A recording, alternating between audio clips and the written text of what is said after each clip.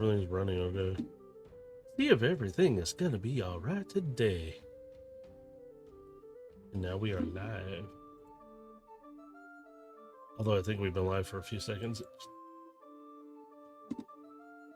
Okay, everything's running there. Turn that down. I just got background stuff going on.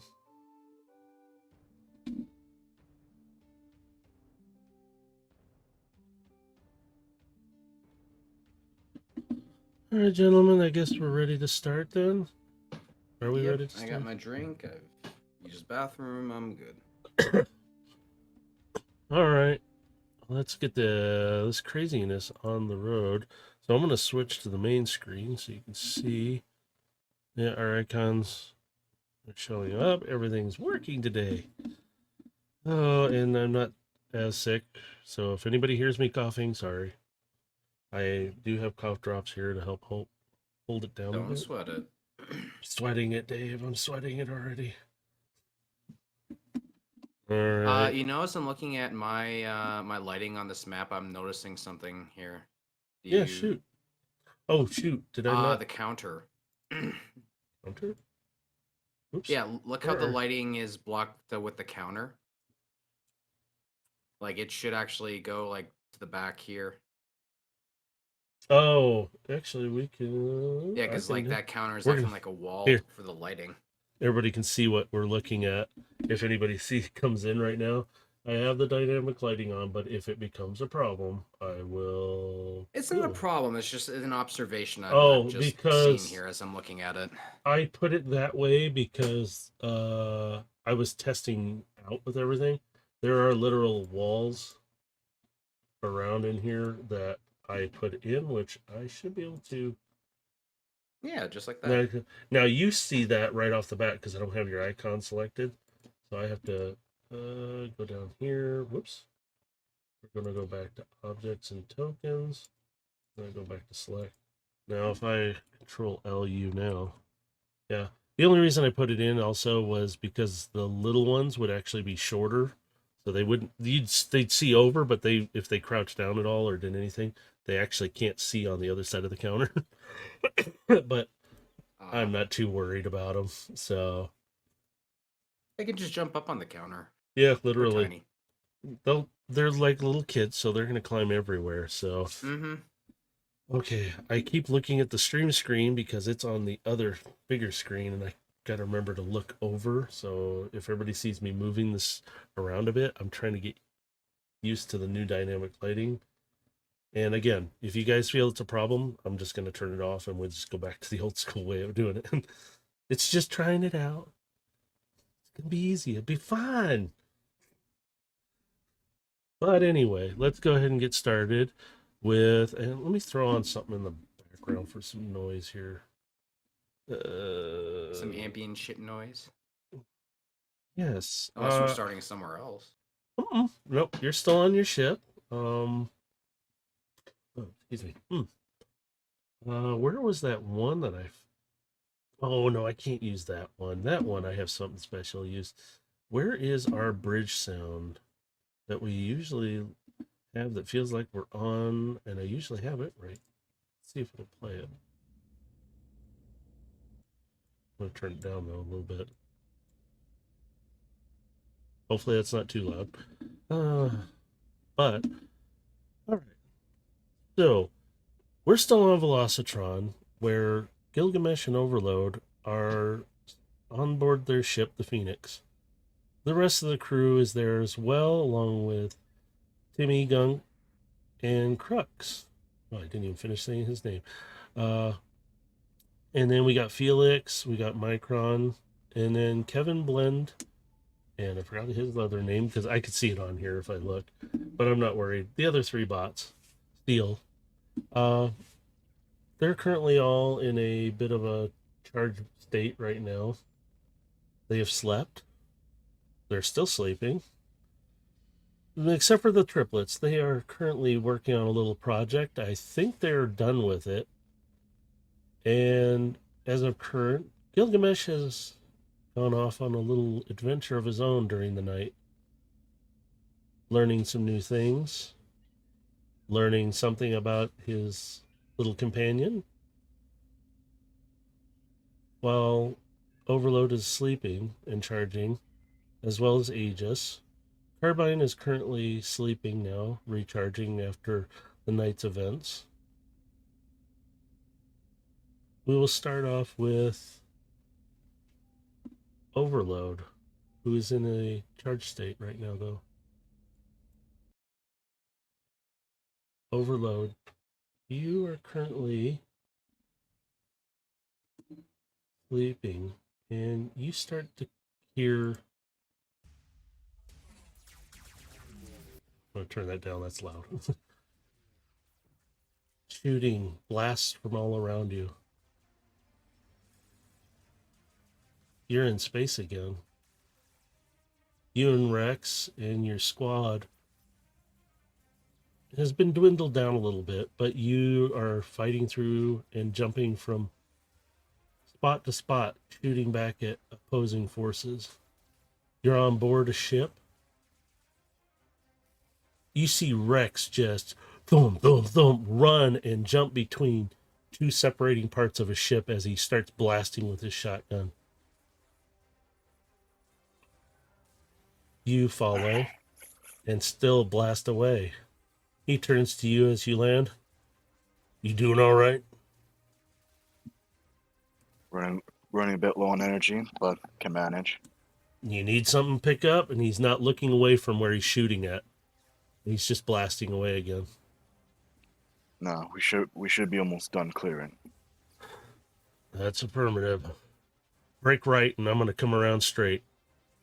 Roger. You see him charge forward. He takes a few more shots, and you see him flick the gun down, cracking open, pulling out the charge thing, and flipping another one in real quick as he puts the other one away, and he slams it back, and he just keeps going. You see him going off into the darkness. You're running around the other side. You hear motion all around you. You come around the corner in this state. Everything's kind of like almost gray looking to you, like there's not a lot of color. And it's like you're looking through a tunnel almost. Something going on with my optics? You feel like you're there, but you're not. You turn the corner and you see two bots down at the end, like they're getting ready to raise up their rifles and shoot, but one's aimed the other direction. Or weapons? No, you dirty Decepticon. And he takes a shot at you, and the shot passes right by your head. You don't even flinch. To the leg. You fire. He goes down, but he's still sitting there on one knee, and he raises his gun up again. He fires. He hits you in the shoulder. You're starting to go remember these things as past event now. And you feel it, but it doesn't hurt. You remember you were shot there a long time ago, but you just shake it off and you keep going. Second warning: shoot towards the chest. He goes down and he falls back. The other bot is still focused on something else down at the other end, and you can see him shooting, and you just hear him fire off. You see it hit something in the darkness, and all of a sudden the blast hits him and he just literally falls to pieces. The other bot's still laying there. He's still conscious. He's in pain, leaking out energon. What would you like to do?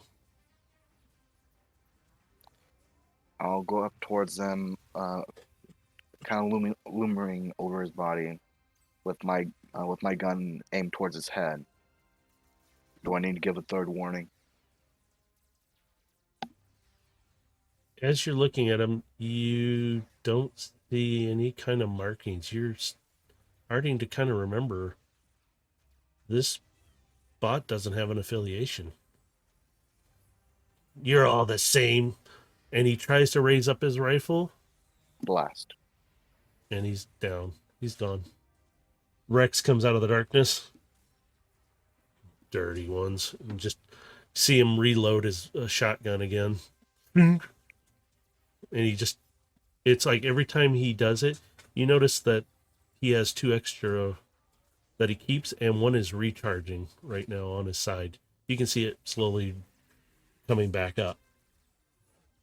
Well, that's the last of them on this ship. There was nothing left on the bridge. All right, let's go see if there's anything stowed away that they were hiding. Yeah, we better do it quick. This ship is getting pulled down by the gravity to the planet. And he runs past you and jumps back across. And there's no gravity, so you guys are just literally floating from ship to ship piece. You look out and you see ships, gunfire, explosions everywhere around, just going off. Big old battle going on. Rex lands, and he turns to you, reaches out. Just as he grabs a hold of your arm, you get hit by a shot on your left arm. And he pulls you in. You all right? And you are losing a lot of energon at this point. Ain't nothing to it. Barely felt it. As you take a few steps forward, you feel your body kind of go weak suddenly. And he's like, yeah, right. Like, thankfully, we got the medic around. And he calls up on the radio, we need you over here now. And then as this happens, your vision starts to kind of, hey, stay with me, stay with me. And you hear all that kind of fade away. And you start to come out of your charge cycle.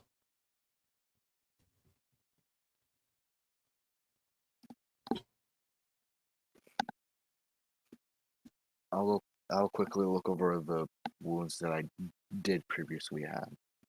See if like still there. You feel them, you remember them. This was your past. Small glimpse into it again. Aegis is just sitting there. He's just waking up a bit, but he's just got one eye kind of open a little bit, like looking at you. Rough night. But He kind of flies over. Are you sitting up right now? yeah, He lands on your shoulder. Seems like you could have been going through something. bit of the old past. Felt it. And he kind of taps on your arm with one of his talons, right where you were shot in that vision.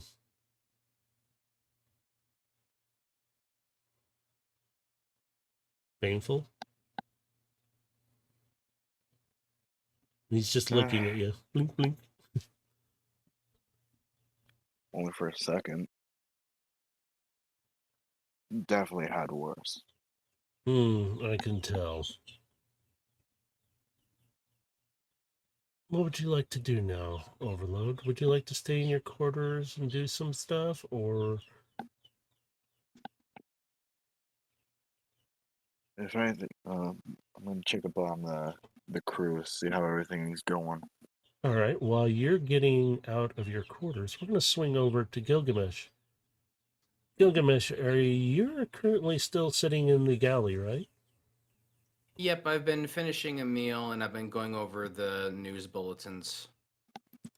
Carbine's still asleep in the quarters in her little spot that she's found, and she just is still curled up there charging. Yep. You stopped hearing the noise from the 3 little ones, the triplets, a while ago. And it's been kind of quiet. You just hear some movement every once in a while, and it kind of sounds like the normal ship stuff now a little bit.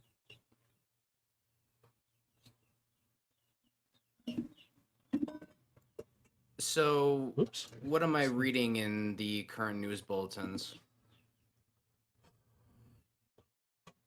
More upheaval, just mostly in certain areas, especially in the guilds. Those three that have gone down, the two have been kind of taken over a bit by unknown means, but it seems like things have calmed down a little bit, but there's still a lot of in guild fighting in a sense. That's all they can report on because they're afraid to get that close to it and they don't want to get involved too much because it's Cybertron. There's no control there anymore. But having any information is good. So You notice bounties, not much has changed there. Shipping, if anybody needs to do trades, shipping, all those, they're kind of the norm status of what's going on. Stuff going from here to there.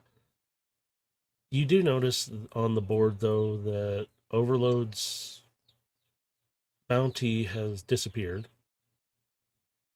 Just nothing.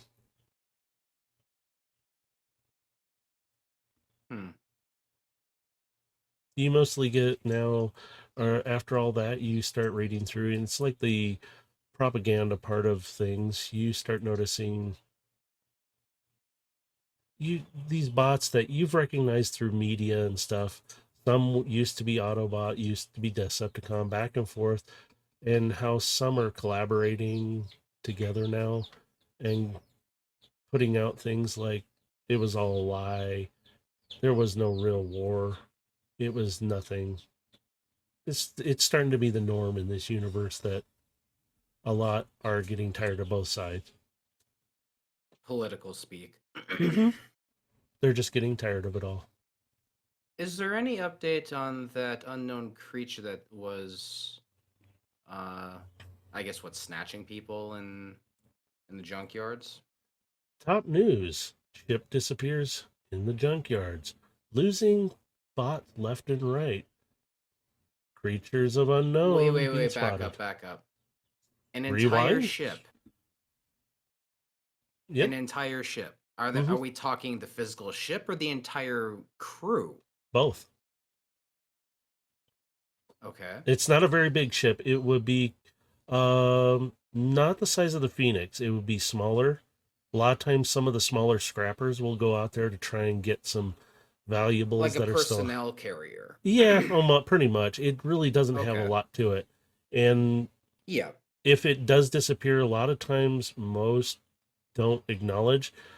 But when video comes back and the news media gets a hold of it, they will put spins on it, and they get images of.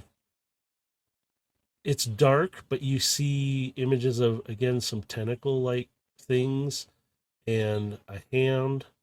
They're all blurry though, and you can't really get a good glimpse of it, but you just hear the noise of this thing going, and then it cuts out and it just goes static on the videos.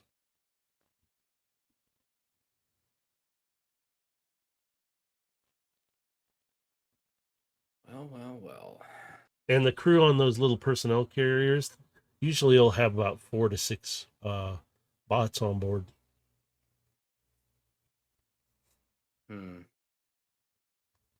This is becoming too juicy to ignore. Now an entire ship and its crew have gone missing? Yeah, their little ship would be almost a little bigger than one of your shuttle pods. They send out a description of it. Really nothing to look at. Not much, so.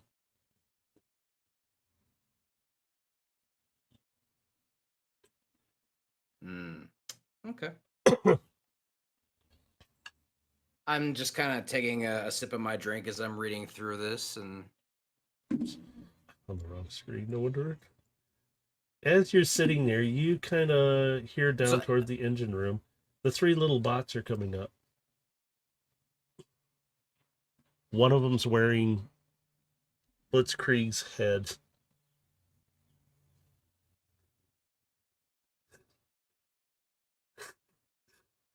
And the other two are just like flicking things at it as they're walking.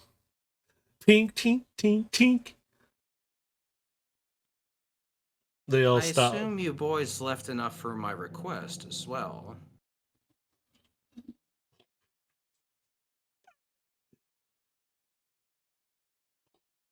Yes, sir. We have. This one will go in the box. Yes, it's down in the cargo. Follow us. We need to talk about your personalities here as well. You know, I had to throw that one in. Literally, they are still kind of pissed off a bit. So you're hearing this simultaneous voice at the same time as if they're one again, kind of talking. It's like, but you can tell they're having a little fun flicking, but you see them pick up from over at the counter there. They see the Nanunas. That's that right, Mercer? Yeah. Okay, good. Bananas.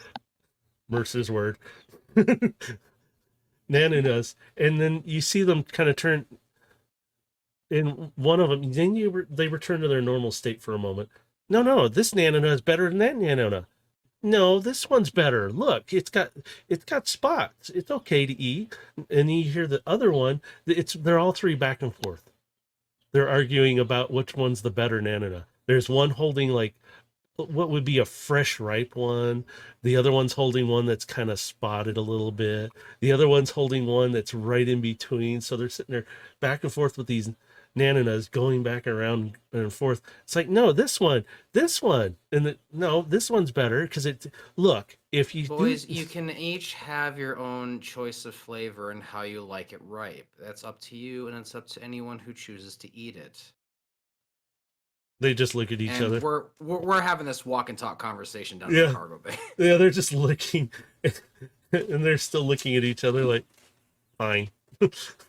As you get down there, you see this, not a cardboard box, but a nice steel box that they did with a nice lid on it. And you see Timmy bend over with the helmet of Blitzkrieg, what's left of it, and they open it up, and you see every little piece of Blitzkrieg in this box. And they you see Timmy take it, and he just flicks it into the case, and it bounces and lands like it's looking back out, and they slam it shut. You want us to weld it shut now, sir? Not yet. I have to enclose a little message of my own here. Yes, sir. And They sit I'm gonna back. I'm gonna DM you the message here, so just give me a second. Yeah, that's all right. While you're doing that, they're sitting there having their Nanunas on the side, kind of like, this one's not bad. You want to try a bite of mine instead? And they're just friendly talk now. Overload, you were checking out the crew. What do you want to do? Oops. I would be going to whichever place is the nearest. I can't tell where's the nearest because everything is black for me. Oh, is it? Hang on. I am so sorry. The only area that's not black is my Why is my quarters. Okay. Oh, just pick up your icon. You can move it right across the map. Can you see the map? Oh dear God, that's weird. I know. See, I'm trying it out. It lights up everywhere you guys can see. Yeah. I'm trying it out. I'll see how it works for you guys. Okay, that actually tricked me out a bit. Yeah. So everywhere you guys can see, like outside the ship, if you place the icon there or the token, it will light it up around out there, but it won't let you see inside of it until you're inside of that spot. So... Check your DMs. So I slip in a handwritten letter into the box. Now I can close it up. Nice. Very nice. Okay. All right. So the little ones, they finish their Nanunas and they're like, yes, pilot. And you see all three of them. One of them, you suddenly hear that one of them transforms, the other two hold him, and they start welding the box shut. And they're like, we're done. And they kick all three of you see all three kick the box real hard, and then they walk away. Remind me, did I get Axel's contact information? Yes, you would have it. I'm gonna ping him a message and ask him if he is able to pass along a box upwards through the guild. You get a kind of a message. Like, are you calling him audio, or are you just sending him a message? Just sending it like a text Okay, message. Like you get- I'm being quick about it. You get kind of a funky message where it's up and down letters, like just a jumbly looking, but you can read it. It's really thieves can't, but his is really bad. And you read it, it's like, yes, yeah, it would be interpreted as, yes, I can come and get it for you. Yes, I will take care of everything for you. Just leave it on the dock with the notes, and make sure the dock master knows someone will be by to pick it up. We will be there shortly. I sent him an image of the box just to confirm what the package is for him, so he knows what he's looking for. He sends you back like a little emoji, a thumbs up kind of looking thing, but in a bot form. And I just thank him in the text message, and all right. I turn back to the little ones. You've done well, but in the future, I understand this particular one did you all some harm, but going forward, I'd like you to be a little more discreet in your actions. Hi, pilot. And they all salute you. It's the first time you actually ever see them actually full on salute you. Very good. Have you guys heard Overload wake up yet? Do you know if he's up yet? No, sir. We can check. We can go look. I have to go back to the bridge. Timmy's responding to you for all of them. And the others are like, yeah, we're going to go work on some stuff and make sure everything's, and then we're going to go charge. They're just like, I'll just get back to your normal rotating shifts. Hi, pilot. And then you see them all just kind of, whoops, I didn't want to ping them. I wanted to, not you two. I don't want to move you. You see them all go off. I'm going to put them in their different spots, so don't worry. So by this point, you said all the upgrades to the ship have been completed, yeah? Yep, everything is done. The rest of the crew did that while you were out, and so they kind of did all that, and they're asleep now. They're charging up. They're going to take a little while bit to wake up. Actually, I didn't put them in their quarters, so I can do that real quick. Oops. That's fine. There we go. And then these two are going down. I'll just kind of put them in there. There we go. So they're all technically charging up right now. Whoops. And because they were up late doing that, because they weren't sleeping. That's fine. I was just curious as Yeah. to where everyone was. Yeah, they've already taken care of Skipjack's body. It's in a large box waiting for somebody to come to the ship directly to retrieve the body, and they will take care of it. I should actually point that out. I'm sorry. It is a somber moment. You see a long box that would hold his body. It's not sealed completely shut because whoever comes to get it, they're going to confirm the body, they're going to make sure, and then they're going to take it. So you'll probably hear a knock at the door. That's one thing you can't leave on the docks. They don't like it. Seeing this, I'm actually going to approach what I'm assuming is sort of like a casket for him. Mm-hmm. And I'm just going to kind of stand over the head of it and silently say a little prayer for him. As you do, you kind of hear shuffling behind you because they came in quietly, but you know they're there. The rest of the crew, because they're expecting somebody to come pick the body up here shortly. I'm assuming you all have said your goodbyes.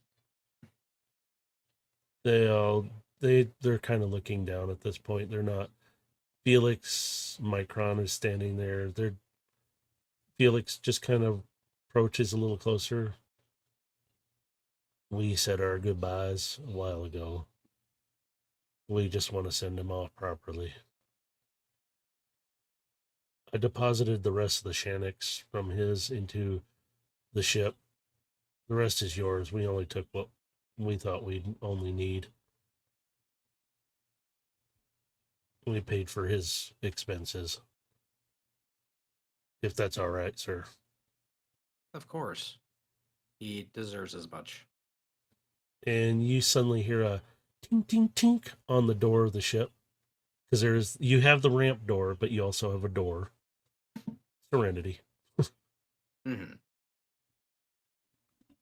With permission, sir, I'm gonna let them in. We're expecting them.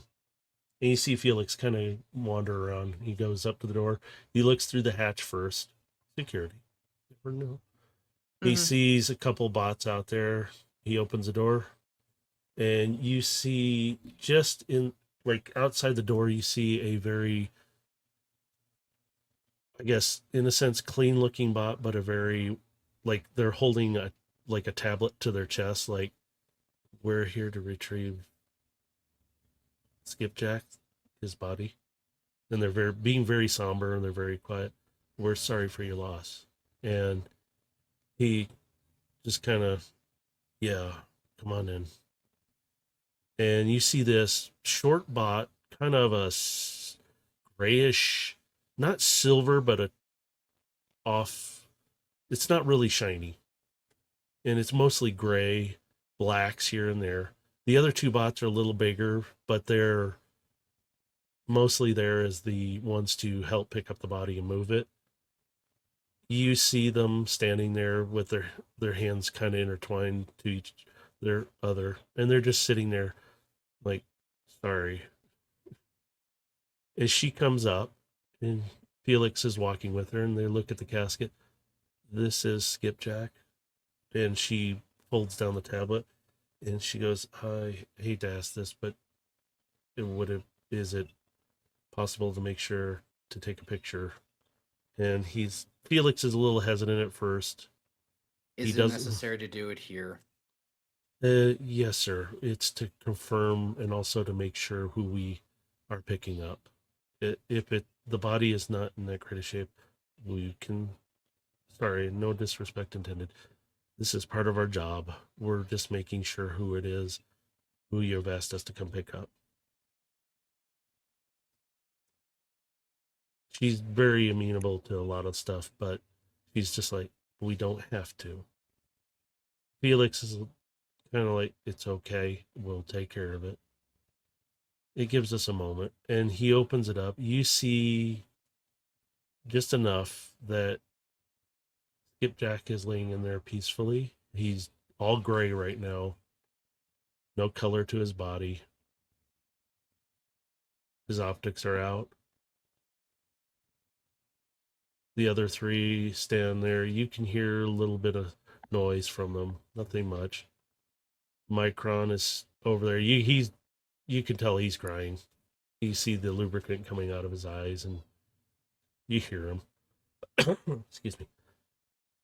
And you just take a quick picture and it's like, okay, we will take care of it. And she puts her hand on top. You can close this. Sorry to bother you with it. We will take care of him for your request. While looking at Felix, and she kind of gestures over. The other two bots come over. When you're ready, we can take him. We can't fit this through the doors.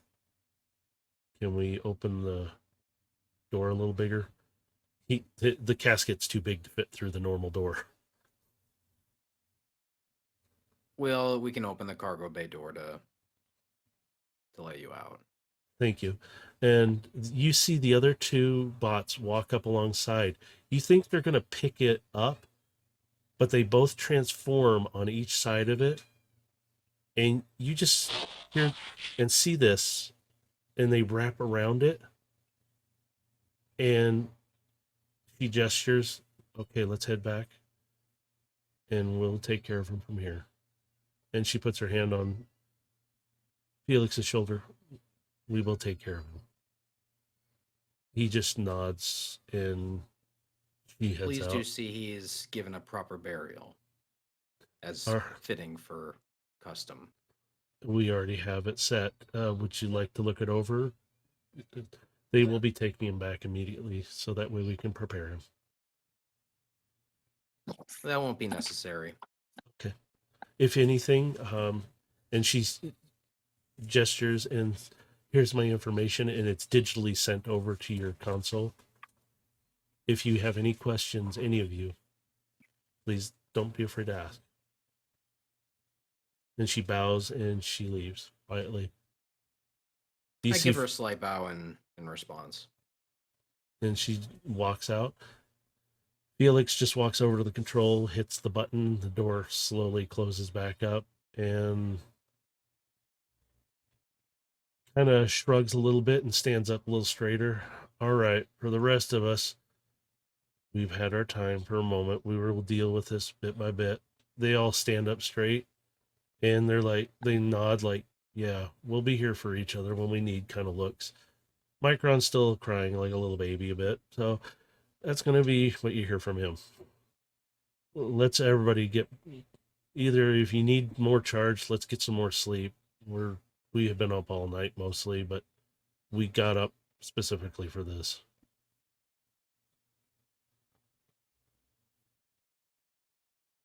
So you Take see the time that you need. We're Oops. not going to be leaving just yet, but we will be leaving soon. So get anything that you may want from the cities as you can.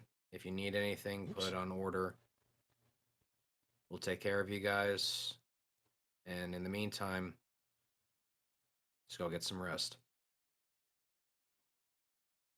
Felix is really the only one left now after you said all that, because the others just went back to charge. You can hear Micron crying a little bit. He's Mhm. not being loud. He's just dealing with it. Yeah. Felix is still there with you. Appreciate what you did, Gilgamesh. Really do. If there's anything we can still do, we're going to do it. Just, it's another one down. We've lost so many. Yeah, well, I feel responsible for this one. Yeah, don't. I think things would have happened eventually. At least you stopped them. Y'all did. And we all got our licks in. He really didn't have that much Shannix, by the way. But I put whatever was left in there.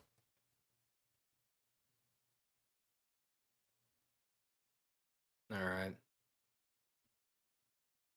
In the Oh. meantime, is there anything that you need for the ship? Anything that you're going to need before we depart? Well, we already kind of went out real quick in the night. Did some quiet shopping right as morning was coming up, really. We did some other quick stuff. Nobody noticed us. We stayed incognito kind of thing. And I got more medical stuff if we ever need. Steele picked up some more materials if we need to do anything. The rest of us, we all got to work on the ship with those supplies you brought. Put them together. We didn't bother with, and he kind of leans around you, looks like looking for them. We didn't bother the three little ones.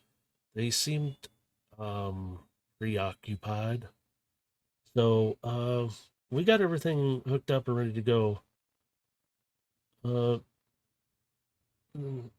It seems They kind of needed quiet. to get it out of their system. They'll be back to normal here. Yeah, I figured they did after what happened to them. Yeah. But I'm going to go charge up for a little bit, and then hopefully I'll be up when you guys take off, maybe. I don't know. I'm pretty beat. I just kind of give him a nod and just go rest up with the others. As you do, he walks past you quietly, and he goes back to his quarters and sleeps. The sound of Micron is kind of quieted down. You don't hear him at all now. I turn to Overload, who's been standing in the corner there. That's what you for.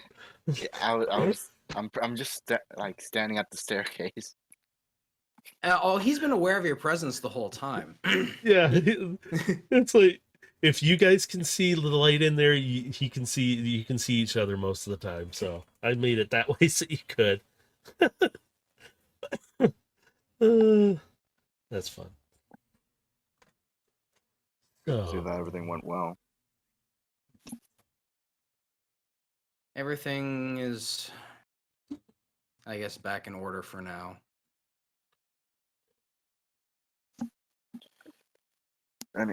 Any info on where we'll be going next? Well, unfortunately, everything I've run into has just been dead end. Ava, this alias that has just been coming up, is just a dead end. It's likely linked to one of the guilds, but I couldn't say who. And at this point, it just feels like a dead end. They're gonna The ship come for graveyard? us, no doubt about it.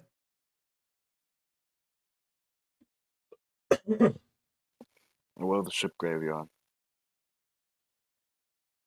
That I was actually gonna talk to you about. I was pulling up some new bulletins, and that junkyard that the mysterious creature was at, apparently an entire ship has gone missing now.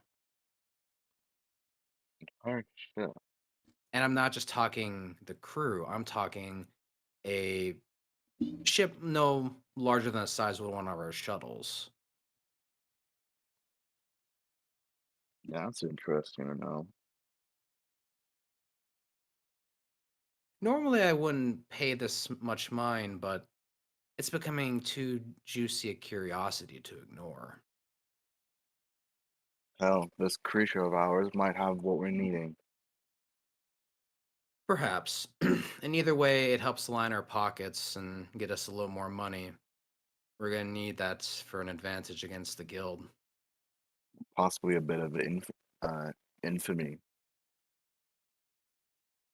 Um, well, Well, infamy in the case that we're taking on a giant creature that no one knows of.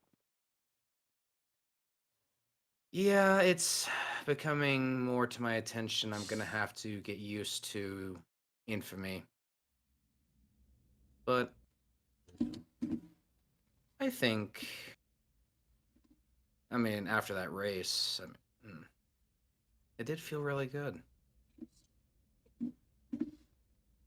Well, so long as we stay in the spotlight and do good, we shouldn't really have to worry about any enforcement.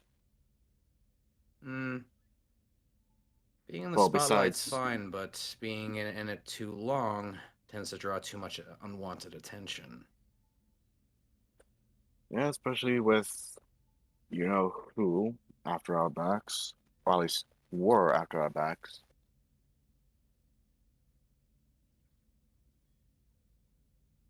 Well, I feel like either way, they're gonna come for us now. And that's really what I want them to do.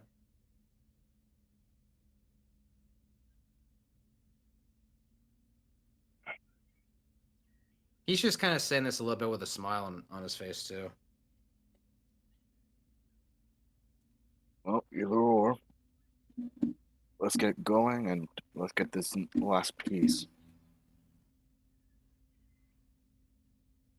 So, this junkyard, how far is it from where we're at? How long would it take us to get there?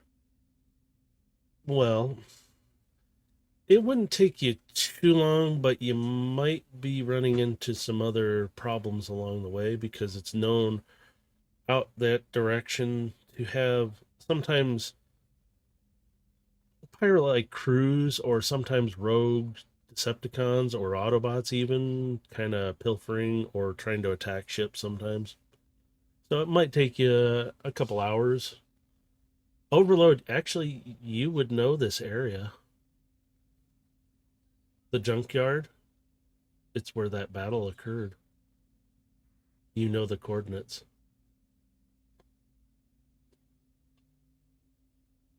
Why do you think I referenced it as a ship graveyard? So you might be encountering some things on the way. I'm just looking this up on like my personal console, like looking up, like pulling up a map, like okay, like plotting directions and everything, GPS style. Like, all right, so it'll take us. What'd you say? 3 hours? 2 hours? About 2 hours, maybe. 2 hours? Okay. Yeah. Not long. I'll make some Well, adjustments to the map in case I should be able to know where some places we should try to avoid. As you're both discussing this, across your personal intercom, both of you, you hear Timmy, there's a problem. You might want to come up to the bridge. All right, coming your way then. Yeah, we both just start heading to the bridge. As you both get up there, Timmy is sitting at the second console, and he has some of the screens. Now, they don't all look like what's in Serenity, so your screens are all a little bigger and different. He's What's the got one mishap? This, sir, I haven't checked on it in a while. I apologize, being distracted with other things. No worries. The ship is gone. Ship is gone? He's talking about Venom's bite. He goes, the one above the jungle planet that we got fixed up enough and parked, it's Alright. the transponder is not responding anymore. Any last known ping? I'm sorry, sir. It was probably 2 days ago. Maybe longer. The last ping was, at least it showed it was there, didn't really move.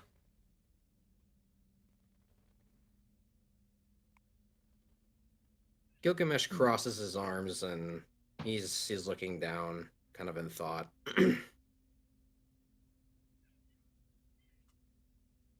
Well, What I was able to gather, the description did involve a white spider. This is one of two things. Either this is a deception being caused by someone to make me believe it's her doing this, or she might have been the one to have sent Blitzkrieg after us.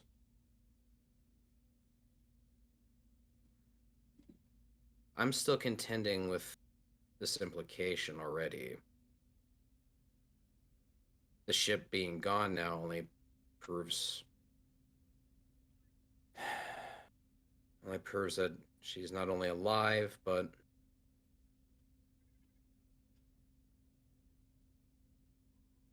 I don't know yet. I'm still compiling all this information right now.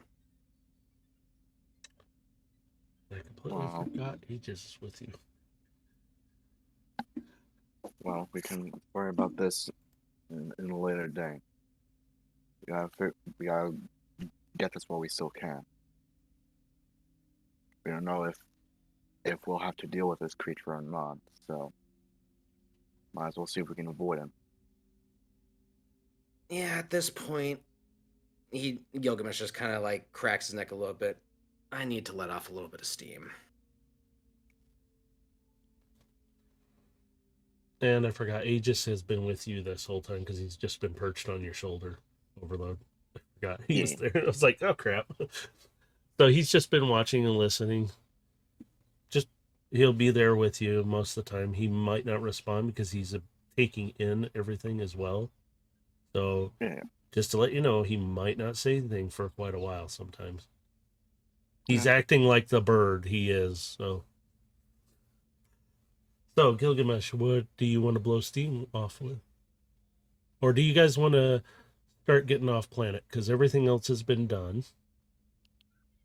Is there anything else you Gilgamesh sent their message and we said our goodbyes. Mm-hmm. Not much else to do, I believe. I mean, we could either leave and go after whatever that creature thing was in the news, or I could start go fishing down new leads. You have your choices. I mean, you can go around and ask a little more. You pretty much tapped out. The only way you would find any other information that you haven't tapped would be to try and find Speedstar, and if she's willing to give you any other places to go.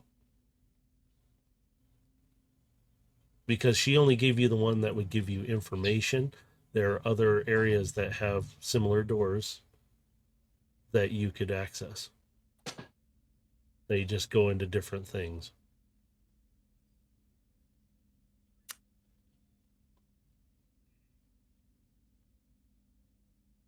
Personally, I'm more of the go after this curiosity in the junkyard. Because it's been kind of lingering for a little bit, and I want to do this originally, but like we got sidetracked with other stuff, so I Yep. kind of want to go do this. Overload? Yeah, hang on. Finding just someone. Oh, yeah. It's okay. That's all right. Well, while you guys are doing that, most of it's pretty calm. Like I said, you pretty much done everything you can on Velocitron, so there isn't, like I said, too much anything else other than, again, Gilgamesh just Speedstar. kind of sees this as like a curious job to kind of fill the coffers a little bit before we depart. Yeah, and you can.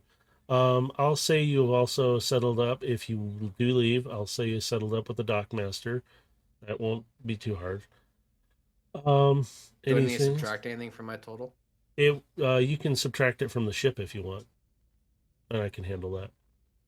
Okay, yeah, you handle that because I'm Yeah. just handling my personal stuff. Yeah, I will handle the ship side of it, so you guys don't have to add. I've already given you those. I don't want to give you more stuff because I don't want to overload. Yep. I want to keep you concentrated on having fun of your own. So I'll handle that. So with all that, you notice on your ARM console it's flashing. It's a message. I will tap my console, hit and check the message. You recognize that message style because it's set on that frequency again. It's kind of a little bit jumbled, like somebody was trying to type it fast, kind of thing, which is unusual because the way Widow types is very clear, very concise, very well written. This is kind of frantic.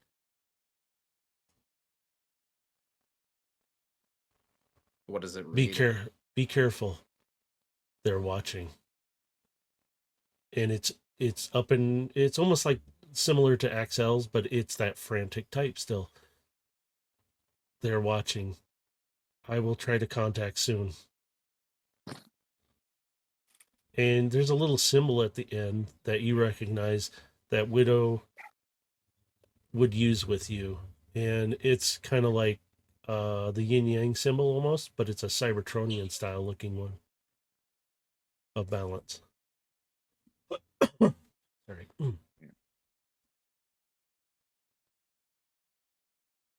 I close my console, just kind of taking that information into consideration. Who is watching?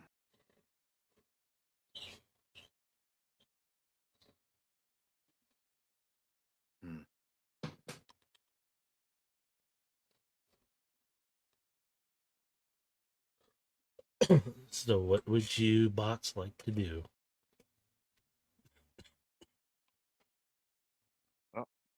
I mean, mission plan hasn't changed. All right. If you guys like, we can get your ship ready to fly. All right. Gilgamesh, are you taking the pilot seat? Because Timmy's like, am I supposed to take this thing off? No, I'm getting right in my seat and As you pulling up do, coordinates. the ships Timmy's prepping, ships are fully running. Gunk and Crux are saying full ship status. Engines are really working. He's looking at the little bar on his screen, spiked up even higher. And I'm gonna say to Phoenix, I need you actively checking all comm traffic and all signals as we depart watch for anyone who might be following us. And I start firing up engines, and You don't get a response from Phoenix. It's quiet. But the ship is operating, but it's quiet. And Timmy's like, we hooked him up correctly. He should be working. Phoenix? Nothing. It's just quiet. And Probably Timmy's did something. fucking hell. And Probably did something to their code. I'm running back into engineering.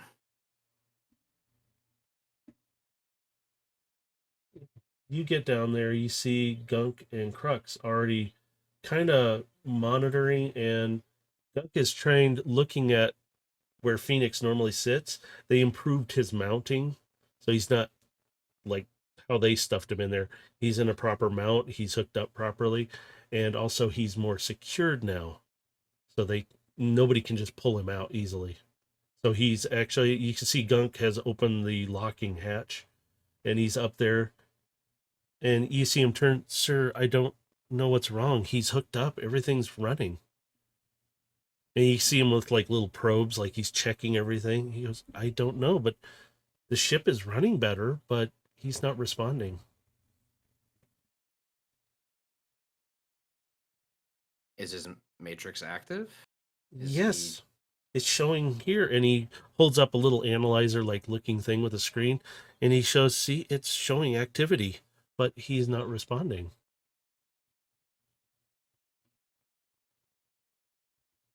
Are these waves that we're looking at, are they kind of similar to like brain waves? Mm-hmm. Does it look like he's in a sleeping state? It kind of does, but you can see it's active. Like like minimal cognitive like function, but like how brain waves will move like even in sleep, like it's a minimal function, so it looks like he's in a sleep. Well, and you see Gunk, he presses a few buttons and it expands it out. And you see this one, it seems like he's almost in charge state, but he's not charging. And he points to this one, it's like he's working, but not like he used to. He's doing, like he's monitoring the ship. And I don't know what this one is, but you can see it kind of spike every once in a while and jump up and down here and there. But this one, it's like he is active, but he is just working. But we don't know what. He's quiet.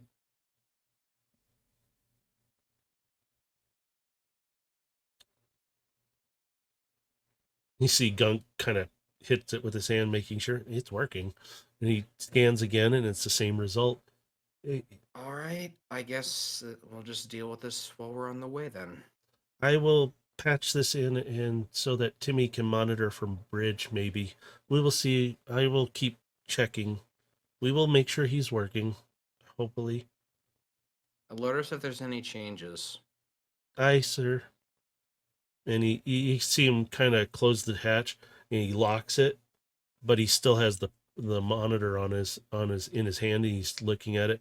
And you see him walking over to they have these tiny little workbenches in there, and you can see him hook it up to a cable, and it's like and everything's running. So Timmy should be able to read it from the bridge now.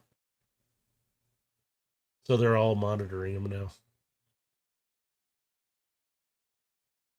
What's the status on Phoenix?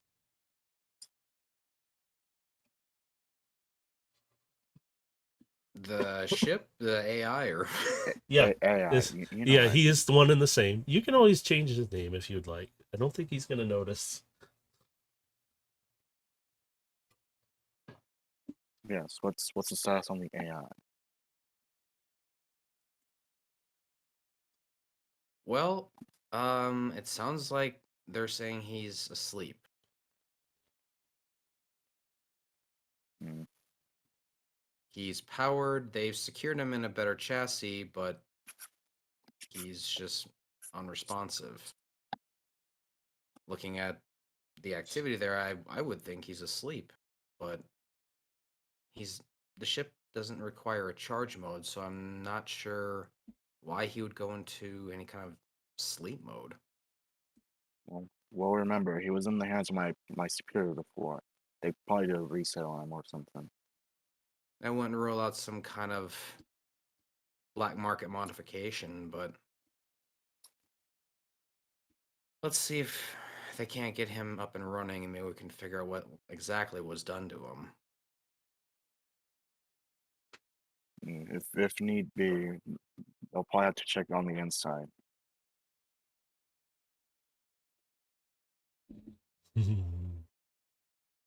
All right. I'm not sure how we would necessarily check the inside. I'm not really qualified for that sort of thing.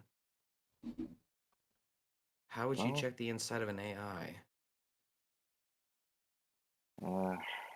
it's not my expertise either, but I would assume you plug it into something and you can monitor it. I'm feel like wary to really take the Phoenix anywhere outside the ship now, especially given everything that's happened. yeah, and If anything, I'd say we move that operation to Cybertron, but I don't even know if we're even going to go that way. At least not yet. and I don't exactly feel like taking it apart would solve anything.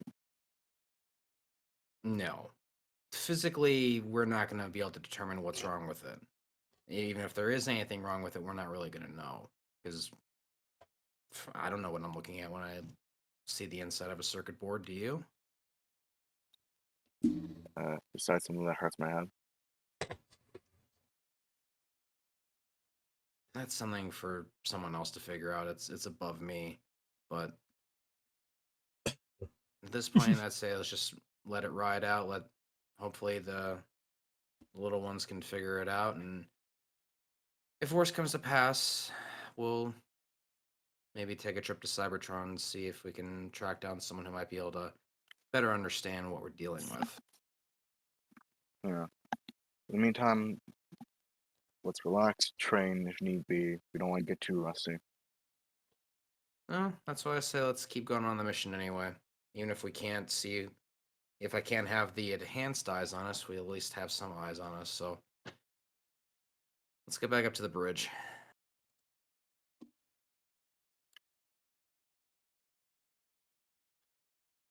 Ships are idle, or the engines are idling. Phoenix is ready to take off. Timmy is sitting there and he responds with, "Ship is functioning higher than normal. So we're good to go, sir." Timmy, keep an eye on any air traffic that follows us, any signals, even if it's so much as the, I guess what would be a freight car kind of a deal in Cybertron, or Velocitron, excuse me. Aye, sir. Like, even if it's like freight cars that happen to be following our path, like, keep an eye on it. Aye, sir. And All right, and you hear him yeah, come we're gonna. across Velocitron. This is Phoenix. We are departing. And you hear some kind of noise coming off of him for a second, and it's just the air traffic control. Clear to, and he just turns, "Sir, we are clear to depart." They're All pretty right, much clearing the air traffic around your area so you can leave. I fire up the boosters, and I will send our ship out. As you do, you hear the engines. They rotate from a hover stand as it lifts off the ground. Much easier, a little faster than before. It rises quickly and smoothly, and they rotate into the position to fly, and you start heading to break atmo. As you do, you guys can all see the stars come into view as the glow of the planet falls back behind you. As we do, I do send a message out to Speedstar. Is it a I voice never call? did get a chance to thank you properly for getting me along the path. I hope we do get a chance to see each other again someday. You get an immediate response back. "I do too, as well. winky face.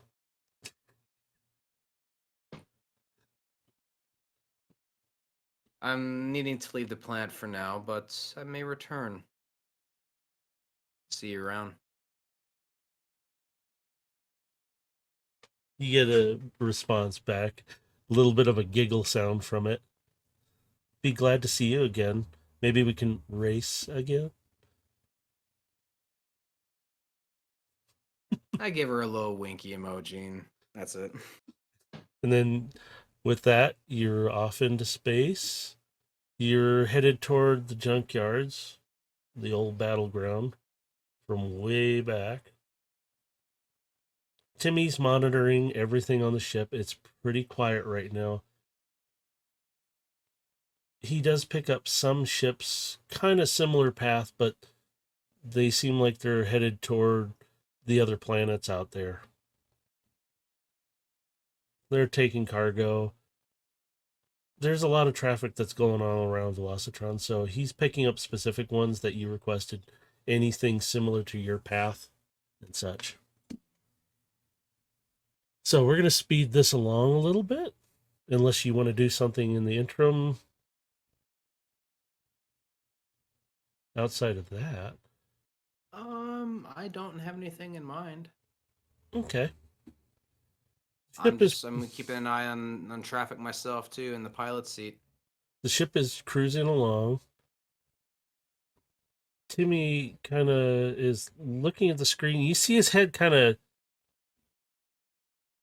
Sir Pilot, Captain, there's something. It's gone again. There's something, I think, following us.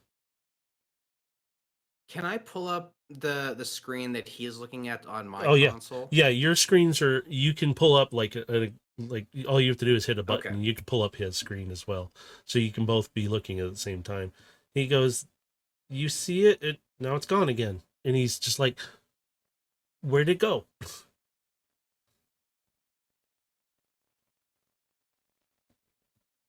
How many times has it shown up on the map?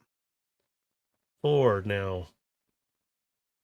From those 4 points, I should be able to draw a line and try and be able to gain a course in which it's going. Yes. Is it following us? Yes and no. You see it.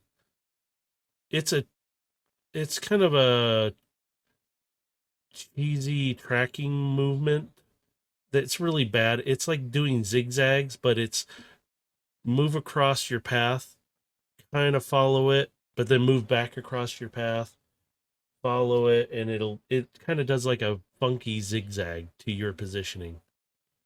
So they're staying at a good distance, but they are kind of here and then here. Like they're trying not to follow you. You can recognize it. You see this pattern that falls, and it's like they're following us, but they're doing a bad job about it. Instead of kind of, they could stay in the wake of your ship in a sense, and it would kind of mask them longer.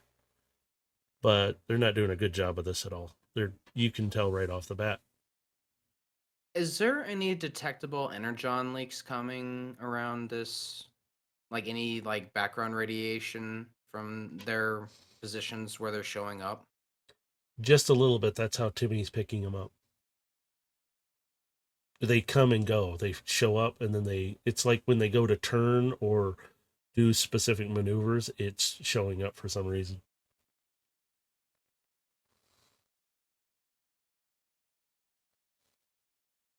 I'm going to.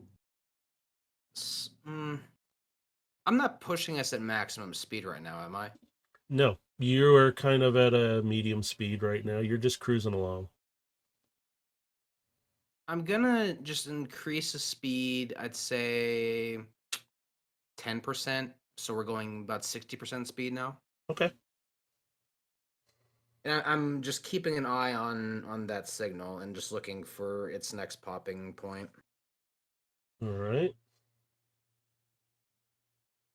As you do, Timmy goes, there's an asteroid field about 20 degrees off our port. we're picking up intermittent signals all around. It might help to mask us. And there's more pings up ahead of us. They're further past the asteroid field, but wait, no, they're near the asteroid field around the side. It's like they're looking for something. Scavengers. Mm-hmm. And especially with the one tailing behind us, it's sloppy. We might be able to lose them in the asteroid field.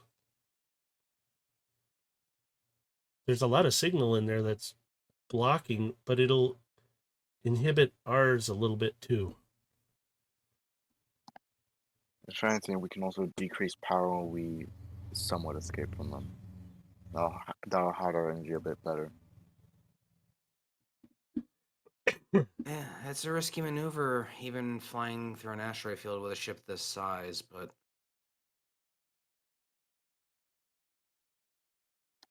we might not Wow. have any other option. Well, if they do find us with our power low, well, they're about to be in a lot of pain because this is my terrain. Well, let's just hope the upgrades hold. So do you want Alright, to go? so yeah, we're moving into the asteroid field. Now, with ship combat, Dave, you have control as Gilgamesh of the ship. It will rely on your stats mostly to fly and maneuver. So, when you fly it, it's kind of similar to your movement in all the other maps, except for it's actually limited here. So, you see how, I don't know, I think you can see the green in that. Yep. That's Yep, I do. actually your sensor readings in this asteroid field. So Okay. you can test it out. You can move it forward a little bit if you'd like. You have control of that token. You should. And what will happen is you see how far it reaches. Now, you can see visually beyond that. I just gave you the green for radars. So if they're in your radar, you can see them. If they are, or if you're in theirs, they can see you. But it just gives you a visual. They're not going to be able to see you very much if they are sitting behind things. And you will be able to see a certain amount of stuff. Okay. So as you progress forward, you are now in charge of Phoenix flying right now. And I'm just a spectator in this. You can man a gun if you want. That's all I can really do. Yeah, you can actually man a gun and it will rely on your stats and targeting to hit. The So reason I with say I'm a that, spectator is because all I see is black. oh shoot, Because I'm not sorry. on the map. Actually, let me see if I can add you to that so you can actually. Well, I mean, see. it makes sense that I'm not the one steering it, so it makes sense that I'm more or less a spectator in this. Well, I want you to be able to see it too. So, oh, I know how you do this. There we go. I think that's how I can do it. Can you see that now? Yeah, I see it. Okay, there, good. I want you to be able to see it. So that means you can both actually control the token. But your progression, Dave, you're doing actually really well with that, the way you're moving it. That's good. So right now, the red ones, I will tell you beforehand, those are the scavengers. Their ships aren't great. You can pick them up. You notice if you see them, their radar isn't that great. So just fair warning. As you progress through this field, you can see little ships here and there occasionally. Gilgamesh, on your radar, Timmy, you hear him, sir, off to the side. We're picking one up. He's not picking us up actively. We're good so far. You see, you kind of hear him feared and kind of nervous right now. Yep, and I'm just quietly just tapping on the controls as I'm doing this. And with that, you see them kind of scanning some of the asteroids, and they look like they're looking for material or something. and they look like scavengers to me. We're still picking them up, sir, on the other side of the asteroid. Even though your green isn't touching them, I can still see the circumference. So I'm not picking up anything else so far, and they're not really moving. I think they're heading away from us a little bit. And you see, he picks it up. He goes, yes, they're moving away. And visually through your front windows, you can see movement. So I'm allowing you to kind of see all that. So you can actually see them moving out there. Are you guys going through in low power right now? Yep. Yeah. Okay, so you're emitting hardly anything. So they're not really paying attention. They're using their instruments mostly because they're mostly encased. They don't really have windows on a lot of their ships. Not like the Phoenix, where it actually has viewing ports where you can Yeah, actually see it. this is like minimal impulse with maneuvering thrusters. Like, that's about it. You do notice the ship responds a little quicker because with all the little upgrades you guys have done, it does maneuver quicker. Should I have a little map out to get a location on our piece? You do know that with the map, the last location it pinged was at the junkyard area or the derelict shipyard. Pretty much dead ship. Graveyard. Yeah, which right now we're not in it currently.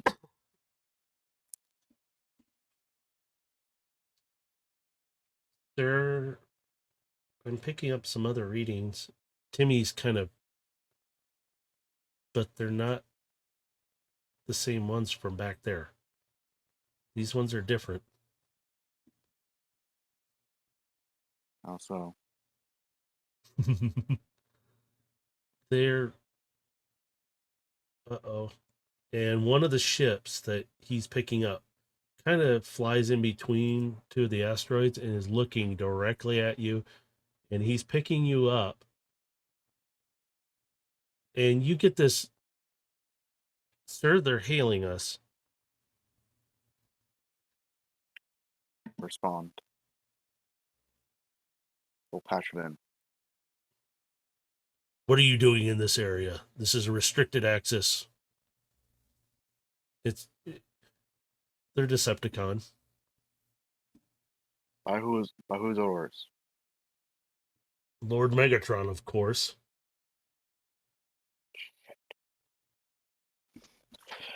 Identify yourself. This is Overload. Squadron 26. Just a moment.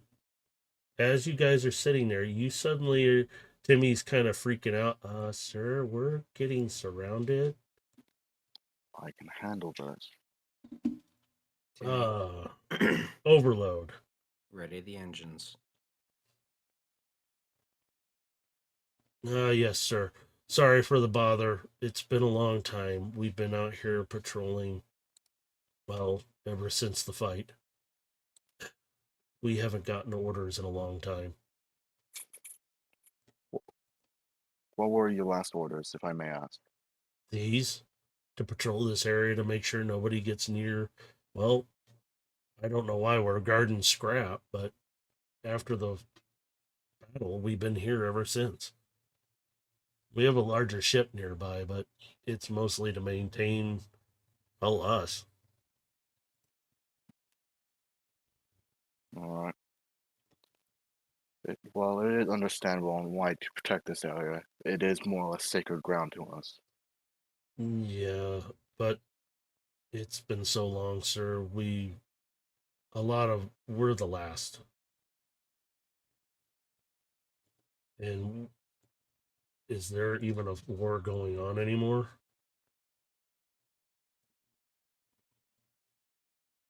I'm going to be asking that myself. Timmy's picking up at least 5 signals. And he's kind of like, well, sir, we've been here. Like a friendly call.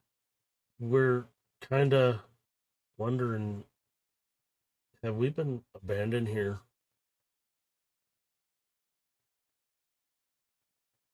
Sir, not to take things out. I'm sorry. I should be doing my job, but we've all been here for a long time. And you kind of hear across the comms, yeah, too long.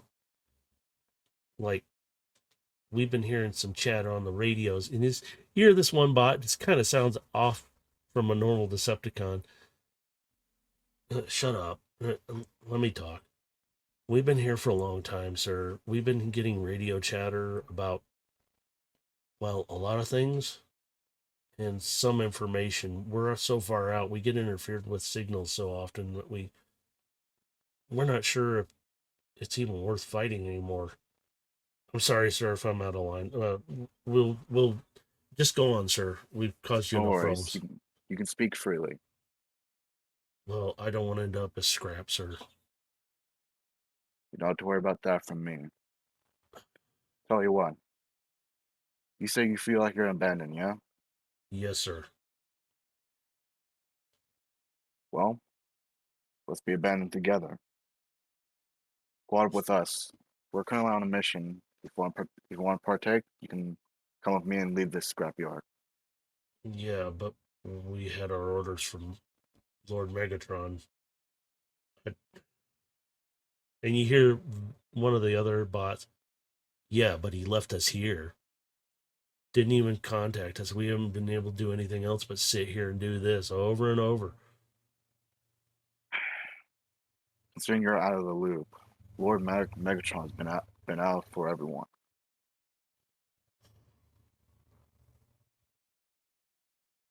He just kind of tink tink. Very well handled so far, sir. Like he's just admiring you. You hear the main one who's right in front of you. We don't want to fight anymore. I'm tired of doing this, and I'm tired of just sitting up here. Kind of want to just go somewhere else and explore, Then not don't fight. fight.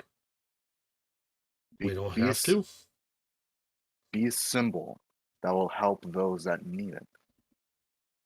Us Decepticons are known for our brute, for Brutus personification. That doesn't need to be the case anymore. As you guys are talking, he's agreed. I think we're done with being Decepticon. What do you think, boys? You hear across the whole channel. They're just like, yeah, let's get out of here. We're done. And as you do, the one of the ships behind starts getting fired on by one of the scavengers. And you hear the main bot, you guys get out of here, sir. We will handle them. And he flies right past you. All the ships are like, just go. We got this. Thank you, sir. Safe journey. Fight well. We will. And you see all the ships just swarming this little ship up here and just start blasting them. And another one of the scavengers starts flying in. The same thing starts happening. They are proficient in their flying and attack styles. So they're like, I turned to Overload. Are you sure we want to leave him behind like that?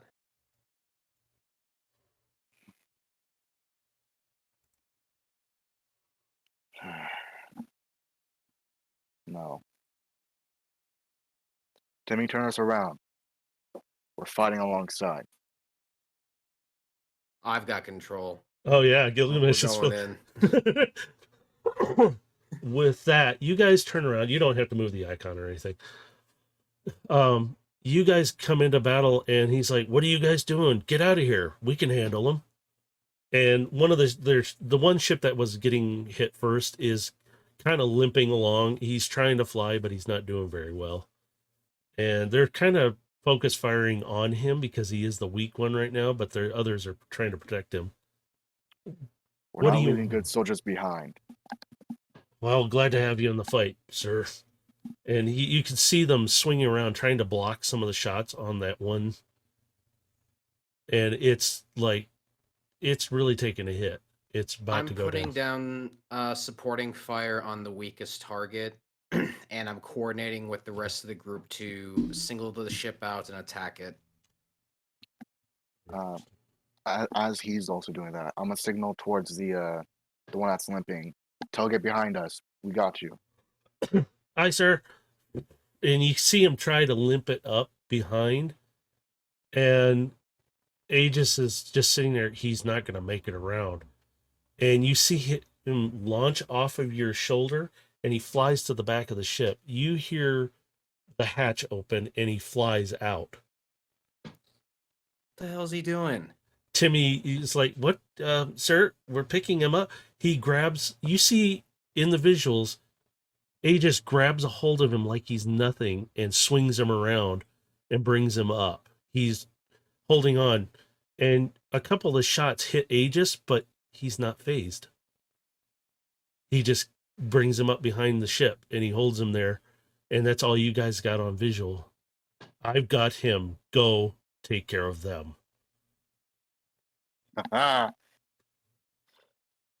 Let's I'm have some fun. continuing to coordinate with our fire team here to single out ships and to attack one at a time, and we're gonna start wiping them out one by one. All right, I gotta look up his ship's guns again because I haven't done it in a while.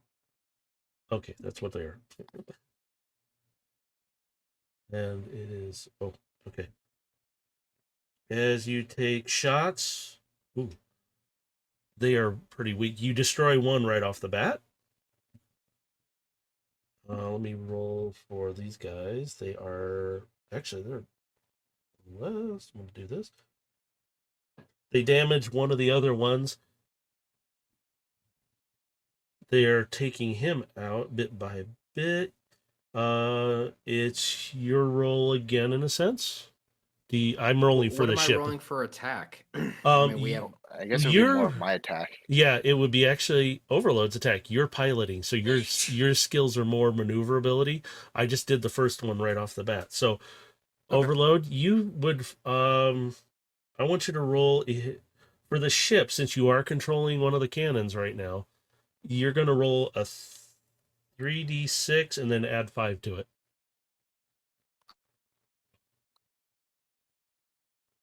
Actually, did I up that at all? 3 Yeah, I did. 6 plus 5. Yeah, just add 5 to it. So, nice. 12. That destroys, which one were you aiming at? More likely the one over to the right. Okay, that one hasn't been hit yet. You do a good number of damage. You see it get hit, and as soon as you do, you can take another shot with that cannon.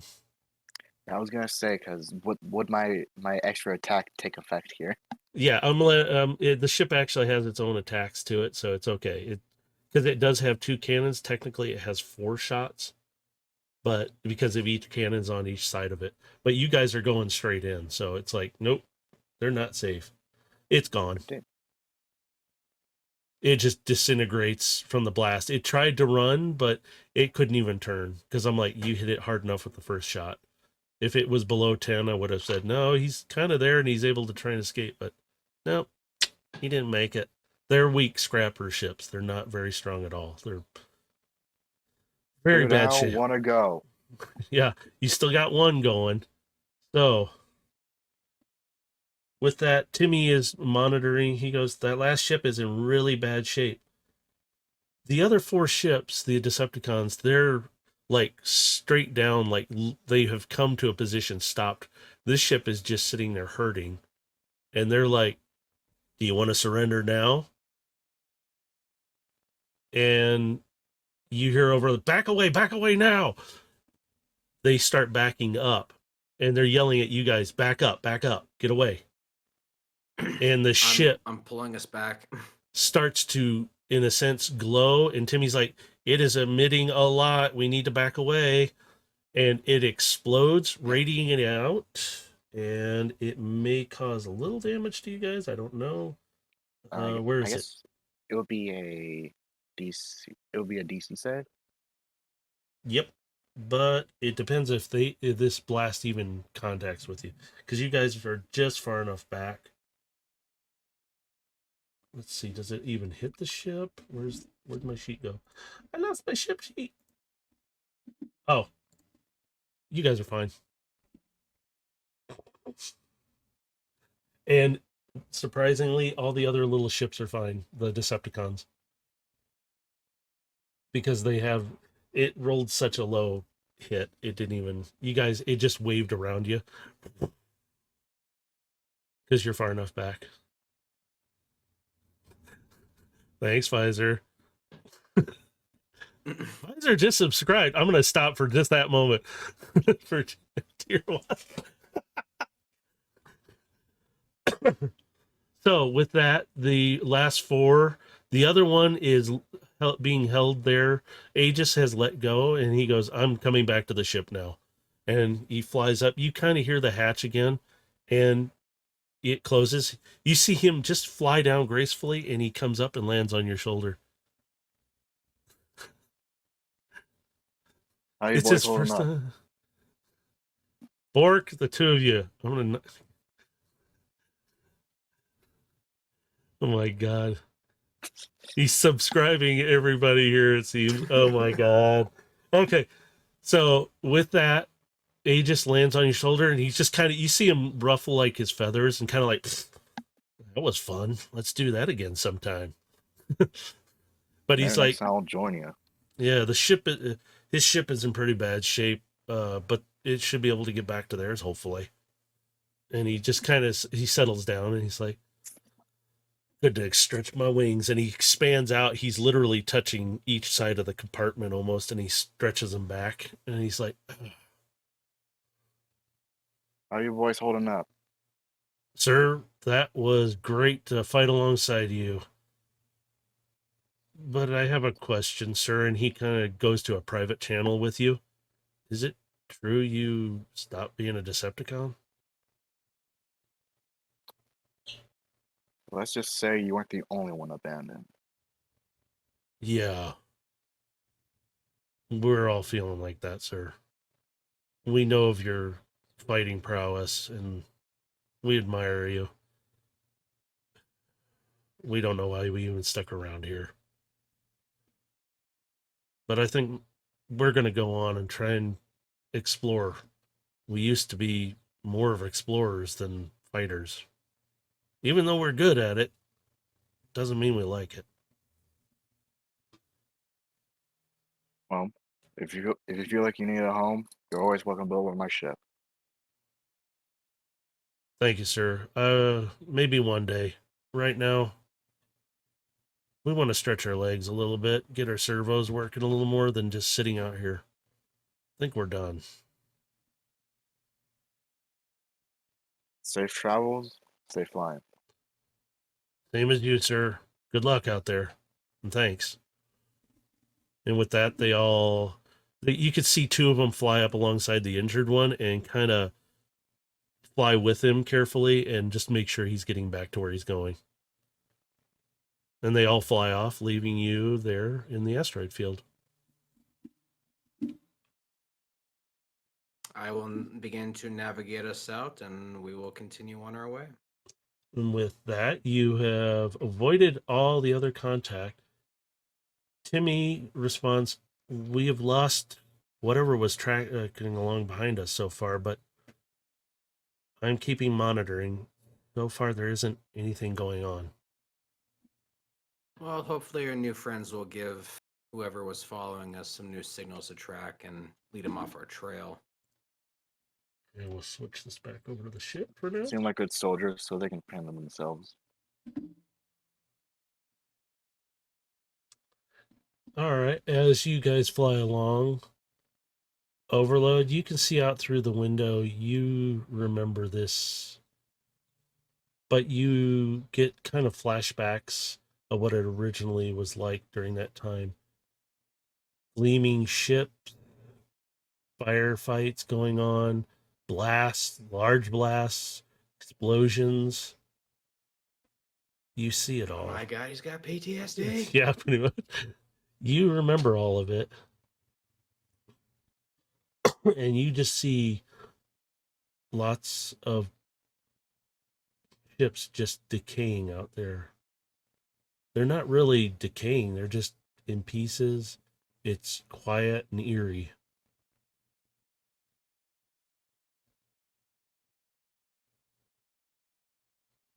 As you guys fly up closer to the debris, you notice in the middle of it is kind of a mass, and it looks like stuff has gathered together and like magnetized itself together in a way, or come together like gravitational pull and made kind of like a small junk island area. And you can see gases being emitted from different places, and just Is it purely organic or is it? it's all metal. It's literally the metal from the ship has just come together in different places, and it's pieces of all these ships around slowly have gravitated and kind of clumped together over the centuries. Is there any gravitational readings coming off of it? Timmy does a reading, and he's kind of puzzled. Sir, there shouldn't be one, but there's a bit of a there's some gravity.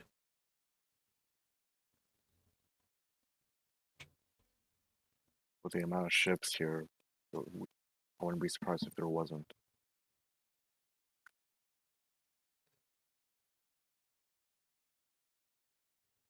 As you do see this island floating there, it's kind of mountainous looking, like almost jaggedy and tall in spots. And you could tell you can't land the ship anywhere close into it. Like there's no landing spot. You could see spots where it looks like you're a boat where you could come up to the beach line and get off, and there's access points to get in. It seems like it's enclosed a bit.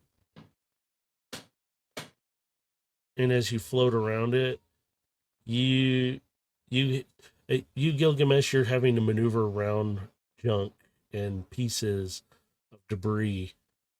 The ship is just gliding as smooth as ever, and you all see this. Timmy's running constant scans. There's an unusual reading in there. I don't know what it is.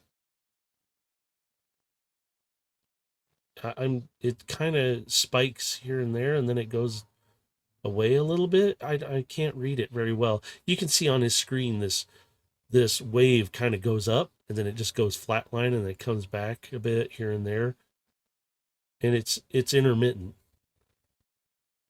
He looks over to you, Gilgamesh. He goes, "Pilot, could you hold the ship still for a moment?" And I went over the thrusters to bring us into a still position.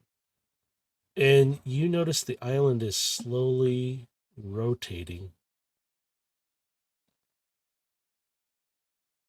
Timmy, sir, the reading is there. It's very weak though, but it's somewhere inside there.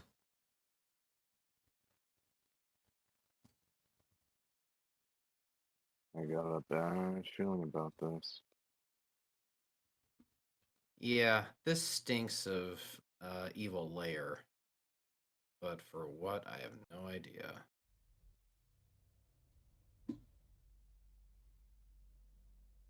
I'm not picking up much movement.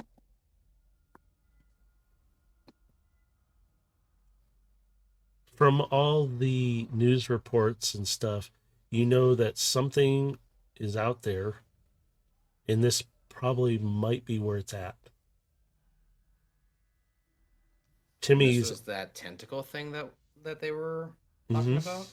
yeah, they were saying it was some kind of tentacle like creature, but it's this, you don't know what this is. This looks like a mass junk island. Timmy comes across, sure. Usually out here we get occasionally some what are called junkions. But they're not here. They're gone. They they would be amongst the junk. Sometimes they're protective of certain things here. I'm not picking that up. Well, let's not stay too long around to see what made them leave.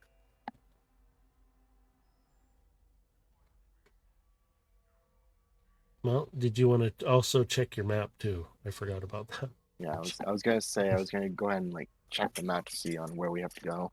Mm-hmm. So you pull. Who had the map last? Did you?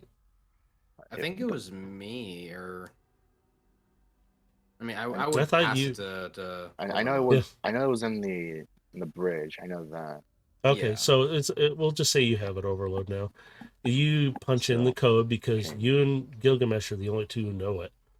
Timmy doesn't even know it, so it's like, Yeah, so you so, punch it in. All of a sudden, okay. this, but the line is pointing straight at that stupid island. You're just like, Oh, and so, it's Yeah, pink, just half-eyed look. Pink. I fucking knew it. pink, pink, pink. It's the line's pointing that direction, but it's doing that little pink, pink, well, pink, let's not waste any more time. and then it shuts off. All right, I'll get us into position, and I start. I'm looking around. In what direction is it rotating? Is it It's like the tower? Like I'm assuming is like top. Is it rotating like clockwise, counterclockwise? It's actually rotating slowly counterclockwise. So you'd have to match its rotation if you take the Phoenix in. Yep. Now, as it rotates, is it rotating from like the tower tip, or is it rotating like spinning? It's on an axis of about 20 degrees. Okay. And So this is Timmy's like, this is probably the reason even- why. so even if we were to park it close and align it, at some point we're gonna be like in visual range of someone who could see this thing. Yes. We can't like hide the ship, is what I'm saying. Well, there are other derelict ships around that are bigger. Like literally you could park it probably up underneath or inside of if you choose to. They're just sitting there in place because I mean, nobody... if we can park it inside of like, I'm assuming like some kind of a hangar there, then I would rather do that because I don't want to leave the ship exposed. Overload might know of some ships there.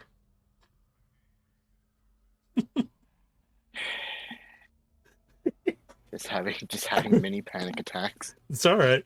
I'm not even looking. I'm just like my hands are bouncing across the controls. I'm just trying to look Yeah. for a safe place to put us down.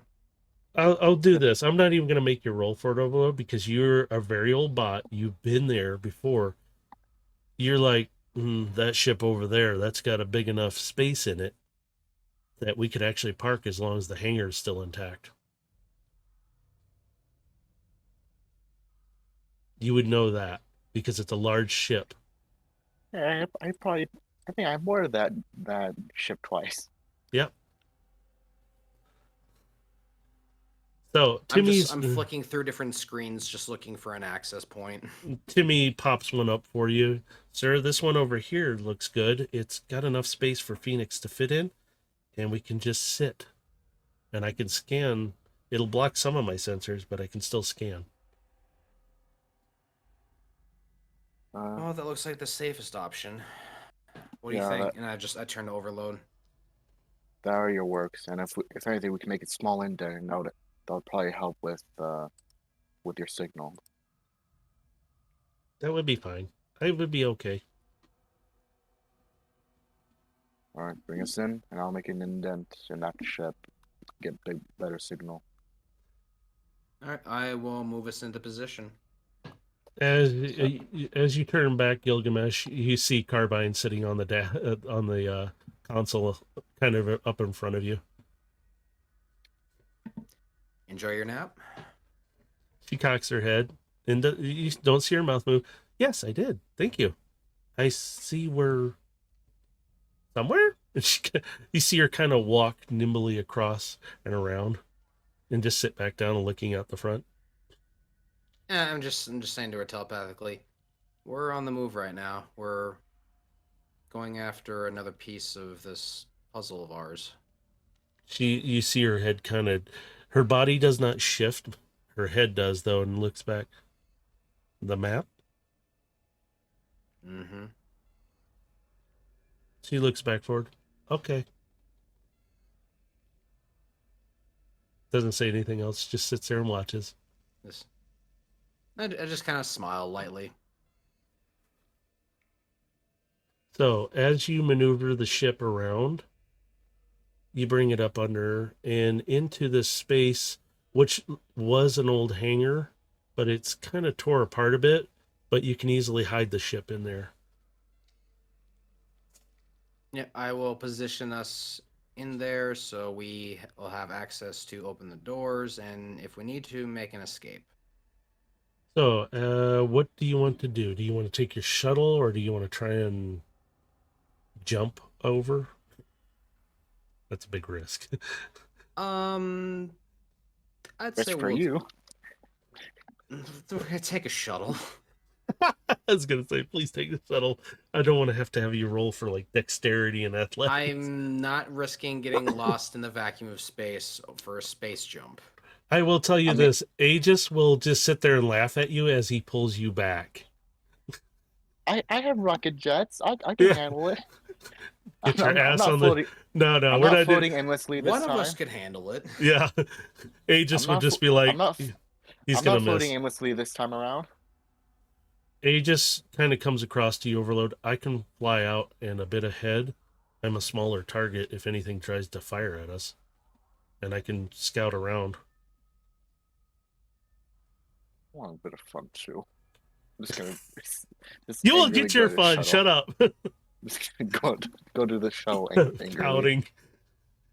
So as you guys climb into the shuttle, Carbine kind of is wrapped up around your neck. She's like, "I'll just stay here," and kind of, it's like she's locked around you, kind of as part of you at this moment, and she just sits there. It's like, ready for an adventure, kind of nervously. Yeah, just give her some gentle scratches behind the ear and just like, yep, just stay close to me and we'll be fine. Yes, sir. And you start up the shuttle. You bring it online, and it doesn't fly as well as Phoenix does, but it Well, flies. naturally. You notice it's a like, oh man, it's like, man, these are the old controls now. Like, so you bring it out and you swing the ship out of the opening. Timmy comes across the comms. I will constantly monitor out here and try and stay in contact. Yeah, just have the engines prepped and ready. We may need to bug out. Hi, sir. And he cuts comms, and Aegis is outside flying. You see him up ahead. He's like way ahead of you. You come up to this island. It looks big to the outside, but something's telling you it's really not that big. Aegis is kind of scanning, and Overload, this is the first time he's not just called you Decepticon. Overload, there's an opening here big enough for your craft to land in. But this is eerie. I don't like this. And you can see him flying kind of about, and he stops and he just hovers there because there's no gravity. But you can see him gently flapping his wings. Just, he's not even looking back at you. He's just watching the opening. It's just really eerie. I don't like this. When is the situation ever not eerie? Well, And I'm just visually following Aegis in and looking for the spot where we land. yeah, he comes down and he kind of is, he stops and he hovers, but he's not taking his eyes off the opening. And he's like, right here. And Overload, you're going to have to tell Gilgamesh because he can't hear you. Yeah, He can't. so I'll point out the direction that that Aegis is telling us. And so with that, All right. I will say you bring it in as nimble as you can since this thing doesn't maneuver as well. You land it, and you kind of feel a bit of gravity suddenly take over. You notice Aegis is kind of flapping a little more to kind of keep himself up in the air. And as you do, here we go. Let me see. I will switch these over. You two get out. And I forgot to put their icons in. I'm hoping you can see these. I did a little test with somebody else before. I'm gonna have to find their icon. So I'm gonna put their icons out here. Whoops, I didn't grab the right one. I'm getting Aegis and Carbine's icons out here, so whenever you want them to do something, I can put them on the map. So far, Aegis comes down and just lands on your shoulder, Overload, because he goes, I can't see any further in. It's foggy and misty, and it's hard to see. Is it fog or is it darkness? It's like a fog from all the gases that are being emitted. It's like kind of Okay, but pouring. is there any? I'm asking about the lightness of the room. Is it considered dark Oh. then, or is it? It's like how do I put it?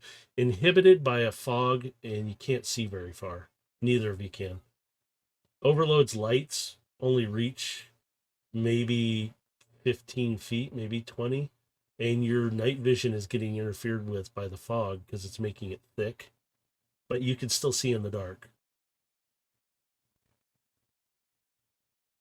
Okay, but just for clarification, is the room then considered dark? It's dark. I'm sorry. Yes. Okay, yeah, because I need to ask it- for a specific reason. So Yeah. okay. It is dark, but you cannot see more than maybe about 20 feet for both of you.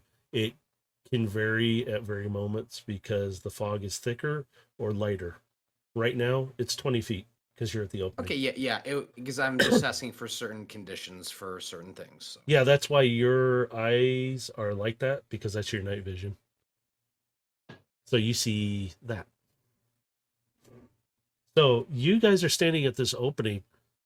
Even Carbine, you can kind of feel tense up, like, and she can't even see that far. She's having trouble seeing. Aegis, he can see about 60 feet, and he's like, I can't see that far either. You can hear the little back and forth between them for a moment, and it's like, yeah, there's something going. And it's quiet and it's eerie at first, and you can kind of feel like it's thick at there's like an atmosphere, but there's nothing there. Where did I put the one sound? I don't think it's this one, but I'm gonna play it anyway because it sounds good.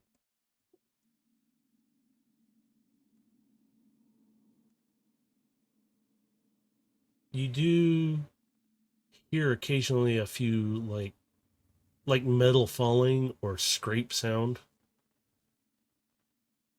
You're standing on what looks like not ground, but metal that is somehow rusted over time.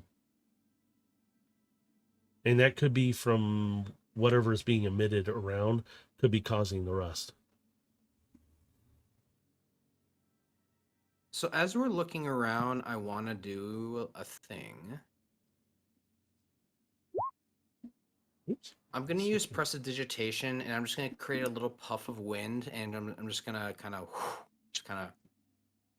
and I'll kind of so give people it. can see it. Yeah, and I'll just do this visual. I'll just kind of give it a little puff, like in this direction. Okay, Just kind with of that, where is it's different on here for me? So now, okay, oops. What's this one? Try this. You get a little bit. You can see that for a moment, but you can see this fog kind of settle, try and push back in and settle back in. So it shows up for a little bit, but it doesn't give you very much because it's like the fog is just coming back in. So it's not like something just hanging in the air. It's kind of like being somewhat produced in the room. Mm-hmm. Okay.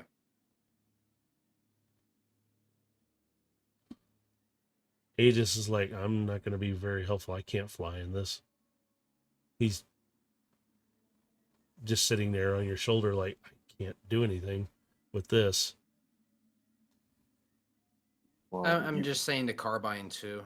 That's interesting. It's being produced in the room. It's not hanging in the room.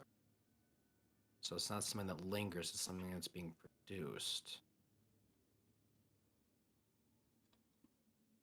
Timmy comes across. I'm kind of losing you guys. Are you okay? And it's kind of staticky. You can hear the static coming and going. I still read you. We haven't gone far in yet, but it seems there's interference. Yeah, I can barely pick you up.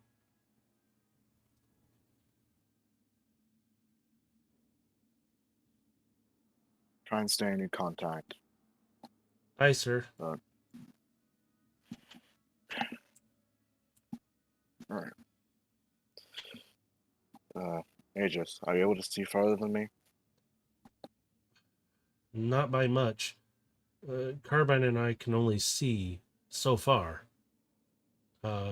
It's maybe 20 feet. I'm not getting very far on sight.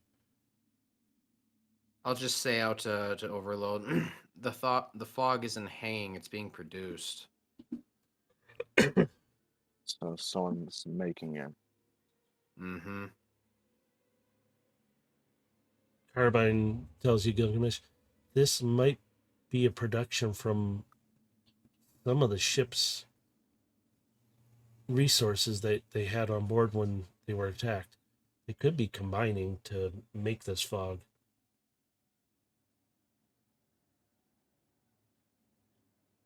She's kind Well, of feeling I guess we're gonna tense. find out anyway. And starts taking step forwards in. Don't As get you too far.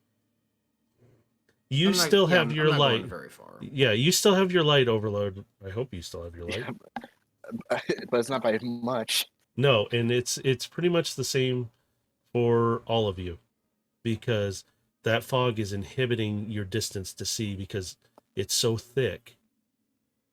It right now you're able to see at least about 20 feet. That's about it.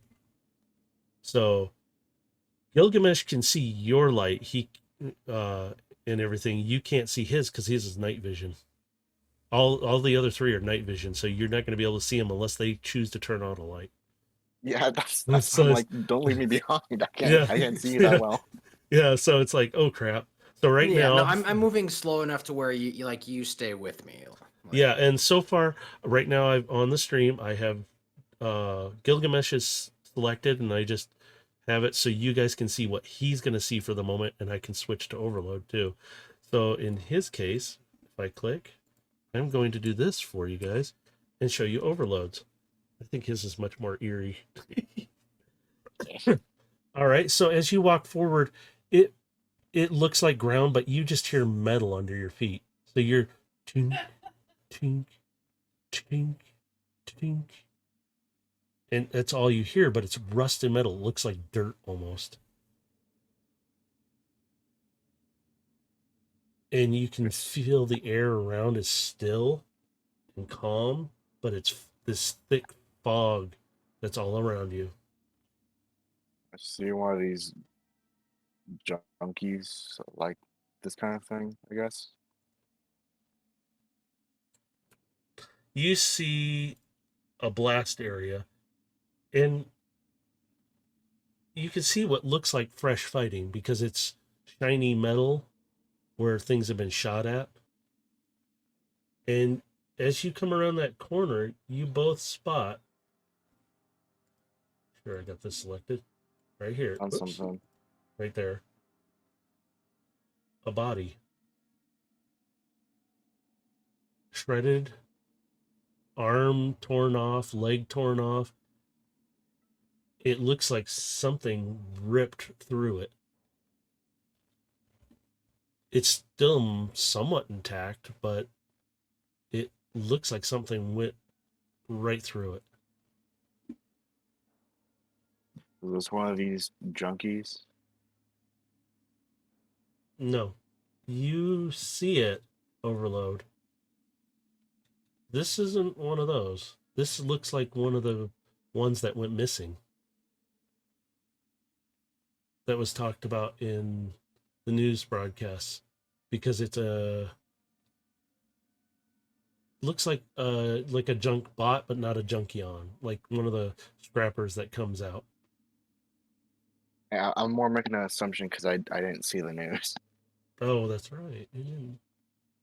Well, Gilgamesh would have recognized that. How's that? Meh. Yep. And I was gonna actually ask, can I do a check to see if there are like any scratches or claw marks on the floor or the wall around the body? Like I'm basically trying to do like a forensics on it. Okay, do an investigation check, please. Because we're going to Okay. investigate it. I'm terrible at investigation, but let's do it. I mean, Oh, 17. nice. You see, other than the shots on the ground, you see that the body has scratches on it as well as around the walls. You see some other markings that are kind of other strikes. You can see whoever this bot was, its blaster was crushed. Like just like something grabbed it and snapped it in half with its hand. You see some other footprints around. They look like another bot's footprints. But there's all these scratches and stuff. How big are the footprints? They're about the same size. Well, they'd be about your size almost. Maybe just a little I smaller. was gonna say, like, do you want a comparison? Yeah, I'm gonna go with Gilgamesh. It's just a little smaller than Gilgamesh.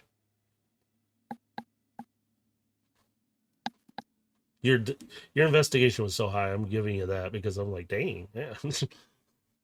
So the body's been shredded, blaster crushed, and the footprint is smaller than mine. Yep, just by a little bit. But I will tell you this, Gilgamesh. You've seen this footprint somewhere before. Do I need to roll to recognize it? Sure, go for it. Let me see. What am I rolling? Is it like a history, a knowledge? Let's go with I'm gonna say, God, this one's a little difficult. Let's go with wisdom. Okay.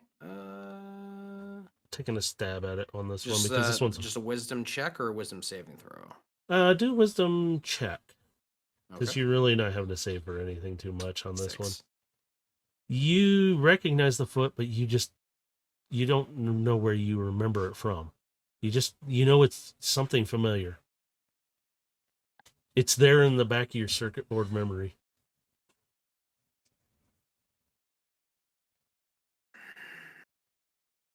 Why do I know this? This print. Something familiar.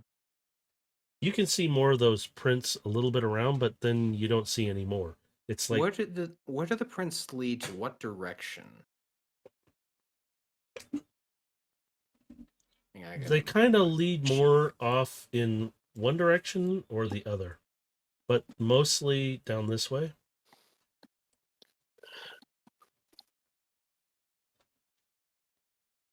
Okay.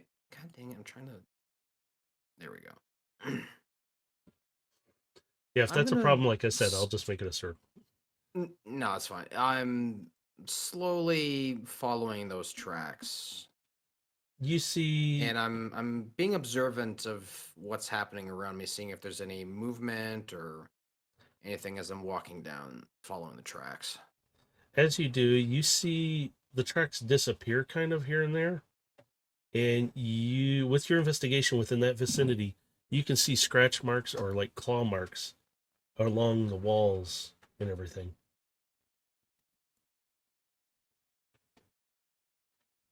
I look up at the ceiling. How high up is the ceiling? You're looking at about 50 feet in some spots and 60 in other. So I can't actually see the ceiling. Nope. Son of a bitch.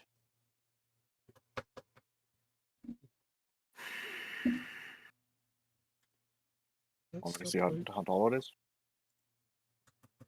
I'm more concerned there's something up there.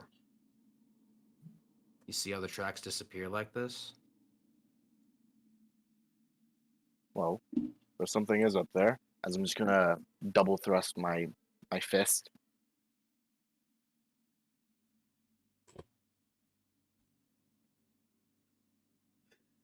I mean, so are you jumping up to the ceiling? Like, what are you doing? What do you want to do? Can't. Well, I can't fly, so I have to climb. You can try to climb. I will. I mean, at least I'm gonna have a higher chance of being able to climb. That is. Okay, so hang on. Before you do that, if I use prestidigitation straight up above, can I push enough of the fog out of the way to at least see the ceiling? You can try. I'll do Would it. you like to do? It's All a right. cantrip, so there's Yeah. nothing I have to roll for it. Yeah, go for it. And I will say, Yeah. you push enough away that it disperses. You can just start seeing parts of the ceiling a little bit. And you see that it's about 50 feet high. It's a little jaggedy, and there's gaps up there that's letting some light kind of peer through here and there. So you can see just briefly a bit of space, and then the fog just kind of settles back down around you. That's not too high. It was less the height I was concerned with. Because whatever those footprints are is what did that to our unfortunate friend back there. And that's likely what we're going to run into if we're not careful.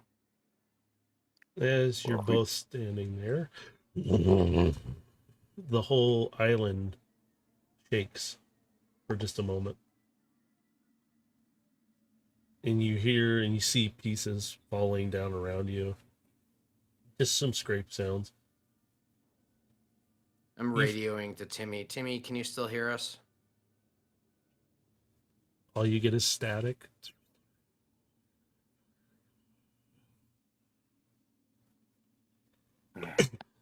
You'd swear this mountain's alive. You hear carbine in your head, Gilgamesh. That might be from the spin that it's causing its shifting. Is it some sort of gravitational core that's causing this? It could be. And she's talking to you with just you. Yeah, so we're having this making sure. conversation like internally. She's looking around, but she's still holding on. You can feel her kind of tensed up a little bit. Like this is she's doing her science thing that she used to do. And she goes, well, with gravitational pull, and if this is anything like a new planet, it's going to shake and shift. This one is not a planet. And But for anything to produce gravity, it's going to have a massive core. Yes. Whatever it is has to be of a ridiculous scale. If it was something experimental, and if it was here during this war, and she stops talking because Overload's light sees another body. On another. You can see on the bot's face pure terror. The optics are just offline. It looks like something ripped through its chest like the other one did.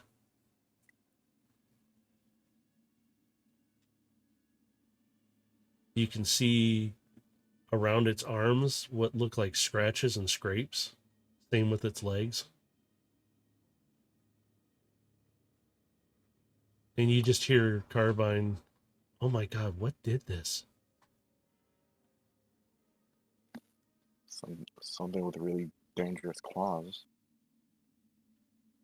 And something to leave a small enough footprint that it's of a smaller frame than myself. That's some dangerous power we're dealing with. Aegis is looking. I do not like this. This is. Are there like any a more trap. footprints? Can I check for footprints around this body? Yes, you can do another investigation for it. Alrighty. Because this is further off the path. Otherwise, I would have said, Yep. "Yeah, well, No, that's fine. 10. not bad." Eh. You see some other footprints, but you can't tell if they're the same as the other ones. They're there, but you see them kind of pick up and disappear again. And They're No. roughly the same size. they're roughly about the same size, yeah. Okay. But you can't identify if it's the same, but you recognize the pattern of it, and it looks the same as the other one, but you're not sure of the size.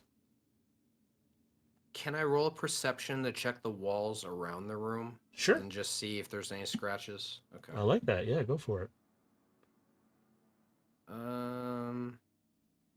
So we need to do some proper forensics here. 13. I will. Do you want? You can always ask Carbine to help you too.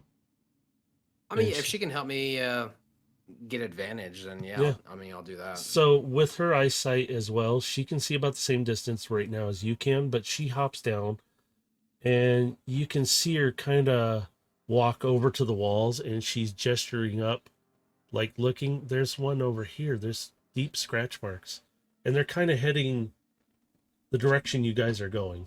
So in this direction, there's another mark over here, and she's just gesturing to each one of them. And she goes, "It smells like death in here." Carbine, do you have any idea what kind of a weapon can cause this sort of damage? No, this is outside of my knowing. I don't know what this is. And you hear that suddenly the and Carbine and her talking for a moment. Carbine would recognize it more, but even he doesn't. It's You mean Aegis? or Aegis, sorry. They're both mini-cons, so it's like, wow. I get the still mixed up even now, including Nick. So it's like those three characters.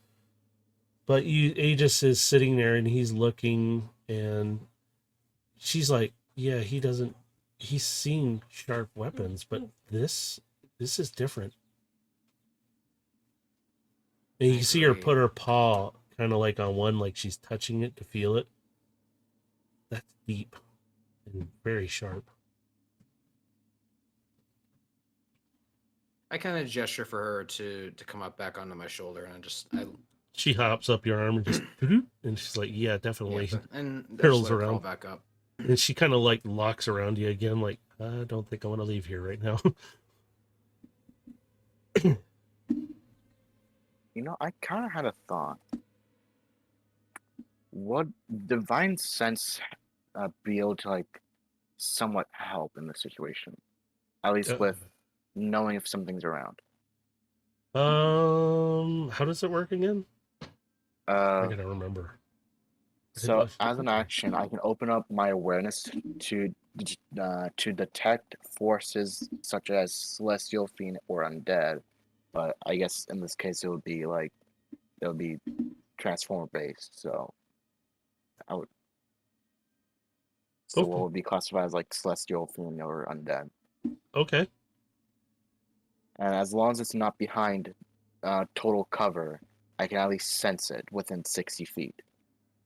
Okay, so I don't know what it is. I just know if it's one of those three. All right, I have to see how far you are visually seeing. And I can also detect presences from any place or object that has been consecrated or desecrated. Okay. So I can know on like what left behind a certain stench or something. I go for it. And I forgot Right. Aegis has the same thing. Yeah.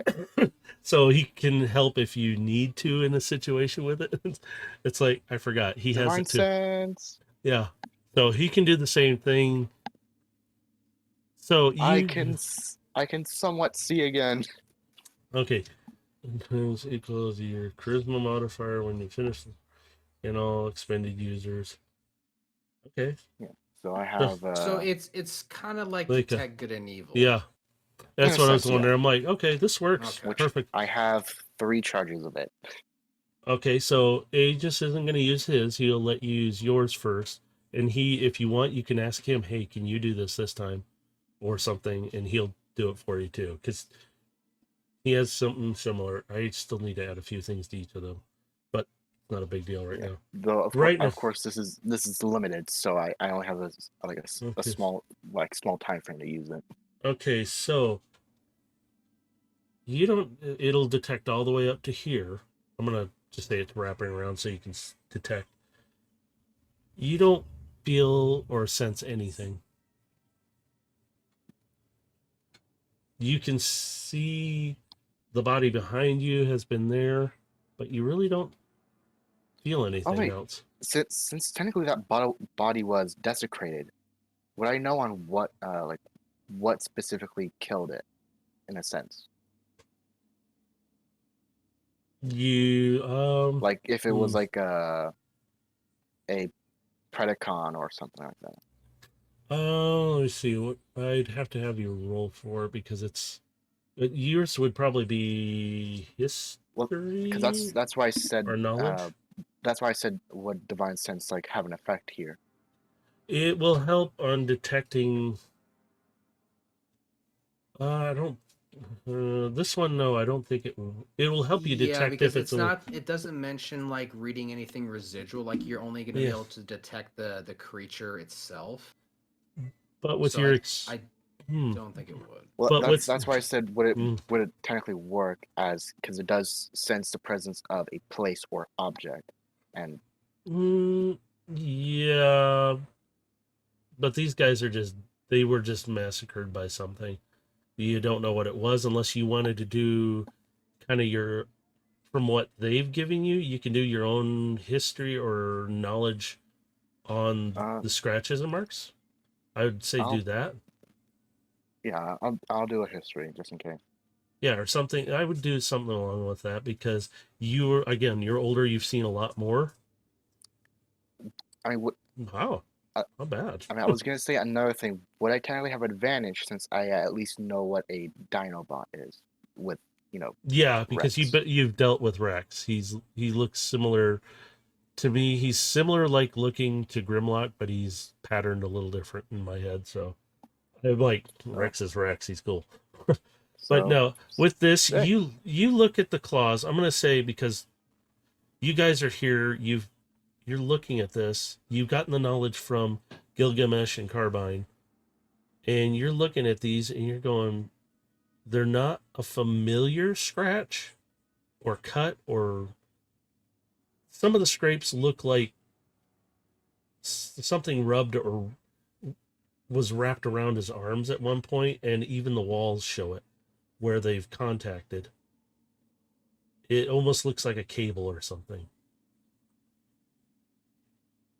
The scratches, though, and the cuts, it looks like an animal or something animal like ripped into these things.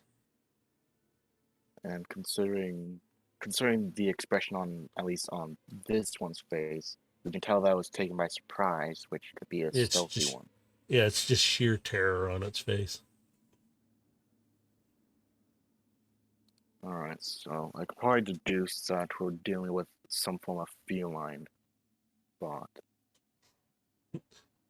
You, you feel carbine around your neck. Hey. No offense to it. She's just like, hey. I just kind of give her a little scratch behind the ear. He didn't mean anything bad by it. I know. I would say either a feline or possibly a a different type that's able to camouflage themselves. Though considering the fog that they probably put up, it's more likely towards the feline folk. Panther Hmm. maybe. Interesting. Hmm. So Well, I've dealt with Predacons in the past, but I've never really encountered one that can do this sort of damage and well be in such a small, compact frame. well if anything we'll definitely have to keep our eyes open and our ears. We don't know what kind of tactics it'll bring about. Speaking of which, Mm-hmm.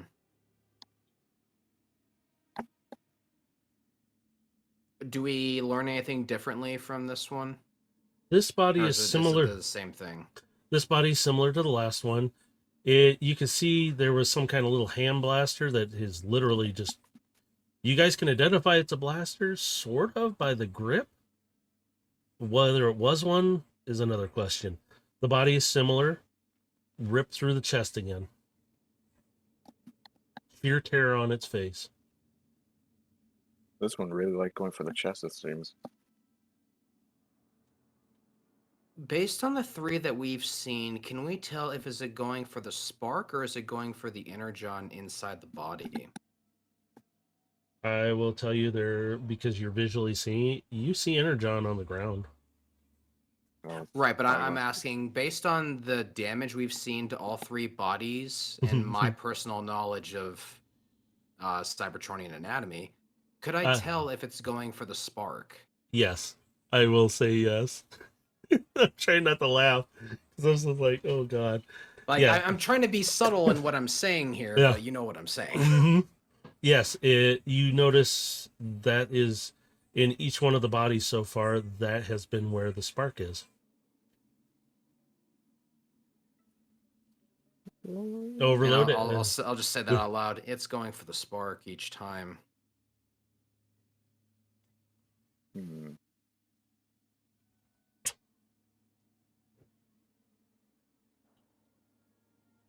I think I spot something else.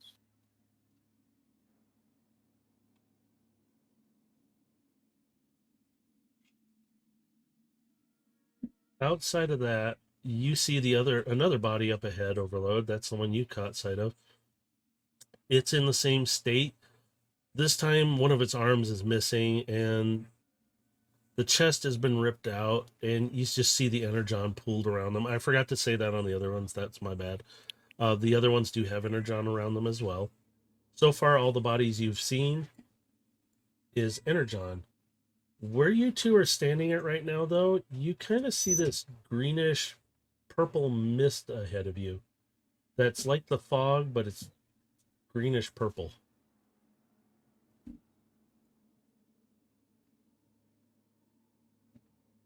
Do I detect any kind of nauseous odors in the air?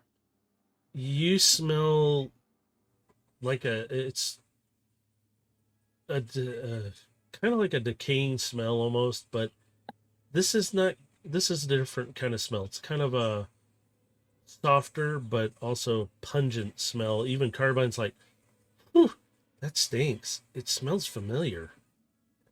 Even Carbine's like, yes, I detect it as well. Well, considering we're more or less in a circle, that's where we gotta go.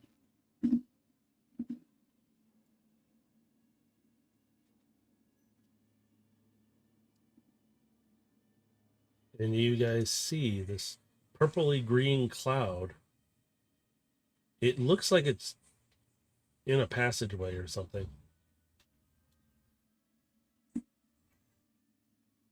I'm going to use prestidigitation again, and I'm going to puff a little wind right down the hallway. As you do, you knock the smell out of the way, and it opens up and clears a passage. The smell kind of dissipates away, and all it is now is just regular fog kind of settling back in again. You kind of see some of the purpley green mist, like smoke, travel back in, Well, that's but one way. it's not a lot.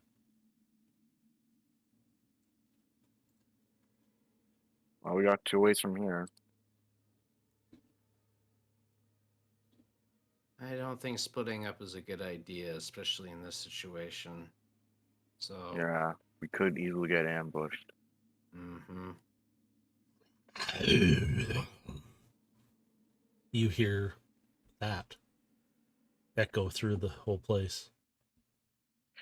Rocket thrusters active.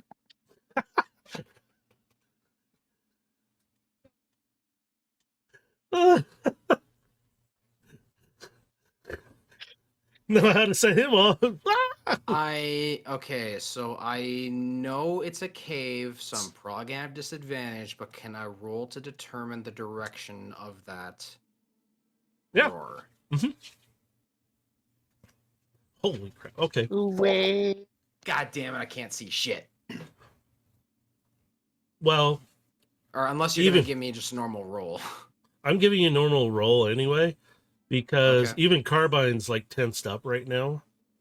Even with Mhm. your calmness, you can feel her tensed up, but her Yep. ears, you see her tufts moving.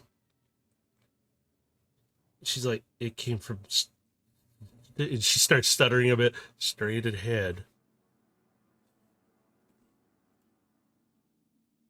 Well, we're going to deal with it sooner or later. Let's move. Carbine, move to my back and just be ready. She gets up and she kind of gets behind you. She's still up on her feet, but she's crouched down, ready to get moving. If Yeah, need like there's like a spot like between like where my wheels pop up on my back for her to Yeah. kind of sit. be. Yeah, So, she's just kind gonna- of sitting, ready to leap and move if she needs to. Mhm. As you guys move forward, you see some more of that green purpley mist again. It's blocking a little bit of a small passage. You can kind of see in this area there is some blast marks there too. It looks like a lot of these bots that you've found have been shooting and running, throwing explosives to try and stop whatever was coming at them.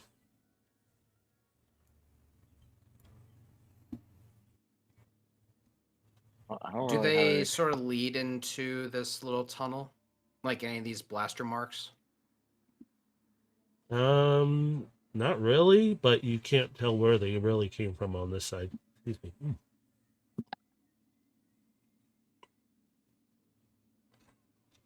All right. from my I'm going to list. press digitation again down the hallway and just kind of move the smoke. And again, you see it get blasted away. You kind of start catching the visual of another body. This one seems intact, but again, the chest has been ripped into.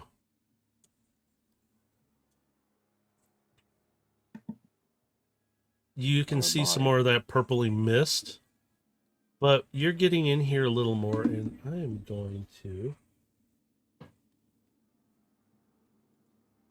see if I can reveal a little more. I'm going to reveal this.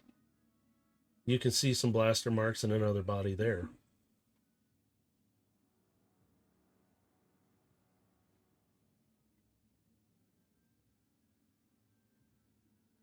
You guys can see the purpley green mist again. This one is not as thick though. It's like mixing with the fog, so it's not as heavy. So actually I need to move it a little bit. So whoops, grab more one. Put them too close together. So you can see there's some kind of passage there. Same thing. I'll press digitation to just blow that smoke away because I'm Yeah. not taking any chances as to what that is. You blow it away, it's gone. Is it weird that I'm kind of tempted to touch it?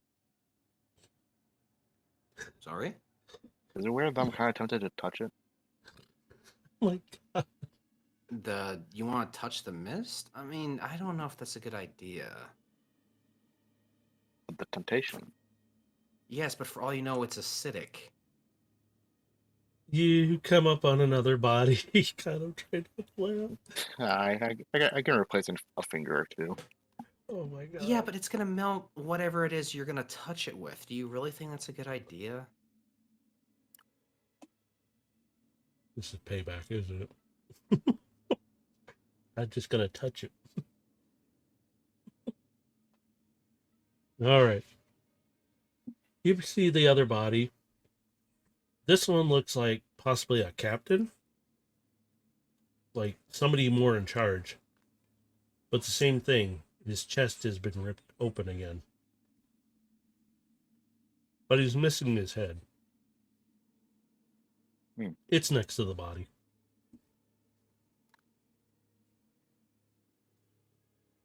Well,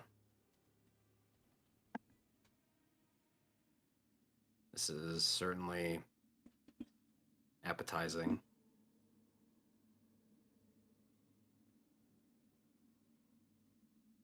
Same thing, going for the spark each time. So it's feeding. It seems to have an affinity for sparks, which is not good for any of us. And I will tell you that. Oh, sorry, go on. I was gonna say we'll just deal with it the same as always. You notice this body, though, has been there a little longer, but you do recognize its rank. No.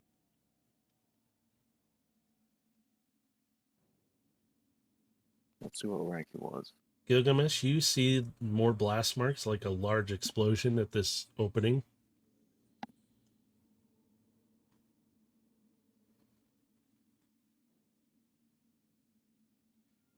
So these blast marks, are they consistent with any certain type of blaster weapon that I could recognize?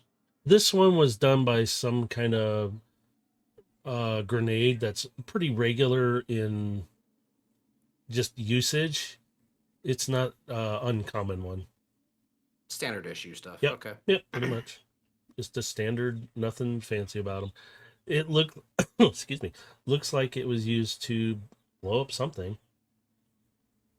So I could assume then that they're likely associated with like current military Autobot Decepticon. They Or- would be more freelance.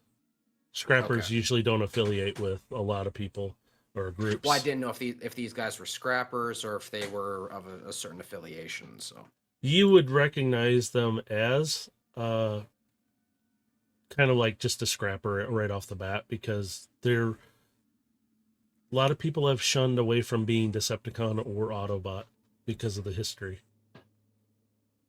okay, but of all the Oops. bodies then we've seen so far, are they all definitively scrappers? Yes. Okay. Okay. Yeah, these guys have been out here, and the only reason it's been brought to light is because they're usually sent out to get material.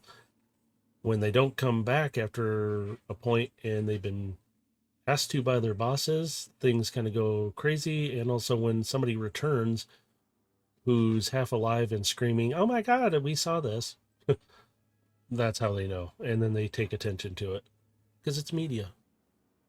They like seeing Well, it. that's Good why enough. I also asked, just because there may be, some involvement with Autobot or Decepticon who may have prior knowledge to this. Yeah. The Gil- Gilgamesh. Yeah. Look. What am I looking at? Both you and Overload would recognize this stuff. You feel Carbine, and Overload, you feel Aegis's claws kind of dig in a little bit on you. They're both tensed up right now really bad. Like, you can feel it, and you feel we know what this is. You guys have seen it. It was in the tubes and the vats that were in the testing facilities. It's a purpley green mixture. Carbine comes around. This was the stuff they used on us. And I go in for a closer examination, and I'll just ask Carbine, what is it? It changed us. It made us this. Don't touch it. It's Okay, painful. all right. Like I'm just like crouched down. I'm not touching it, but I'm just like Yeah. getting a closer look. You can smell the similar to what those clouds of fog, the purpley green. It smells similar. Kind of a more noxious odor now. It was painful for both of us. Overload, you hear an Aegis. Yes, very painful for both of us. You guys are only getting like parts of conversations back and forth right now. And you can hear them. It's almost like a solid 10 seconds of that back and forth. They're not arguing, they're upset. Mhm. This is what he put it in us and changed us with. And you can see her looking at her paw, like she's flipping around one of her paws and looking at it. Well, can I be destroyed? Yes and no. It and you guys are standing there. It's kind of giving off a glow. I'm gonna open that up because it needs to. You see the barrels that were in the one facility. You also see. Oops, let me select this so I can do it. A part of a container under a bunch of scrap that has collapsed down on it. That's some stuff. These barrels, were they used to transport the substance in or to be pulling the substance out? Do an I investigation. would be able to tell this by if the Oh. barrels are full. Most of the So I'm- barrels are full, but you see because the debris has crushed a lot of them, it's leaked out into this pool. But does the pool look like it's a natural formation or a cause from the leakage of the canisters? It's kind of natural. It just pooled there because it ran out of the barrels because they got crushed and broken open. So all that's run down into this, making a pool. It's just like an indent there that. I have to quickly be right back. Well, no problem. Excuse me. So what you're seeing is a natural thing that's happened, and it's like this stuff is here. Why? There's also, you guys can see there's a container here.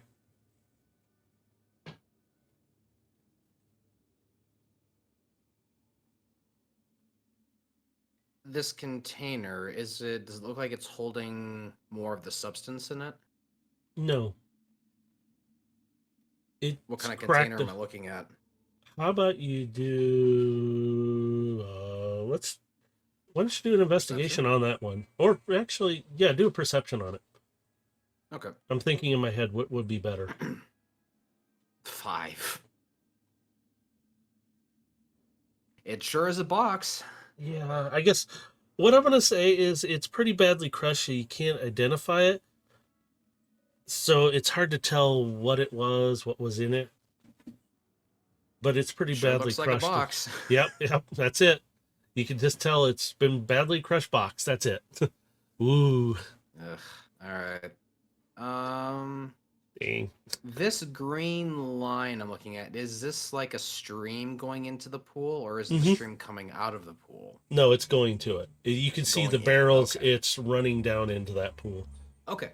It's kind of slanted down in there.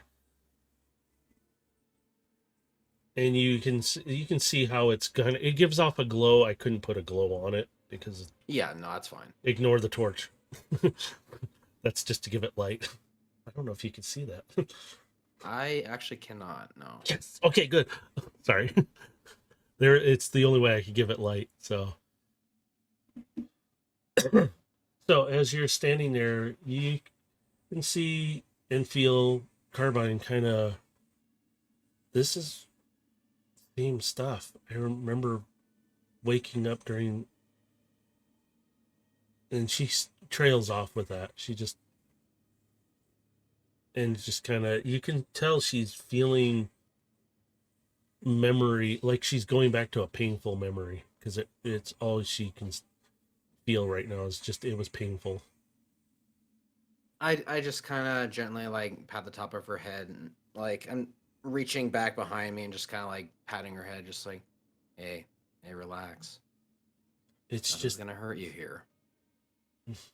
many of our brothers and sisters died from this. When Aegis and I were created, we remember watching from our basis. We couldn't move, but we could see and hear. And it was better to be asleep when that happened. Well, don't think about it now. Focus on the task ahead here, okay? You see another body. It's like one of the scrappers off the side there. I'm not even going to have you roll for perception or investigation. You see more of those scratches and indents, but you're seeing more of those footprints again. But you're seeing more than one set of footprints. There's Does it one. look like 2 individual sets, or look like a set of 4 footprints on one creature? You see 2 footprints kind of next to each other. One is just a little bigger than the other, but they're the same type. And you know you've seen this somewhere, but you can't remember where.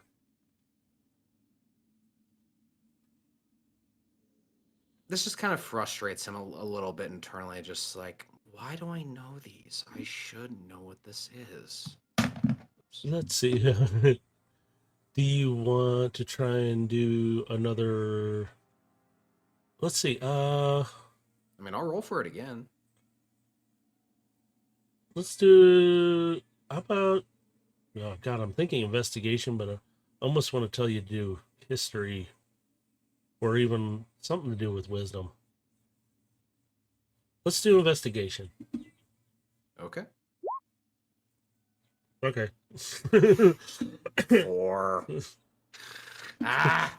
Okay, I'm back. Sorry, that took that That's a bit. that's all right. Oh, You just gotta let it go, man. I can't see shit. No, I don't know what this is. it's stuck in your mind. You know you recognize this footprint somewhere. You know these footprints from somewhere, but you just don't. You can't put your bite on it. You just It's at the tip of my tongue. And since Carbine doesn't know, Aegis doesn't know, so they're just like, they can't help you. What's it? It's just like he's just visually kind of frustrated, just like, I should know what this is, but why is it not coming to my mind? Overload, I'll catch up. He found another body, and there's more footprints over here, but he can't figure out where he recognizes the footprints from. And so, as you guys get over, Gilgamesh, you spot another container, but this one's more intact, but looks like it's been tore apart. So is it safe to assume that this might be some sort of a large kennel? Also, boy. How about I have you do another, let's do a perception check on that one. I'll ask Carbine for advantage on this one. Just like, hey, I think this might be, again, related to a large animal. 10. You recognize the container. You see that something I'm going to give this to you, is torn out of it, not into it. Carbine kind of looks, because she's propped up looking up and in, like something has scratched the inside of this container and tore it up. And there's a lot of scratches and cuts in this. The boulder size piece of metal has kind of crushed it and made it easier for whatever to rip out of it too. I'm starting to feel like we're running more and more into Shockwave's twisted experiments, and this is the latest batch. Overload, you are looking at the top of a ship. I couldn't put the whole ship in, sorry. Well, That's I a could. hatch. Yeah. That's a hatch. It's sealed up. Overload, you're kind of... I want you to do... How about we do a perception check on it? I should actually have you do maybe history or something on it. So which one do you want me to do? I'm thinking. Perception or Just give me a history? second. Let's do history. History. E. It's a hash. You recognize a little bit of it. It's one of the ships from a long time ago. At least the hatches. Yeah. You can see a bit of the top of the ship from there. It's a hatch. That's about as much as I can tell you then.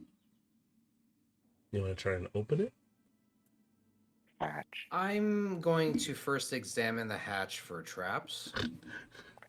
As if I need to care about traps. So you're just straight up opening it before I get a chance? I mean, It's your call if you want to open it up. Oh, yeah. I mean, if it was trapped, it's probably a dud by now. Are you sure about that? How recent were those bodies back there?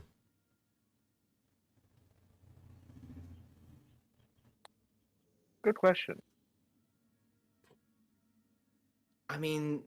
Some of them were the missing crew that were found in the news. The others I don't know about. This is fairly recent. At least some of them are. It's safe to assume whatever this is could likely be a trap. Well, if you want to search, be my guess. I would like to keep both of us alive, yeah. So I'm checking. Being alive's overrated. Oh my god. Would I roll my Thieves Toolkit for checking, or do I roll Insight, or... It would be investigation. Investigation, okay. Yeah, just do investigation because you're just checking it out. 14. There's nothing wrong with the hatch. There's nothing. It doesn't seem like it's booby trapped in any way. I good pull. It's clean. Polling time. You overload. I want you to do a strength check on this. Strength check. Let's go. Never mind. You just grab it with one hand and you're just like, I'm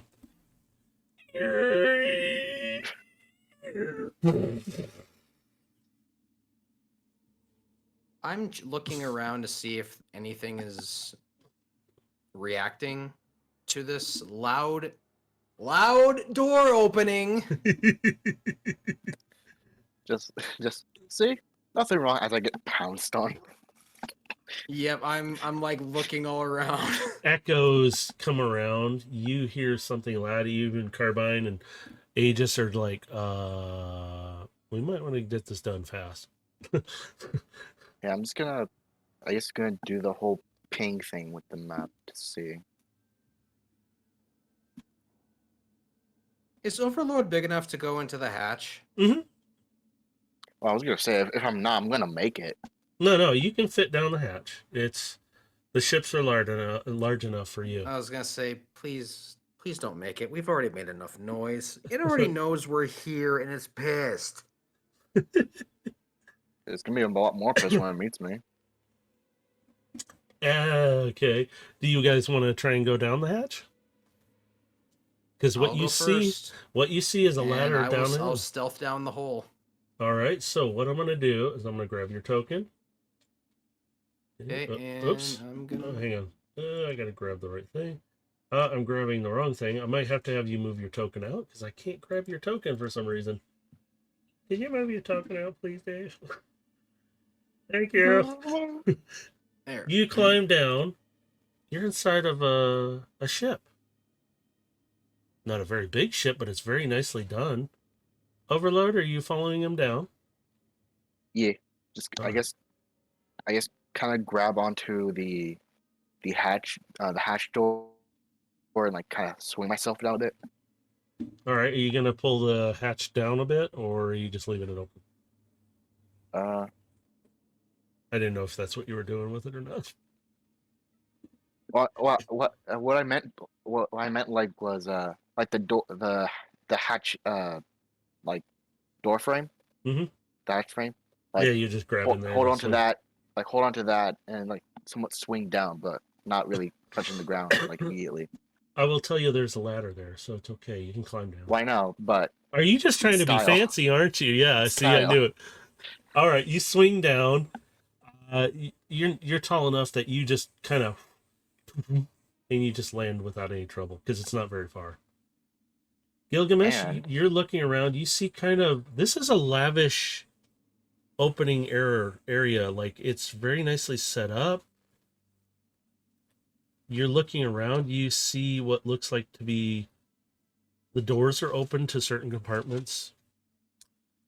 You can see crew quarters, like it's there for if somebody needs to just lay down for a bit, whatnot. It's not really made for long term. It's more like almost looks like a escape shuttle, but Overload, you get down in there, you kind of recognize some of the surroundings. You hear the dog. God, is it a ship I actually boarded? No. So as you are going up, Gilgamesh, you see what is the bridge, but nobody's in there. You can see the glass and everything outside. It's just all covered in metal. It's like this ship got pulled into this gravitational field and has been there for centuries. I tap the bridge console just to see if there's anything happening. Fortunately, no, there's no power. Just curious. So keep looking around. Is there any sign of the crew? No. So far, you haven't seen anything yet. Overload, you're down by one of the crew quarters that passes through. You can see into the engine room. See what's going on over there. You see it's damaged on the back. You can kind of see one of the engines, at least the reactor or power system, has been damaged severely on that side.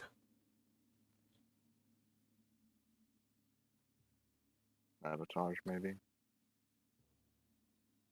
But you recognize the inside of some of the ship from somewhere. You just can't remember right now. Hmm.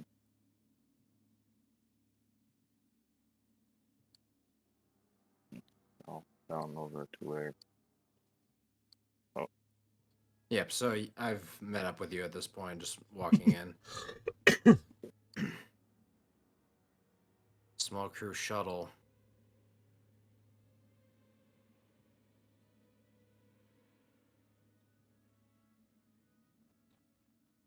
I don't know, it just looks like maybe some random ship got caught in whatever this is. Do you guys want to check out the second floor of it? Because on the bridge, I forgot to Wasn't tell that you. where I was? Yeah, on the bridge, there's a set of steps that go downstairs. I forgot. Sorry, I thought it was. Well, I if thought it there was is, back there I too. can't see it in I'm gonna move you. That's why I was like, oh crap! I completely. Whoops. How did I do Well, because that? I turned looking down this way and I couldn't. The lighting wasn't showing up, so I thought it was a wall. Yeah. Well, there is I had to set it to block it, so it would indicate where it was, and it just didn't work the way it should have. So that's my bad, and I forgot. So you guys are both on these set of steps. You're like in a cargo area, but it's really nice.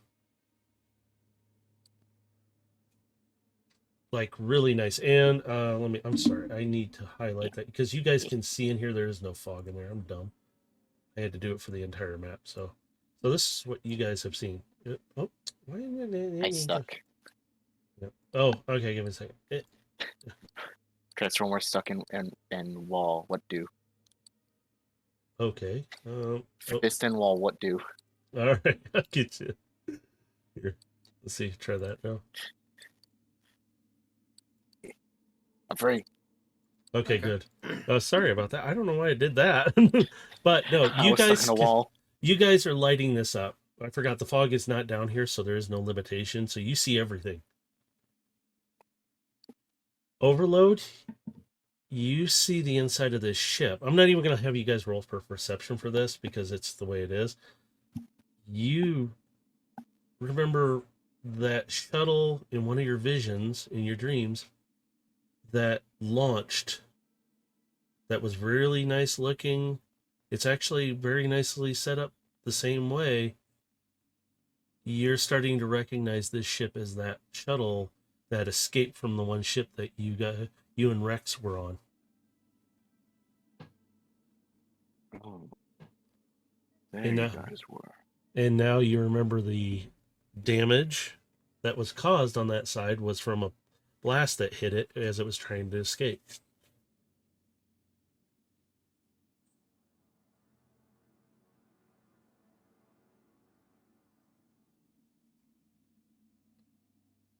So I'm just continuing to look. Is there any sign of the crew at all in this room? No. You're not finding, but you're standing next to what looks like some kind of large cylinder. This thing right Which is here. right. Sorry, right there. The big Yeah, thing. Okay. sorry. this thing. I was trying to ping and I'm like, Yeah, why because am I there's not two of them clicking? next to me. I didn't know which one you're referring to. Yeah. Yeah, I gotta see if my ping. Oh, there it goes. Okay. It's my mouse. I did something. Oops. But yeah, there's a large cylinder there. It looks out of place. Like it's not supposed to be there. But it's a sealed up cylinder of some sort. Tall. It's about the height of Overload. I tap the side of it. Is it hollow? It sounds kind of hollowish.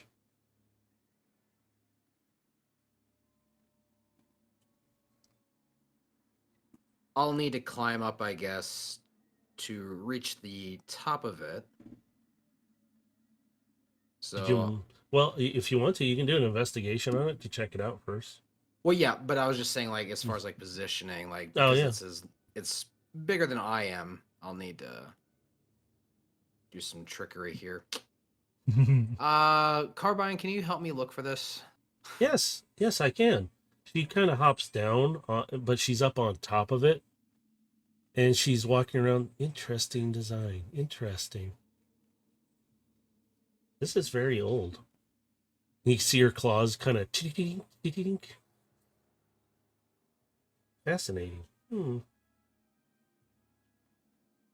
So idea what it holds?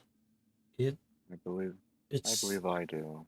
it's not radiating anything. At least it might be containing whatever is inside of it, though. It's an unusual material. Now I'll just say it overload. Well, Carbine says it's some unusual material, but not really sure what it was. I'll just believe kind I of do. gesture for Carbine to come back over to me, and I'll She hops stretch down. out my hand for her. Yeah, she jumps over to your arms and runs down, kind of sits Yep. perched up on your shoulder a bit, keeping an ear out. I believe I know what this is. Yeah? What is it? It's one of the cargoes from a mission of mine. A mission? How far back are we talking here? A few hundred. Centuries? I'm sorry, a few hundred years? I've been around for a while. No, This one- I'm this one aware was- of that, but this ship is in really good condition for being a few hundred years old. Even if it Yeah. is a derelict, like this ship shouldn't be in this good a condition for a few hundred years old. My memory ain't that faulty. I know clear as day. Because this was my first fail.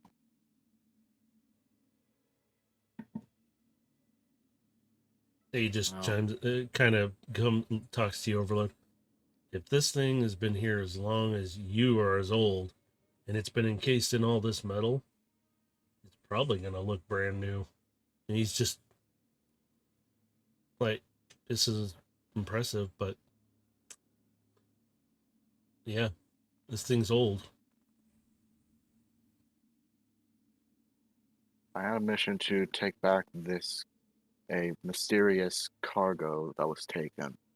Wasn't given any detail, but considering this seems out of place, I know more or less know the structure of the ship.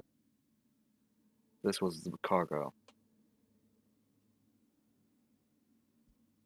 So cargo never made it to its destination, and I'm just kind of hopping up and examining the top a little closer, looking for a way to pop it open. Me and my men were never able to retrieve it. It was the one that actually got away.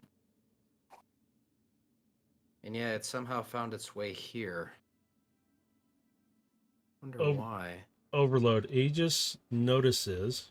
I rolled for this to make sure quietly.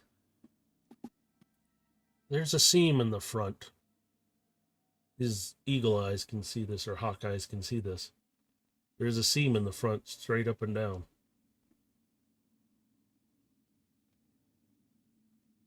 Is it something openable? Possibly. You just have to have the key, I guess. Is there any way I can pop it from the top? Do an investigation. Oh, well, that's what I was doing earlier with the Oh. first one. Oh, shoot, yeah, I did. Duh. Never mind, we're going to go off of that. You look around at the top.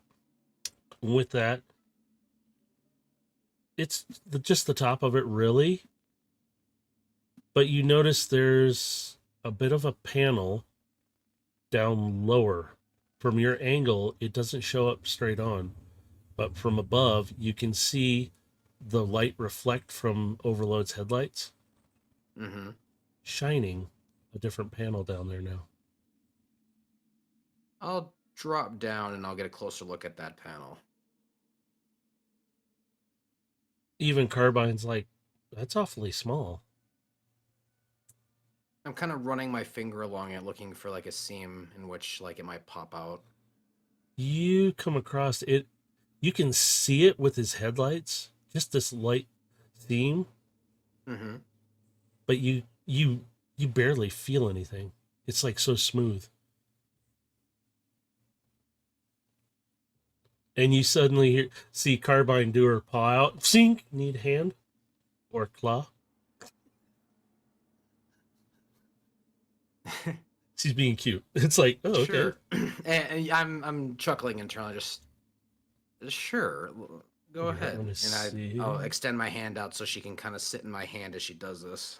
So she's sitting there and she kind of tink, tink, and suddenly she stops. Her claw catches. And you can see her pull, and then she gets another claw behind. Let's see how successful she is. She's struggling to pull, and you suddenly hear, and Aegis on your shoulder, Overload, flies down, lands next to her, and starts with his talon. Let's see if he can give her. With his talon, because his talons are so much stronger. Sorry, I think I cut out there for a second. I asked if she had a grip on it. She has a grip on it right now. She has her claws in it, but she can't pull it out. But she's trying, and she's not being very successful. So she asked Aegis. I was just gonna say, like, I take my other hand and I'll just kind of like grab a hold of her, and I'll just say, hold on tight, and I'm gonna gently like pull her. And she's trying, and it starts to pull. With Aegis's help, though, you guys start to pull, and you see this little panel suddenly, tink, and it pops open a bit. Okay, and I move Carbine forward a little bit so she can get her claws out of whatever she gripped. Yeah, she's like, shink. Even Aegis is like, and he just he flies back up to your shoulder real quick. And so Carbine's sitting there looking at her claws. I've always wanted to try that. Well, you're welcome. And I'm peeking into, I guess, whatever kind of opened up here. You open it up. It just swings open like a little door now. And it's very small and tight in there. You can see some wires in the back and underneath. It's still powered, whatever this is. But it's very small to get into. Do you think you can wire it to get it open? Carbine, what do you think? As I'm looking inside, like, kind of getting a feel for how like small it is. She hops down off of you and she's looking through the opening. She's like, "You're not going to fit at all." No, obviously, I was asking about you. And she Did you just fit in there? she just hisses at you. It's like, "Yes, I can fit." She hops up, kind of looks around, and with her night How'd you vision, think I she's could fit. what? You're dainty. I've seen you. She's teasing you at this point, just like And yeah, whatever. I'm teasing her back for that. Yeah, you're just bantering back and forth. And you just get the feeling he's rolling his eyes like, oh Jesus. So she's climbing around in there. You kind of lose sight of her because she blends in with the darkness. And you hear, I think I found it. Yep, hang on. And you suddenly see some sparking and Carbine? I'm okay. Ooh, stinks in here now. I'm coming back. It should open now. And What you can should open? you suddenly see the capsule doors forward, and then they split open and slide to the sides. And you guys are both staring at a very dead bot holding something. I turned to Overload looking at this. You mean to tell me you were... I don't want to know. What? I examined the body. What is it holding?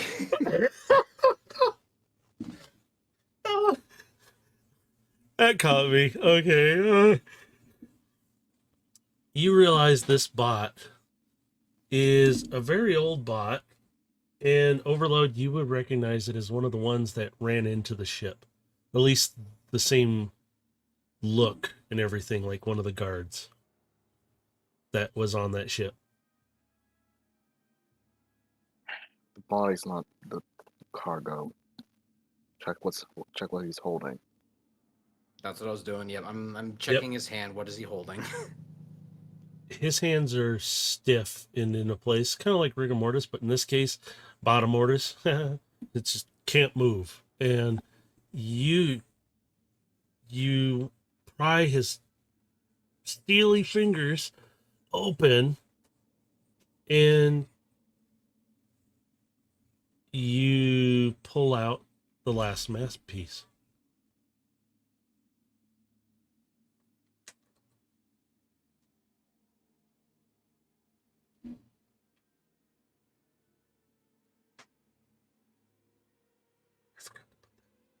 Oops. Huh. There, put that there. Just turned to Overload. Oops, it's bigger than I thought. I need to bring it down in size.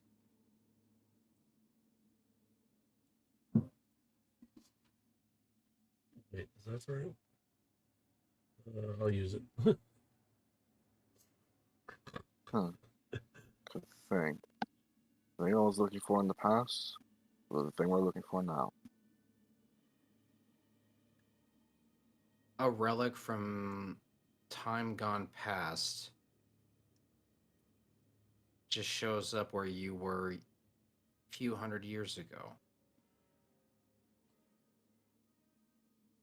This whole thing is...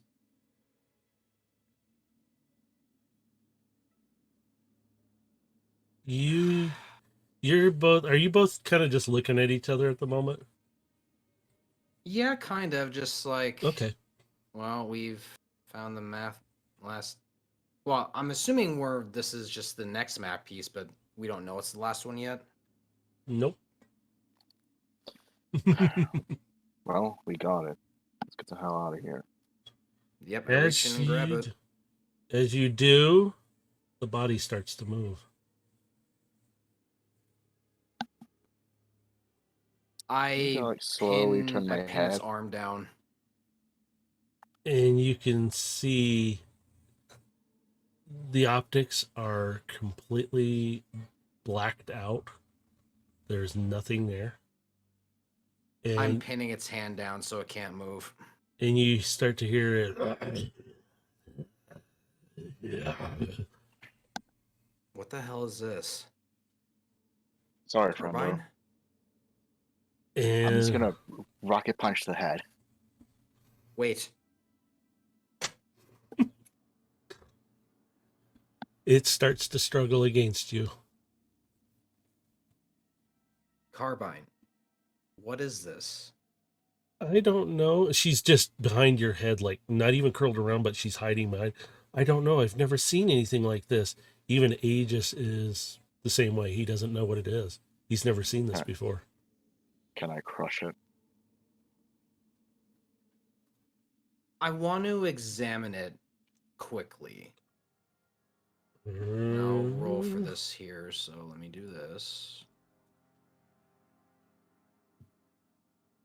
Is it some kind of necrosis?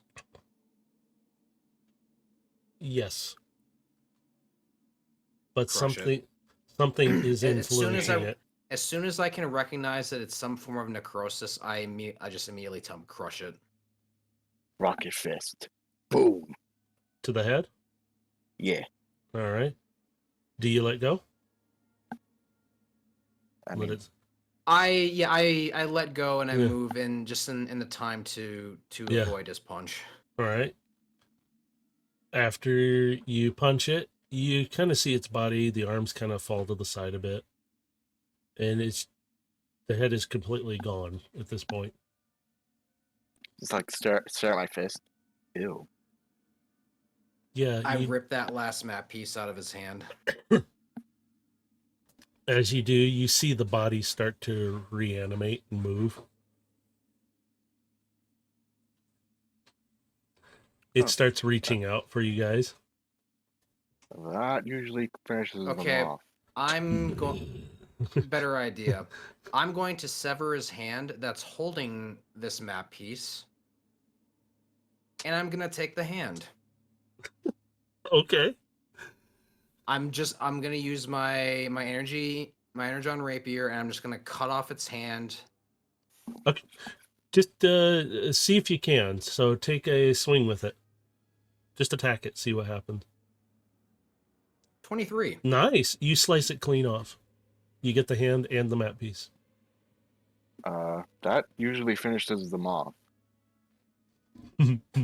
That's why I said necrosis. It's not a good thing. We need to move.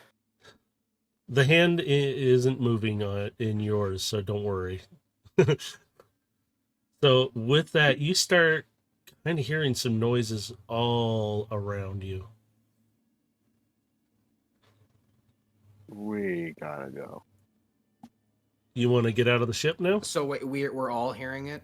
Yep. Every one of you Okay. is hearing these movement sounds, scraping sounds. It's something's going on.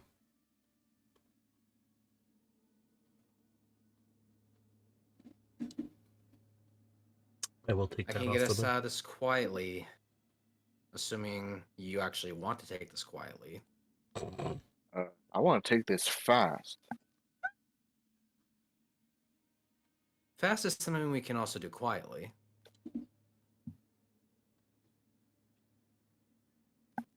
Well, whichever way. I'd rather not have to deal with these if they don't die of a single punch to the head. I doubt they will, so let's not take many chances. And I'm going to activate Pass Without Trace. All right.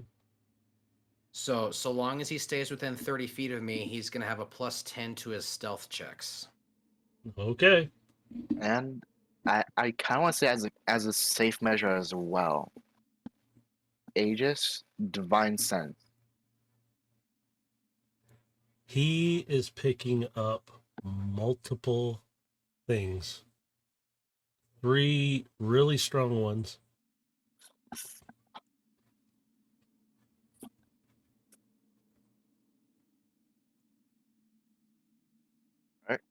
Keep a note where they are. Tell us if we need to avoid them or when to avoid them. Yes, sir. He's trying to concentrate on locating and keeping track of them. All right, let's get going. Let's move. All right. So I'm going to speed it up. I'll put your icons outside of the ship here in a moment because there's nothing else really that's going on. So as you guys progress through the ship, you hear more and more movement, scraping and other things. So I'm going to get you both out here real quick. As you both get out here, is the fog still showing up for you? Which I need to. Yes, it is. Yep, it's still showing up. Okay, that's. I need to. Oops. I wanted to. Right. Open this up so you guys can actually see without it. Most of the fog in the area here has been, for some reason, blown out. It's all cleared away mostly. You can see most of everything. Open that up so you can see.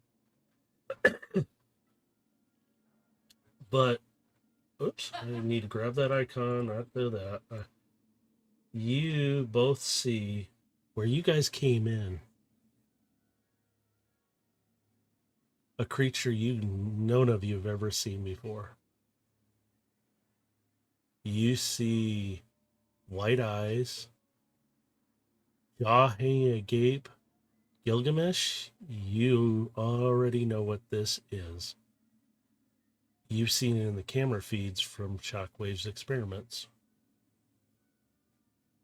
Specifically, your storage device experiments. It's got tentacles on its back. Fuck. It's a little bigger than you remember. And its hands are not its hands anymore. They're more like claws. And it's just sitting there twitching. And as you look at its abdomen, you can see through it, but you see it's a spark, but it's being devoured slowly.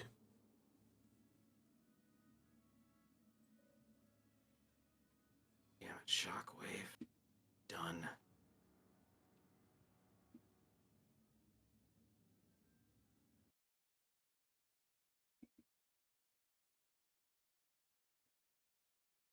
How far away are we from it? Because I can't see it on the map here. Oh, okay. Oh, shoot. Yeah, It's you supposed to... removed the fog, but not our vision. Dang it. Okay, give me a second. See if this will do it. Can't remember if it does that or not. I gotta remember how it works. So what I'm gonna do, I'm gonna do this real quick.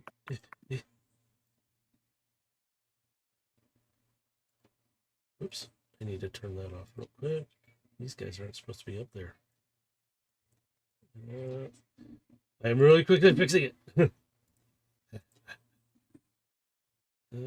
Where is it? Oh.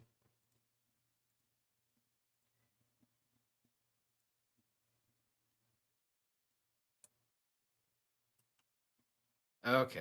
There Better? we go. That's much better. Yep. Hopefully you Now can I see a lot it. more now. I just opened it up. Yep. So it's you guys know where everything's pretty much at. So he's sitting over there at your entrance where you're at. He's watching you and he isn't moving yet. He's just standing there.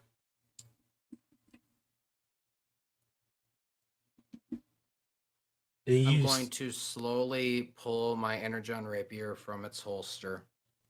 I'm going to hold it at my side. As you Just getting do, it ready. Another one lands over to the right, just a little smaller.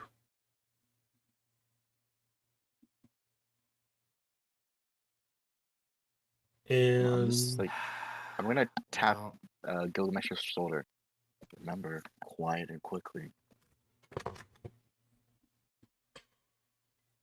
it can see us. Wait again. It's looking right at me. the other one's kind of twitching around. It's not exactly looking directly at you, but it's in the general direction. You hear the first one, and with that, on top of the container, right up behind you, the third one lands. Gilgamesh, you recognize these as all three of those guard or subjects, in a sense, that were the one that was in it in the initial stage, and then the other two that were trapped inside with it. And they all have a spark in their abdomens. One is almost diminished, though.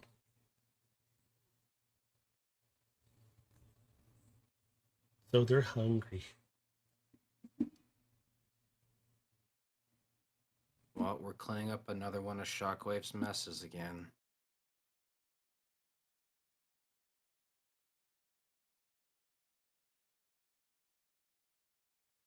I kind of want to do something as a funny.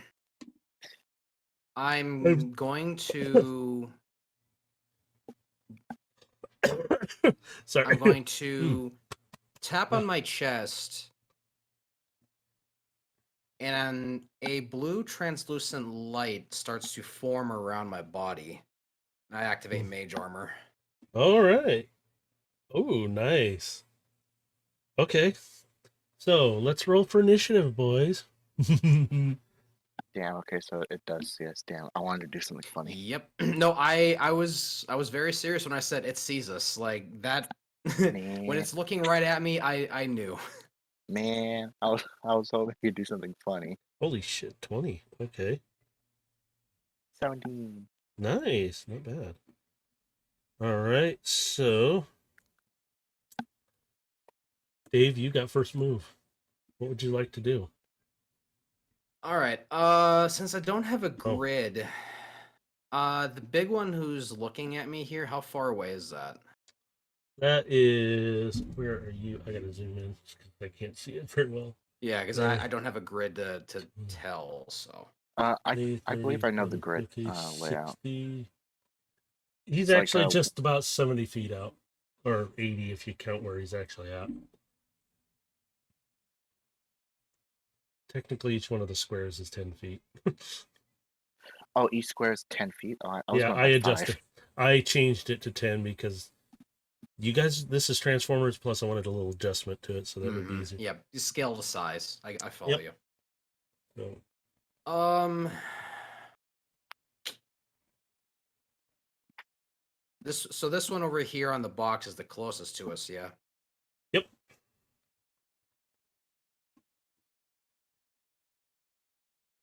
Overload, you got the one on the box. And I'm going to pull out Carbine. And I'm going to have her transform into her rifle form. And I am taking a shot at the big one.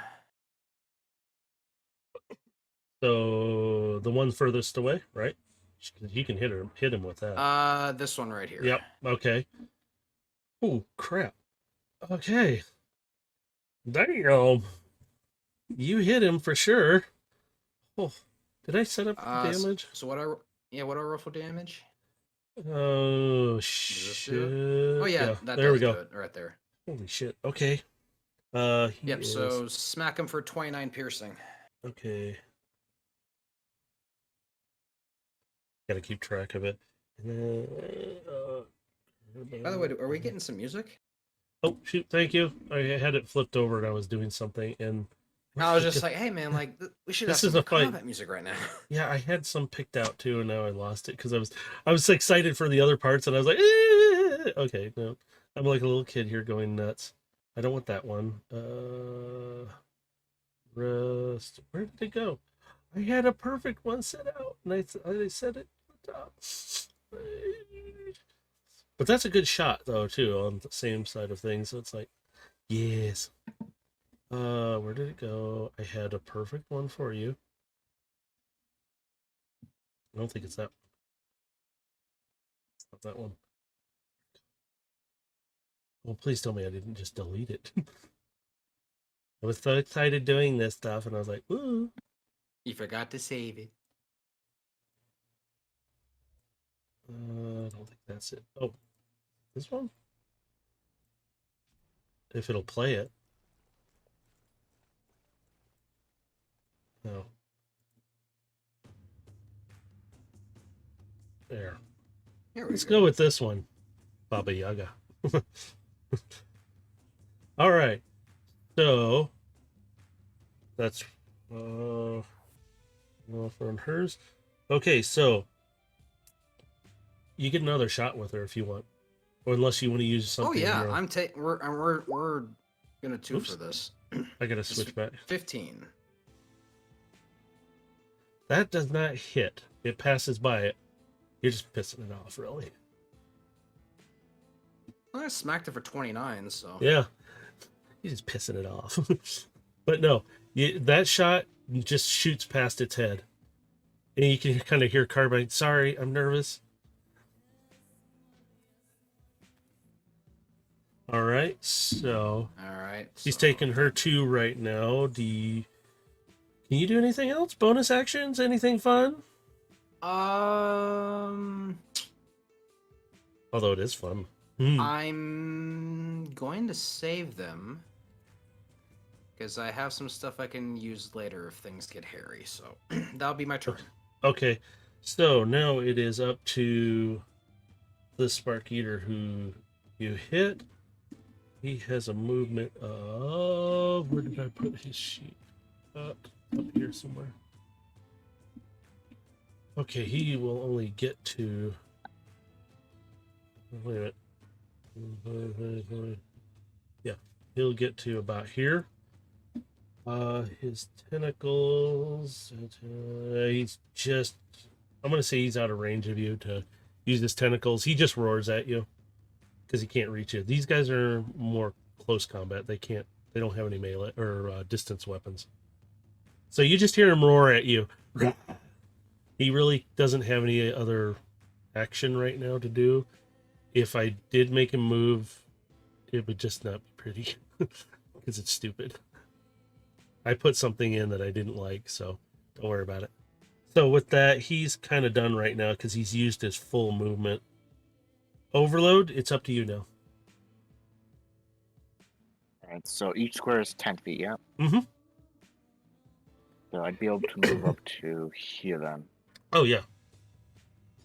And know. targeting the one on my right, Okay. boomstick. 15. It pelts him, but doesn't really do anything to him.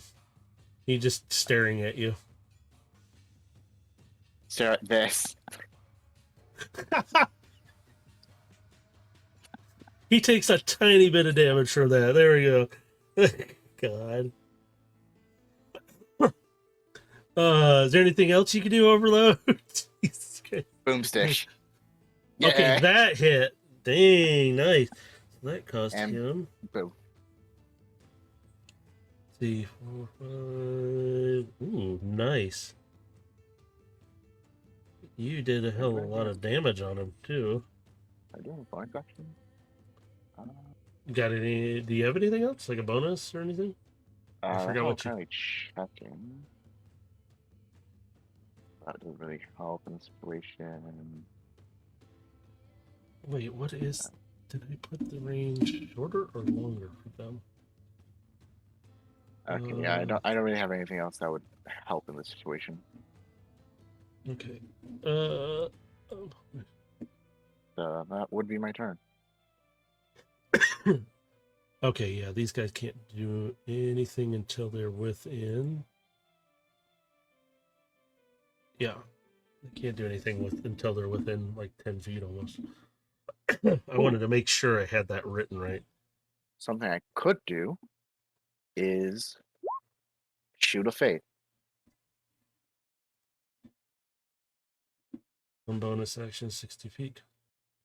Here's remember creature refers to a C duration. So are you putting that over top of yourself? Or Dave, what's your AC currently? I'm 17. 17? how big is that? Yeah, I could probably use it a bit more because I'm at 16, and I would like to have it so Yeah, my Aegis mage won't armor take too puts me much up to damage. 17, so. Yeah, so I'll put on myself, which would bump me up to 18. All right. So with that, Oh, the music stopped. oh, did it? Dang it! I thought I must have Yeah, pressed the button. it happens to me all the time too. Trust me. That's why I'm Such a listening good for it piece. always. Thank you. There we go. Yep. And plus, I like this piece too. It's a really good. It One. is. It's good. I've heard it in other campaigns. I feel it fits Gilgamesh more than anything. No, I have other songs that I think fit him just very as well too. though. Oh, All yeah. right. Next one is actually the Spark Eater back. Wait. No, it is this one. This Spark Eater down here, he is going to jump down and he is right in front of you. And he's going to take. Let's do. What do I have this one set for that? It's been a while since I've looked at these guys, so give me a sec.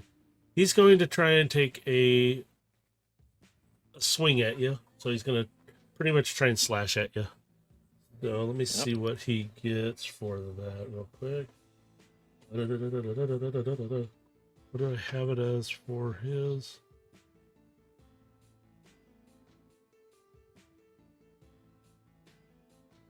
Come on. Whoa, no. Oops. I'm using. Okay, he misses completely. On the first one, he has a second attack now that he's within range of you. Oh, God. This guy sucks. He misses again. Your shield is just deflecting everything. It's enamoring him. It's making him go crazy now. Christ. I'm not even using my shield yet. What the hell? All right. Okay, this guy's just going to move up. He's still without range, and I'm not going to have him because the way their mechanics I have set up is different. So, Carbine is in transform mode. Overload, do you want Aegis to do anything? Does he have anything that could? Does he have anything?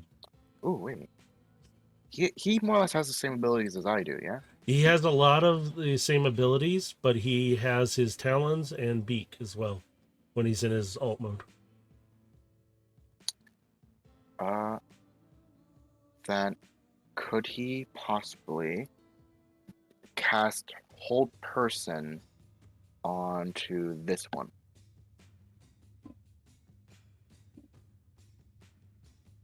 I'm going to say yes because I don't have it on his sheet for some reason. That's one of the ones I have to add. So we're going to go off yours. Okay, so I'll cast. I'll have it out just so you can know it. Oh, I have it on the other part of his sheet. Never mind. Okay, just do it off yours because it shows it. Because he has a lot of the same thing you do. He's not identical, but very close to you. So he's casting that for you. He has another action. Do you want him to do anything? Considering I don't need the help currently, he can also go ahead and attack the same one. All right, let me see what he goes over. The creature will have to do a wisdom save as well.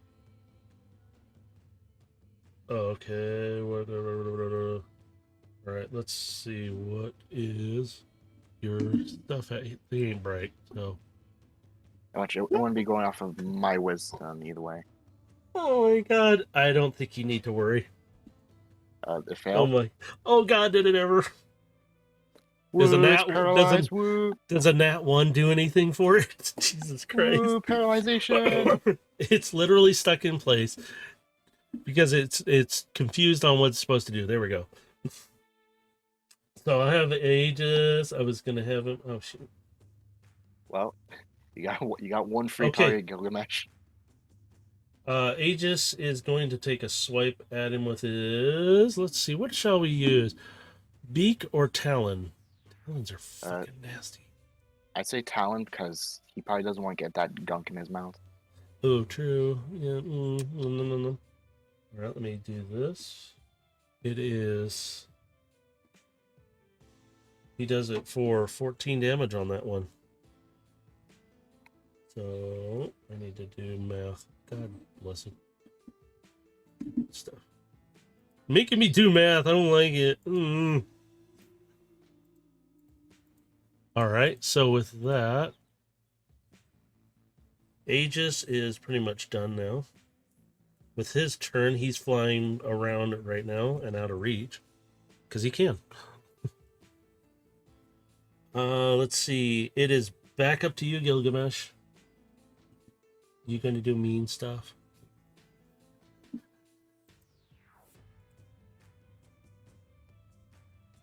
Sorry. Question: is the room that we're still considered in darkness? At this moment, it's being kind of lit by the ooze stuff behind you, but it's kind of dark. It's dimly lit, or is It's dimly. I'd say dimly lit because the fog is out of there, so you only have what lights in there, so it's dimly lit. I'd say on the darker side though, because there really isn't much light, other than from overload. All right. So I have two actions. So first, I'm going to fire one more shot with carbine. 21 Holy crap! Yeah, that hits. for 21 damage. Okay. Damn, that hurts. So that leaves her with 2 shots left. Mm-hmm. From here,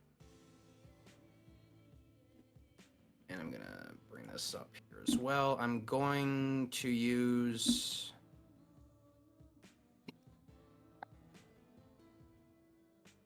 this is my last level 2 spell, so I'm going to activate Shadow Blade. Shadow Blade. Oh, that one. Yeah. Okay. So with this now active, I am going to use my movement, and this should be enough to get within range. Yep. Yeah, you're easily able to move that far without any trouble. Perfect. I'm going to have advantage on this because we are in dim light. So that is 21 hits. Yep. for 14. And I put carbine at my back when I holstered her, so she's still in rifle form, but she's just on my back right now. Yep. She'll hang out there. Yep. Okay. Do you have any other actions or anything else you need to do? Let me see. Oh, how does...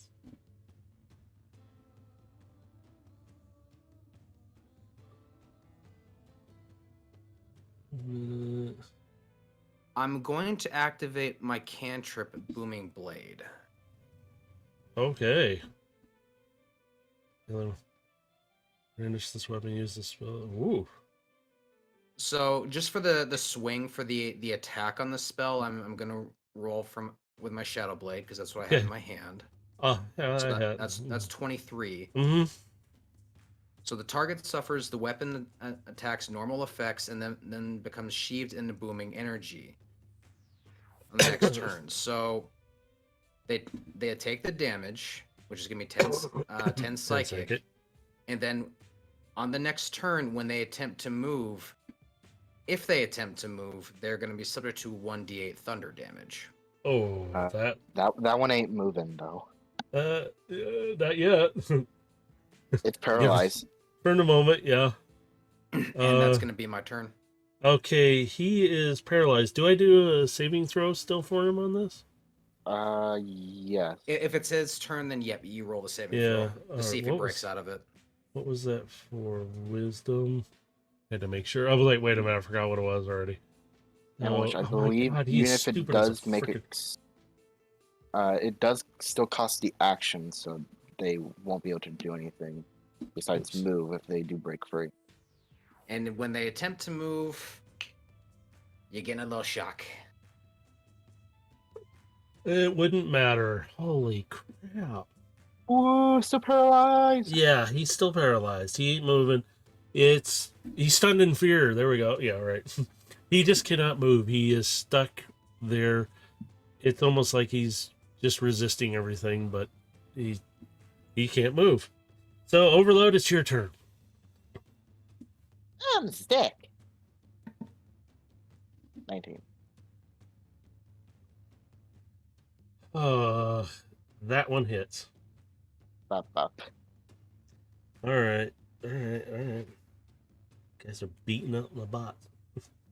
What Good. was that? Sorry. That's another form. Shut up. These are actually, don't worry about it. These are I'm starting to get a zombified little bots. worried. These are the zombified bots coming in. They will roll their own. They're moving very slowly too, so don't worry. Boom! Jesus Christ. Okay, you know what? I'm regretting giving you the damn shotgun now.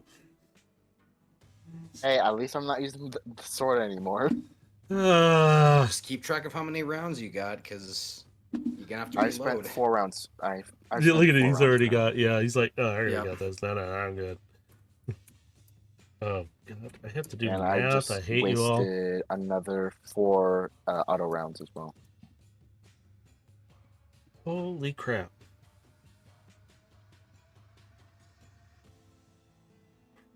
All right. Wow. Sadly, I can't do another action because Toll the Dead is in the bonus action. Okay, it's the Spark Eater's turn. The one in front of you. Overload. Oh my God. All right, let's see if he even hits you this time. Holy crap! These guys suck actually, so I don't know how they got. Does a 20 hit you? I You know wonder, what? does a 20? It does. All right. Let's see. What do I want to... But you know what I Screw could this. do? Oh, no. Aegis. Shield. Oh, you ass. Aegis flies down. And that bumps up my AC to 21. Now he's on your arm. Right. So it's a miss. He strikes down, missing. Aegis just deflects it. Doesn't even take any damage as he strikes at you. So he takes another swing at you. My God. Wait, doesn't Aegis take damage? He didn't hit him, though. That's if it Yeah. does hit. I'm just using it as he deflected off of him and didn't even hit him. Oh, okay. Yeah, he did not actually hit him with that. So it's like... Oh, With my AC being 21, most attacks And won't these- really harm me. And these guys are strong, but they are not smart. So, yeah, he missed you again. He just tried to swipe at you again. And if you didn't have Aegis on your arm, he'd be able to hit you. He just... Ooh. So, now it's on to the other Spark Eater, who is going to move in on Gilgamesh here. He's going to try and take a... with his tentacles, he's going to try and slash at you with those. That's actually what the slash is. Okay. Let's see. Does a 17 get you? That ties. Oh boy. Okay. What do we do when we tie again? The attacker succeeds, so Yeah. I would take damage. So if it meets, though, what is a... Yeah, if it meets, then I take damage. Oh, I thought you only did half damage. It is. Nope. If it's a tie, then attacker succeeds. Oh, okay. So you just take 12. 12. Okay. Mhm. As he does, you kind of feel it sting really bad, and it's like, youch. Doesn't poison you, it just hurts as like hell. I was gonna say, would it also technically be Aegis's turn? When Well, he is transformed, he can't really do too much. He can still cast, but he he cannot. can still cast spells, yes? Yeah, it's the same for Carbine. She can still do certain things in her transformed state, but Because I was gonna it can't say, attack. bonus action, Shield of Faith, Gilgamesh, making Okay. it so it misses. Do I have? Because that would bring me up to a 19. Yes, which Okay. means it would miss. Okay, we're gonna do that. I don't have that on. I have to. I don't know how you have yours set up to do that, and I need to learn that one. Boop. Thank you. So yeah, while they're equipped on you, you guys can cast those, but it won't cost you. It'll just cost them. So Yeah, I'm more If you casting the have ones that seem obvious that Aegis would have, since he's a shield. yeah, and he's up to level 9, so he is a little higher than you guys right now. So with that, the shielding from and the bump in AC causes the Spark Eater to miss. At least that one. Finally, my calling of being a defender has arise. 19 with that. Does that hit you now? Or miss? I can't. 19 would tie. Yeah. Oh my God. It would, So the attacker succeeds again. Okay, I'm sorry. I stopped one attack. Yep. I got then- that going. You should have stuck with the first one. It's 22 this time. Damn it. Oh shit. Okay. These guys don't play nice. I mean, I still did something. I was like, oh, I don't want to roll I it. mean, yeah, like I would have I'm been sorry. near death's door if I took both of them. So it did. If it helps, not really, but they don't actually have anything extra. They're Spark Eaters. They don't really have anything special. They just bite and attack and kill you. Okay. So, yeah. Don't worry, So- I got you next round. Okay. Carbide's transformed on your back. She pretty much has a lot of the same things you do to a point. Do you want her to try and cast anything that she can? Because I don't have her fully released. I thought I put everything on this. Cause, yeah, they're not attacking with projectiles, so shield wouldn't do any good. And she can't do too much. If she transforms, you can have her fight back, but that puts her at risk too. So she can either be in her little beast mode or her bot mode.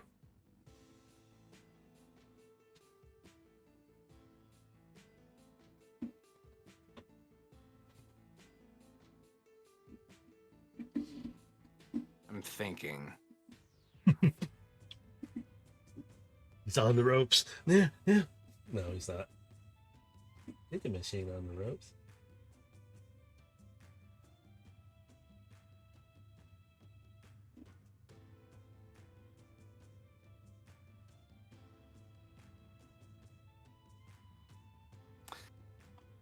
Yeah, there really isn't too much she really could do that's gonna benefit this.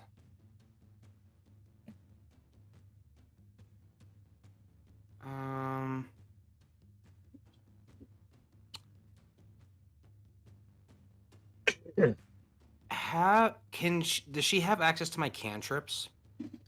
I think she has some of your cantrips. I don't remember what. Does she have Blade Ward? Let me see. I don't have it listed here, but I'll allow it to happen. Okay, I'll put it in here so it's visible. Basically, it's just going to give me resistance against piercing, bludgeoning, and slashing until the next turn. So Okay. on my turn, I'll have this resistance. All right. So, And do you that'll want be to? it for her. Okay, then that's it. All right. For Aegis, do you want him to do anything? Since it's Considering he turned into a shield and casted a bonus action, does he still have an action left?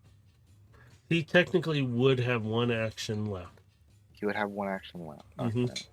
I figure in their transform states like this, they can still, in a sense, still do certain things, just depending on what so it is. so he would have my cantrips as well then, yeah. Mm-hmm. Okay. As Toll the long as Dead. they're attached to you guys, so they're actually using off of you just as much.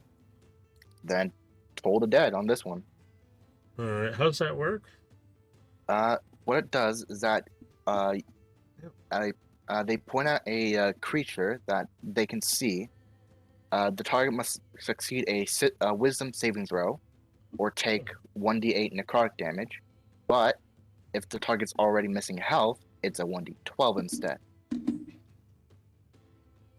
And that one already is missing some health. All right, so And because they're level 9, it'll be 2d12 instead. yay! But again, that's if the creature doesn't succeed. Oh my god. Okay. What does it have to beat for the wisdom save? Do that. For me, it's 13. Okay, this one got a 16. That's what I was asking. Because I'm not sure what Aegis's wisdom is, so it could be different. Let me check. Where is his wisdom at? Yes. Ugh. Where's your sheet? There it is. Why can't I see the it'll rest be of your whatever sheet? his DC save is. There it is. It's like what would his spellcasting ability be? And then it'll be going after that. Ooh. Oh wait, you said saving? It's a wisdom save, yeah. Okay, I believe so it's 8 plus proficiency plus the ability modifier. so he's got like a +3. Well, yeah, pretty much +3 to the wisdom save. 11. So And what would they're that level be? 9, so what's their proficiency? 4? 4. Okay, so 7, So it's 5, 14. Okay, so their DC save is 15 though. okay, so he still rolled a 16, so he beat that. Oh, no. Then that would be it. Okay. Cool. All right. So as Aegis finishes up there, Gilgamesh, it's back to you. I want to find some other music while it goes. Okay.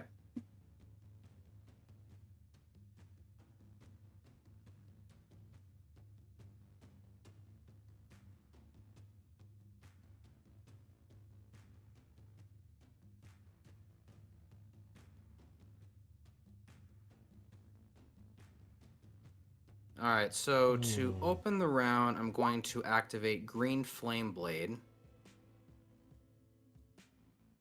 Basically, I'm going to make a melee attack, and upon hit, they'll take the normal attack damage, and then green fire leaps from the target to a different creature of your choice that you can see within 5 feet of it, which these two are within 5 feet of each other, and the second creature will take fire damage equal to my spellcasting ability modifier.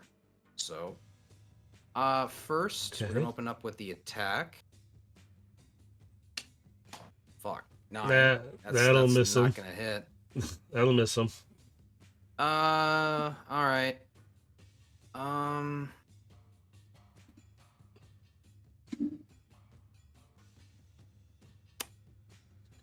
That cantrip would have taken an action, so. Oh, that was not good. That was not good. Yeah.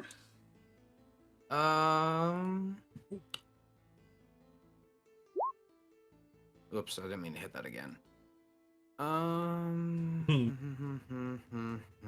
Make it happen again. Poof. I'm gonna really quickly.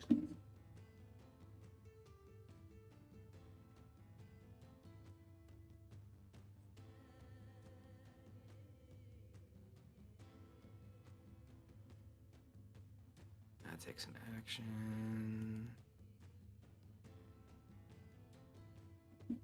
I don't really have many options right now. It sucks. And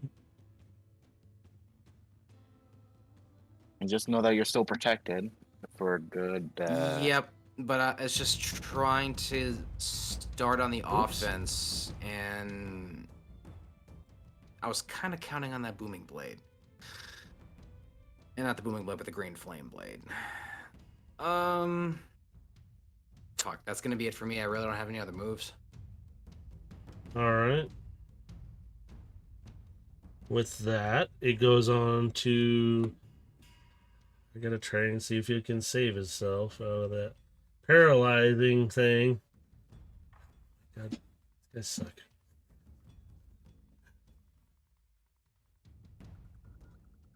Oh, he's still stuck in it,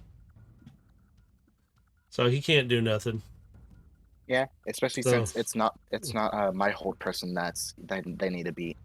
Yeah, it's all under 10, and plus there's a minus on that one because their wisdom isn't smart. Oh, it's on you, Overlord.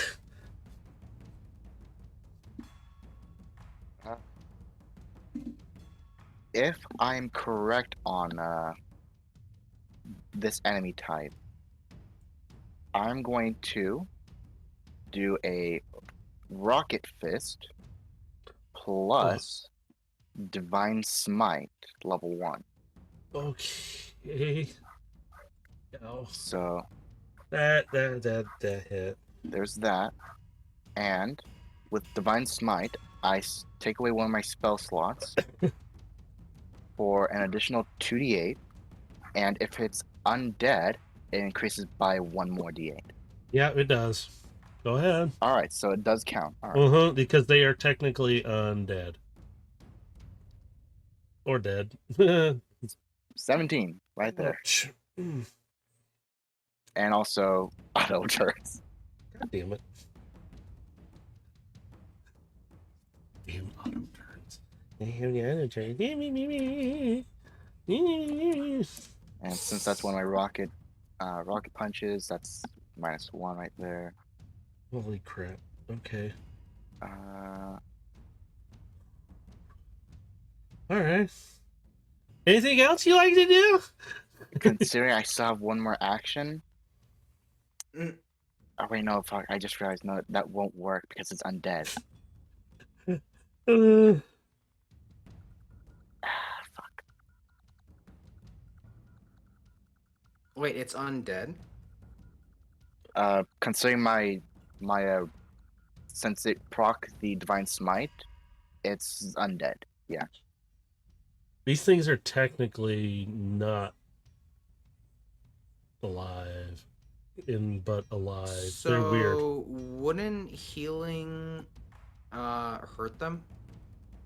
It can, but these guys are not normal. I might be thinking of If- different RPG rules too, by the way. Like This, yeah, I'm having to make these up because technically these guys are dead, but they are not dead because they have a spark in them. It makes them technically alive right now.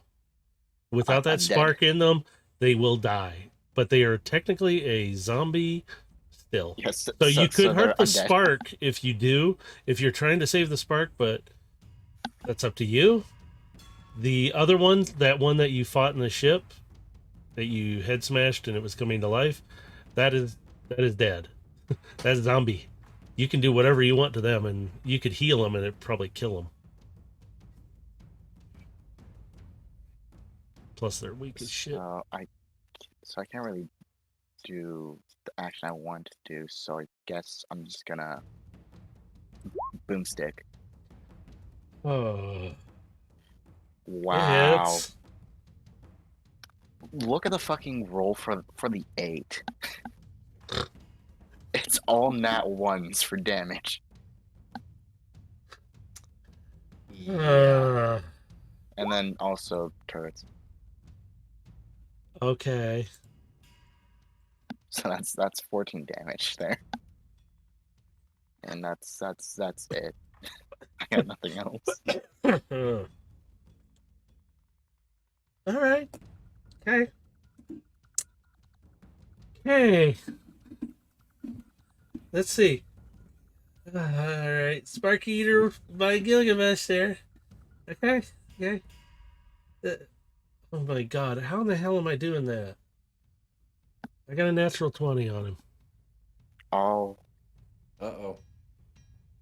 Does that still hit you, Gilgamesh?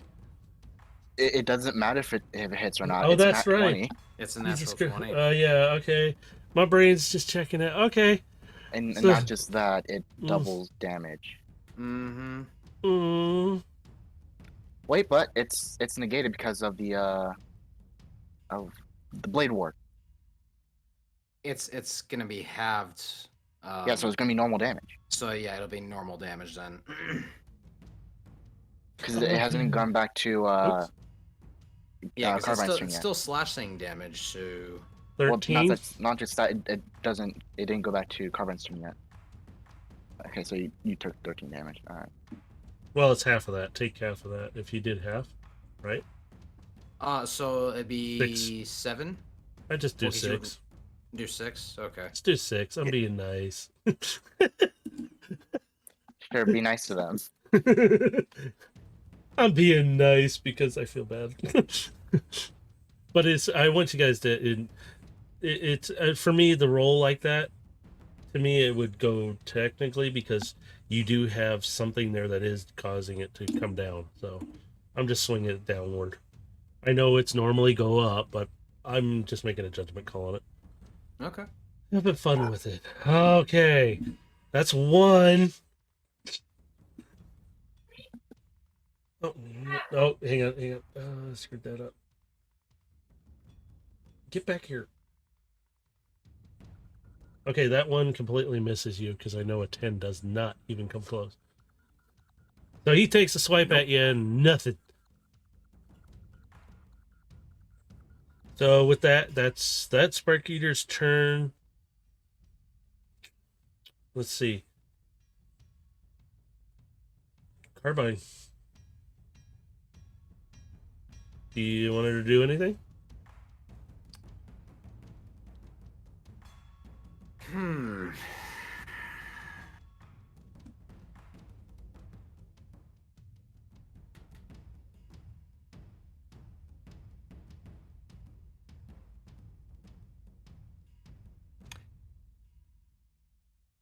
Does she have silent image? It's a level 1 spell. I think I put it in here. Yes, it's in there. So she can do that. I just don't have a way to show it. Okay. I don't know. I want her to place an image of myself at this point. Right there.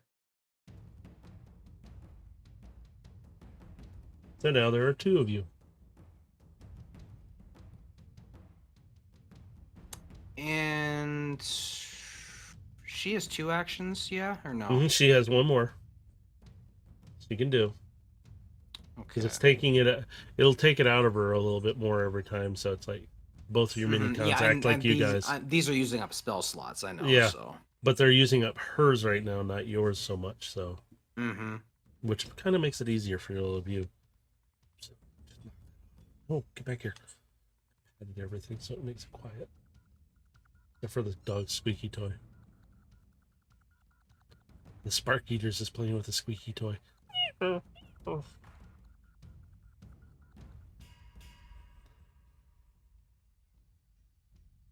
Yeah, it's just that. That only protects against projectiles, so it does nothing.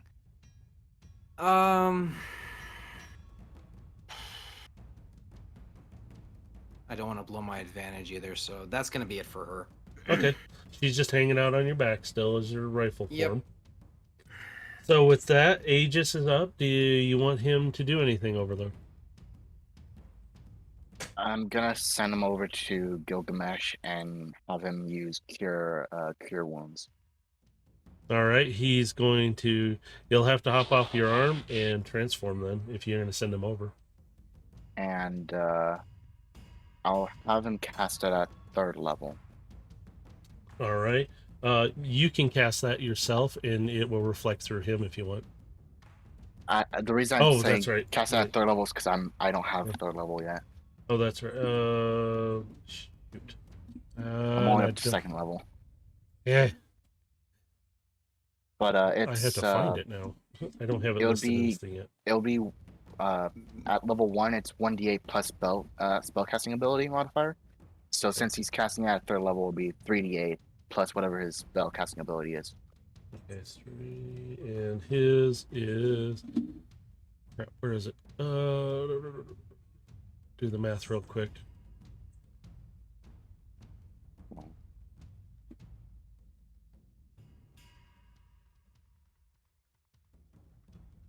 And that is. I have to look at it again because I think I looked that funny. Okay, here we go. 20. So then 20. 20. 20. Yep. Go back 20. Wow, 20. All right. So Aegis is over with you right now. He's kind of hanging on you right now, healing you. It's like you got an extra one on you. He's kind of like latched on to like my back tire. That's. Yeah, he's holding on to you and he's just Mhm. powering you up. He's giving you that energy back to help you keep fighting. So with that, was there anything? And because technically he's onto Gilgamesh, they get a +3 Oh, that's right. He can Plus transform. 3. He can. to your AC. He transforms into the shield onto your arm. I forgot. So you get a +3 to your AC. Yeah, he'll listen to overload, so he will transform and be a shield on your arm as well. Which your AC Oh. was 19 before, yeah? Or it was 17. Everything's gonna miss him now. Yeah. So yeah, because I have mage armor, which put me up to 17. Your divine. I Uh, casted my Shield of Faith on you, which made 19. Yep. So 19. And now with so- Aegis, it's Oh my 21. God. You seem to get more, so you might as well use him. Oh my God. And he really hasn't been really hit yet, so it's like, holy crap. Yeah, I'm good so far. I got a good 18 to my AC. I should be good. Oops, I'm getting too close. And even if I do get hit, My I God. should be fine. Gilgamesh, you're up. Holy crap. You guys Yeah, are making this- this interesting because you're keeping me on my toes because I have to remember to finish some stuff too. Jesus. So I'm purposely moving around him so he will see my silent image double. And I'm gonna get behind him.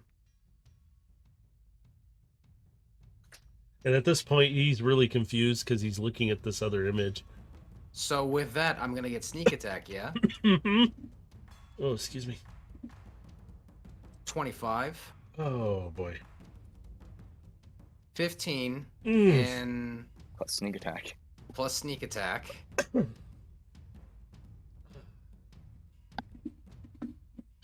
Okay. Wow. So All right, that'd where's be my kick? 30. And then the second attack won't have sneak attack because he's gonna know where I'm at, but 26 for another 8.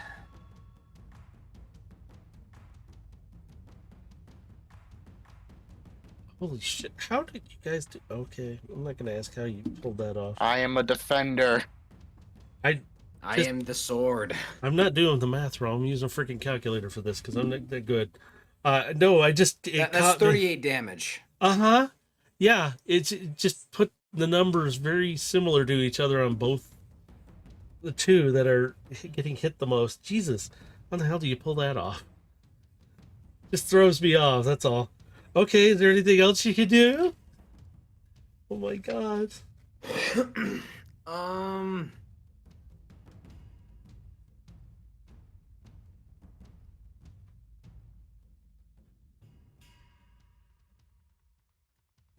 Holy crap. Wow. This is brutal. You know what I just realized? It was Hmm. probably good that Toll of the Dead missed because I'm pretty sure that would have healed them. You're probably not wrong. That's gonna be it for me. I don't have anything I can do as bonus Okay. at the moment. So let's see if the one can get free finally. Holy crap.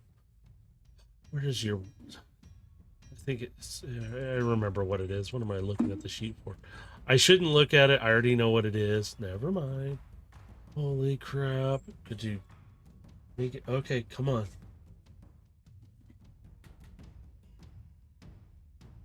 Nope. He's still stuck. I am rolling piss poor with that one. Woo, he only has to really deal with 2 enemies. Let's go. Yeah, the other one's still stuck there. He can't move. He's just stuck there. He's paralyzed with fear. There we go. Even though they don't have fear. So, Overload, it's up to you now. I'm just gonna make it a bit more difficult on the enemies. I'm gonna cast Bane Okay, on these 3 enemies, Bane. in which they must all make a charisma saving throw. All right, on which ones again? Sorry, I wasn't looking up at the screen at that All moment. 3 I was of trying the to... big guys. All 3 of these? Oh boy, okay. Because I can choose up to 3 creatures of my choice that I can see. So all three of them must make a charisma saving throw. Oh, you gotta be... Okay, fine, okay. They got nothing. In which, if they fail, any attack roll or saving throw they do next, they must roll a d4 and subtract to that number. Okay, so I need to make a charisma saving throw. What do I need to beat? It'll be 13. One did 16. Okay, One did 3. One did 1. alright, So the 2 that are together did not make that. that's fine. That gives a more benefit towards Gilgamesh than me. Also, those zombie ones that you guys can see are getting closer to you. I have rolled them into the initiative. So when they get a little closer, they have no range on them. They are strictly just melee. They can't shoot anything. So right now, they're getting very close to you all. But yeah, So just a fair with warning. these 2 now, any rolls they make that involve a attack or saving throw, they have to roll a d4 and subtract it. Oh, so one was already in that predicament, and the other one's okay. Yeah. Yay! And since I still have an action, Get it over just with. Come gonna on. Rocket Fist Oh, and bop. okay.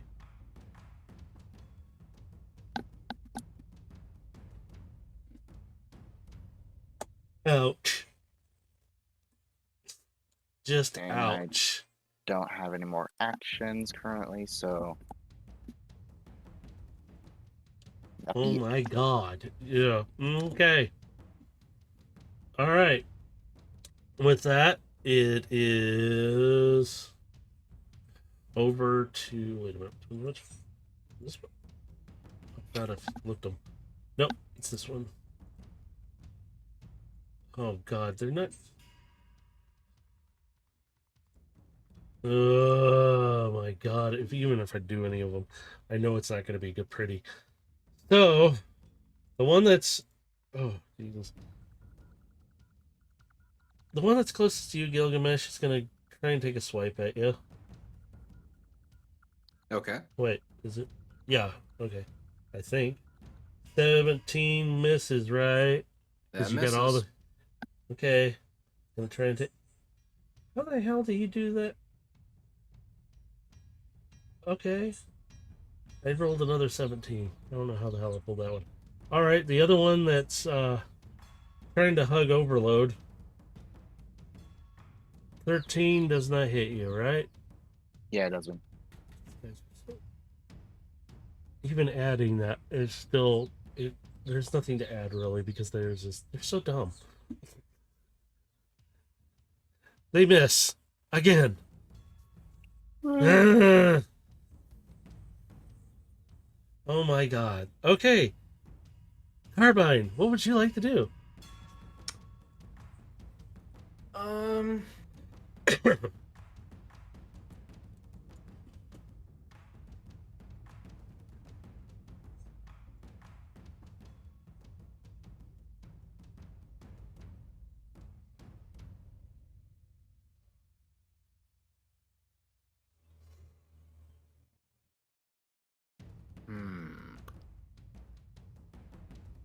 I'm gonna have her do minor illusion.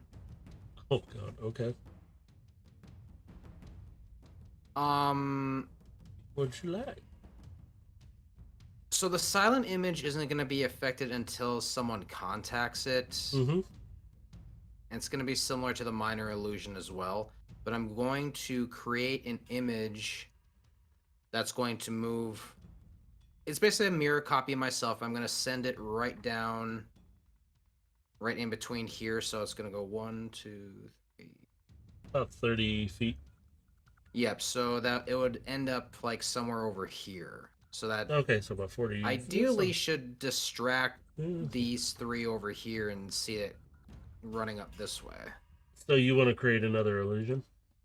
Yeah, I'm gonna have her create an illusion of me, like kind of like racing up over like up here, like as Okay. far as like, and basically go. having it go like in this direction, and it's gonna disappear once it goes out of range. Excuse me. But it's All gonna right. be there, for the first second there, and then actually, depending what I do next here, it may disappear next turn, but.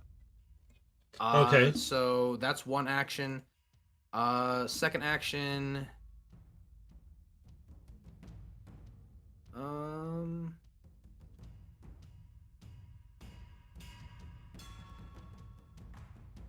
So that creates it for. I'm going to does that have a do green duration? flame blade Oh, 1 minute. again.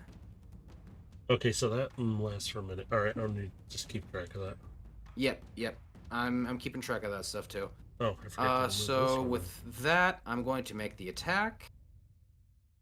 Jesus. 24. Yeah, you hit. So that's going to be 13 psychic damage, and then paralyzed boy over here is also going to take. Yeah. Looking it up here, 13 fire damage. Oh, okay.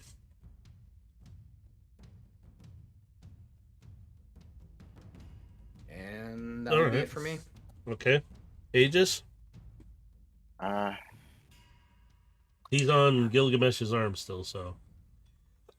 But you have command on him. I'm trying to think what I could do. Because, I guess the question would be, if they were to cast ability that is designated for them, but they're attached to someone, would it go to that person? It would be like he's. If it's a. Like. How do I describe it? That's like casting an ability. I don't know. I don't know. He's not attached to you to do it, so it would be harder to do. See, you can send him over to do certain things that he has capability of, but Well, the reason I asked that is because, like, what if I was him to cast Hunter's Mark onto the enemy? Would it go to Gilgamesh, since they're attached to them? Hang on, let me see. Does he have? Should have. I do not see it on this. If he doesn't have Hunter's Mark, then I'll switch it. No, he doesn't. I thought he did. No, Okay, he doesn't. if he doesn't, Okay. then that's okay. I think I didn't put it on him because it was one of those. Didn't really. He's a hunter. He can do his own thing, but he's also guard mostly. So Okay. What can he do then? let's see. I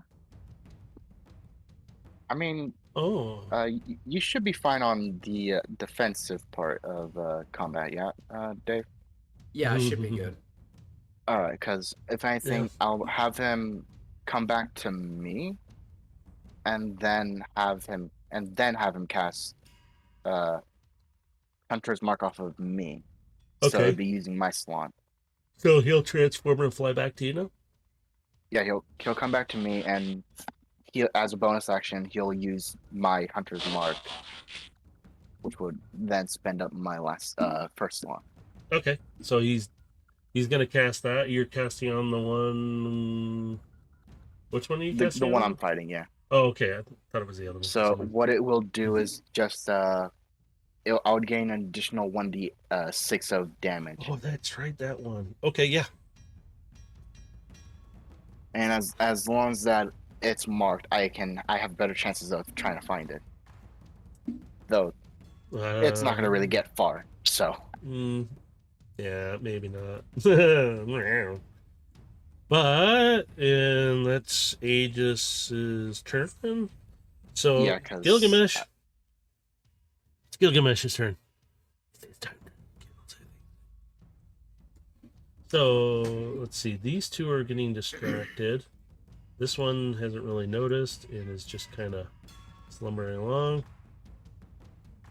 They are moving very slow, by the way. How badly damaged is the one here in front of me looking? It's kind of hard to tell considering that they are pretty messed up looking anyway, but you can tell there is more damage than normal. It's pretty weakened state right now, but it is still powerful.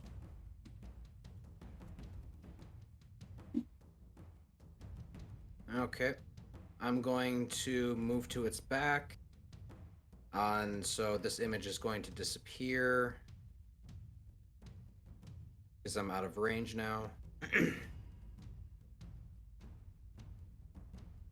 Alright. Let me get rid of that. And sneak attack. Again, a sneak attack. And yep, advantage because we're in dim light, Yep. so that's 26. 6. Yep, you got the 26 on that. Whoops. There we go. So, 11. So that's 22. 22. And then this one will be 12.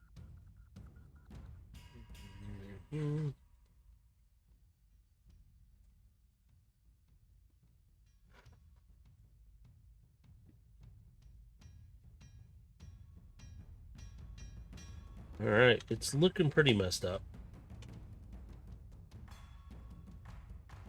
So, and there's nothing else you can do?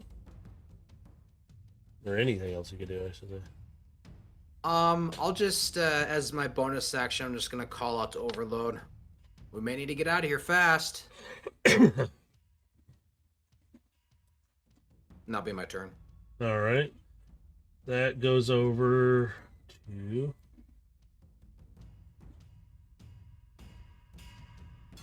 Oh boy, this is the one who has to... He hasn't moved at all. I don't know why I bother. I mean, seriously, I don't know why I bother. Oh, God. This Wait. poor boy is trapped in fear. I was writing something down real quick, and then I hit the roll. I'm like, does a 16 Dropped. beat it finally? Or anything? It's the highest roll I've seen. That meets with Aegis's. Holy crap. Okay. But you gotta remember, minus D4. Yeah, so he's just sitting there. Already, that was with the minus. Oh wait, it was? Because he's stupid. So it just made it even worse. These guys Wait, can't... so- They don't have high anything, really. They're not intelligence. so They're if- just if brute it- strength. So wait, then what was his role without the minus then? What to tell you? Well, the reason I I don't asked want that to tell you is because if it's below 16, then yeah, it fails. But if it was higher, then yeah, it wasn't. It was 16, and even with that was with a -4. So his highest roll has been sucky. I'm just doing the math because it's so easy. He already minuses down because he has no intelligence, no nothing. I tell you, these guys are dumb. oh, You okay, probably so lead them off a cliff and they probably chase you there. So they're negative in intelligence. Mm-hmm. They are just strength. So they really Okay. don't have a lot. then I guess then it fails. Yeah. Yeah, they do fail. That's why I was like, oh my god. You had to do the one thing that makes them very vulnerable. I mean, they put me in a hard spot too. One of my best things I can't use on them. Yeah. It's like, oh boy. So I thought it was something I could have done that probably would have turned this in our favor, but no, they're undead, so I can't use Yeah. it. Yeah, it's very complicated, and yeah, this is one of the more fun ones this time. So yeah. So with that, did I do one attack with him or no? He's stuck. So it goes on Yeah, to you, that Overload. one's stuck. I can't do anything if you can't move. That guy's just a sitting duck. Boomstick. Don't I have- Oh, Uh-oh. that's a first. Yeah. I didn't hit him. He's just staring at you like, what was that? I'll say with it being a nat 1, I'll say my auto turrets don't target as well. So Okay, that's fine. So everything misses. It's just like boom, 17. he moves just enough. Okay. All right. 17 hit. Let me pull it back up. It should. Yep. Okay, then that means then these can hit as well. Okay, that does some. He's starting to look a little raggedy. Well, I can't do anything else. All right. Okay, that's make me do math. I'm hating you both. That's it. I'm not being nice now. All right, with that, falls to Spark Eater, who is, this one should be for Dave. He is going to try to, take a swing at you and give you a big hug. I'm still at 19. Yeah. Let's see what happens. Jesus Christ. No, he ain't gonna hit. That was a 17. Why is it those two are getting better rolls? Jesus. So, okay, he's gonna try. Does 20 get you? That'll hit. Okay, I wanted to be sure. Oops. -4. Well, Oh. minus 1d4, I should say. D4. Shoot, thank you for reminding me. So that. What's your AC at right now? With all your 19. stuff? Yeah, it'll be 19. Okay, so it dropped it down enough that you're fine. You missed again. He thought he had a swing on you, and he just misses you. You feel the arm swing by, and you smell his armpit deodorant, and you're like, "Oh my god, no!" Bot deodorant. Oh. So with that, let's see. We got the other one who wants to give Overload a hug. Oh, Jesus Christ. He misses both times. Don't matter. I even know what your AC is, and I don't need to even look. These guys suck. I really... These are the stats it gave me? Jesus Christ, I ain't going with these ever again. Good thing I have other things.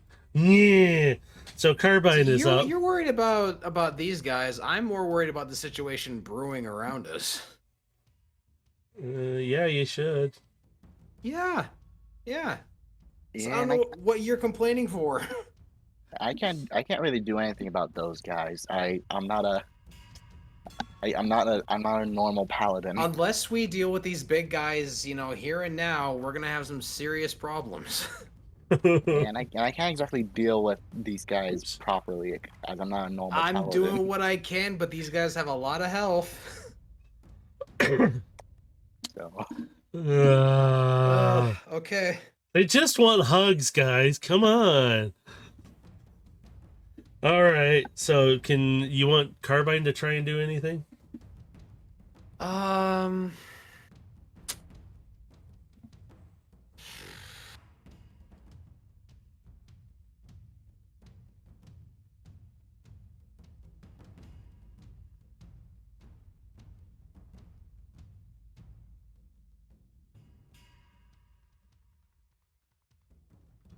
I'll have her activate Blade Ward again. So if I do take any slashing damage, it'll be halved. Okay. Um. Anything else you want to try and do? Yeah, I'm thinking. Hang on.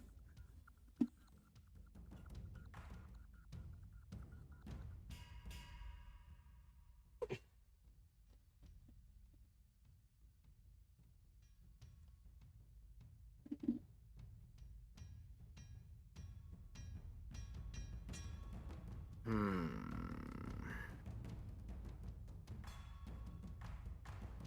Oh, there it is. Why did you get put way down here? Okay. I'm also, with her second action, I'm going to have her cast Fog Cloud.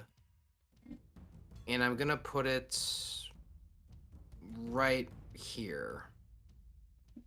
So there's a right 20-foot Oh. fog that is going to obscure the vision of everyone in that area. There you go.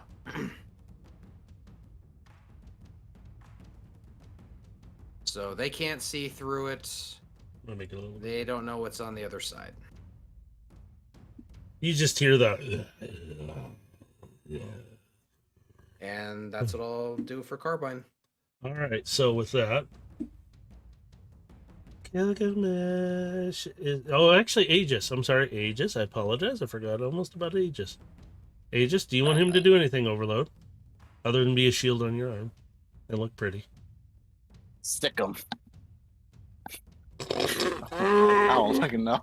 There's not much I can really do. So just attack. You can have him attack if you want. Yeah, Oh my god. So go into beast mode and attack. All right. Attack him with the talons. So he transforms and immediately. Whoops, that is Carbine Sheet. I don't need Carbine Sheet. I need his. He's gonna track him. Let's see. He has higher status. He hits. He's going for the head and optics. He's trying to dodge also the tentacles that are whipping around on its back and out and around. He hits on that one. That is 3 and wait. He's doing his talons, which no, his is higher. Ooh, excuse me. Yes, do they? He does about 16 damage on him. Well, this guy ain't looking pretty. Okay, and then he's got a second. And what was it? Again.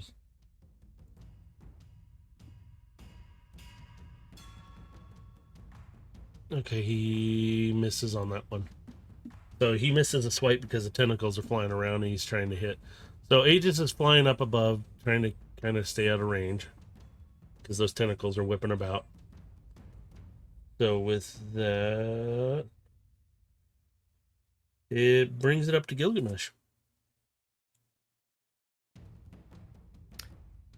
All right.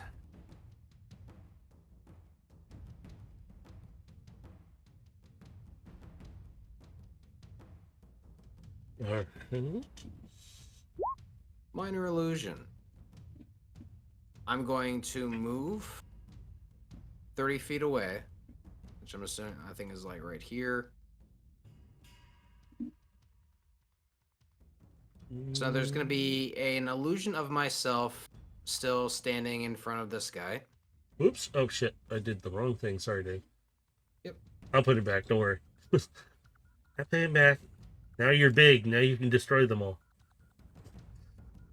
I got mass displacement. When did this happen? Yeah, you just had it modified a little bit, and I was clicking the wrong thing on that one. So I'll give you back control. There you go. So I was actually trying to use your little icon to do this because it is in the same vicinity. And we're going to mine our illusion right about here. Yep, exactly where I was standing. So I just leave like an after image of myself. All right, so now they are distracted with that. I'm grabbing carbine and we're going to take a shot. 15. That hits. Okay. For Oof. 19 damage. Ouch. That one is feeling it. Oops.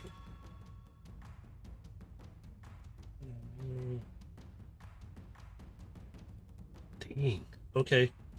That was her last shot. She's got one more shot.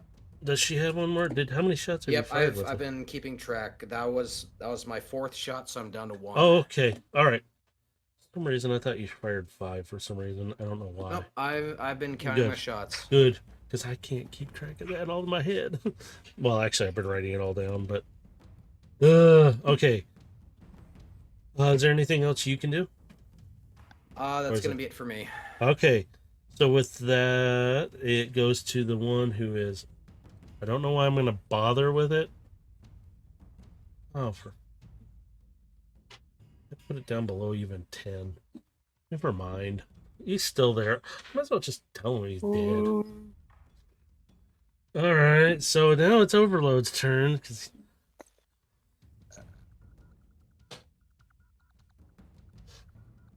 Holy crap. Okay. So this could backfire on me, but it could also help Gilgamesh. I'm going to use Harness Divine Power, and I will be putting it towards my first spell slots to recover. Okay. And with it, I'm going to attack with my Rocket Fist, but I would also like to rage. Of course he would. Meaning that attack will succeed. At the same time, Thunderous Smite.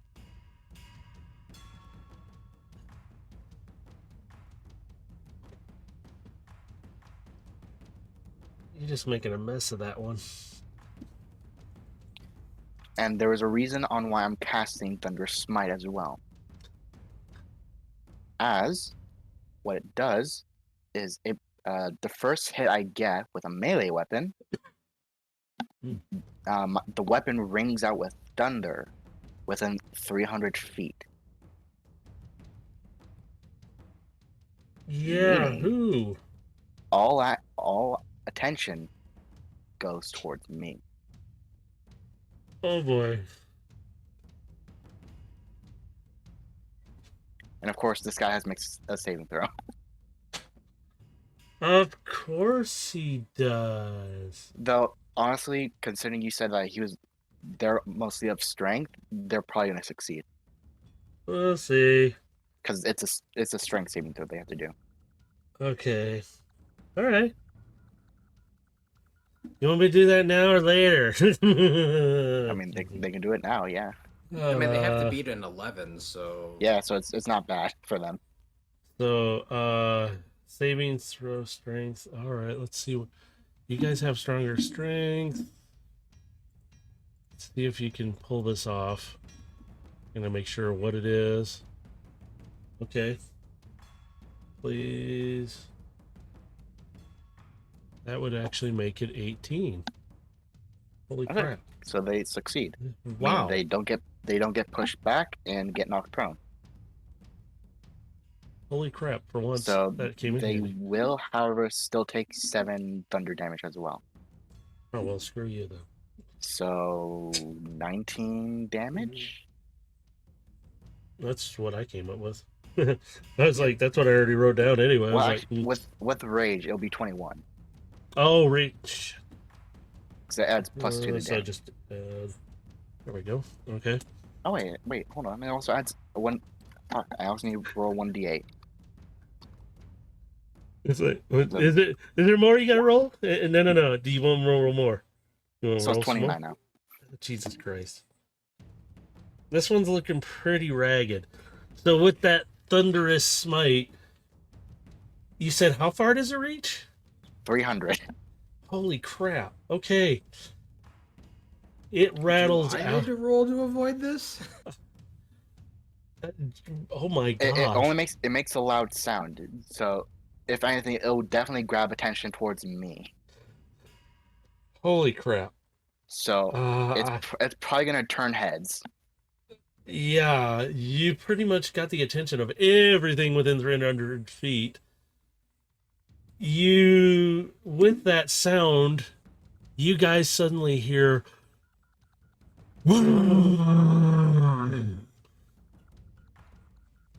It's like dual howls. They're huge and they're loud. And you just hear these. You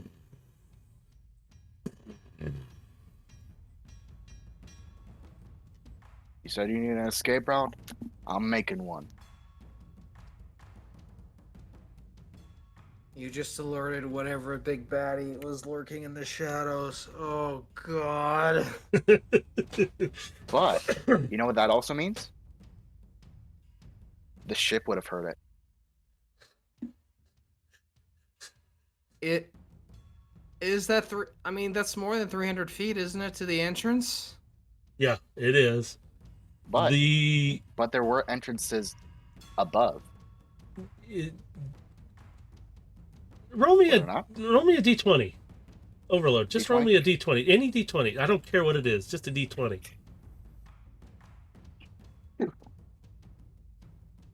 You rattle it, but the ship, Timmy is over there just like, I think it's doing something again. He picks up anomalous readings, but it's nothing out of the ordinary. Well, I tried something. So you guys don't know if he's heard it. You don't know what's happening. I'm kind of like pulling out all the stakes here. Oh my god. So, oh my god. Is there anything else you can do, Overload? Sadly, no. All right, with that, you have these other bots, these zombie-like bots getting closer to you. They're pretty close. I pretty much already rolled their initiative, but they're so slow at getting close to you. The one that's closest to you, Overload, tries to grab you, just grapple you. So let me see if he even is able to. Oh, so I need to do a strength check? Yep, please do. Alright, strength at advantage. So 24. you beat him, you shove him off. Like he just stumbles back. You just hear it. The other ones are still too far away. They don't have a lot of movement. This one's getting closer to your image, Gilgamesh, and he's going to try and grab it. And he just falls through it. Is he prone? At this point, now he is, because he's trying to grab on and he just kind of falls forward and lands. Good, because then on his next turn, he's gonna need his full motion action to get up. Yep. Yeah, because these guys are very slow, they're worse than the Spark Eaters. So don't worry. At least about them too much. The other ones can't do anything, so that is onto the one Spark Eater that was close to you, He's gonna get close to you, Dave's character. Here's Gilgamesh. And here's the Spark Eater who's trying to hug you. He doesn't hug you with a 17, does he? I'm still at 19. Damn it. Okay, so he kind of And misses until Overload takes damage and fails a con save, I'm still gonna have that. you.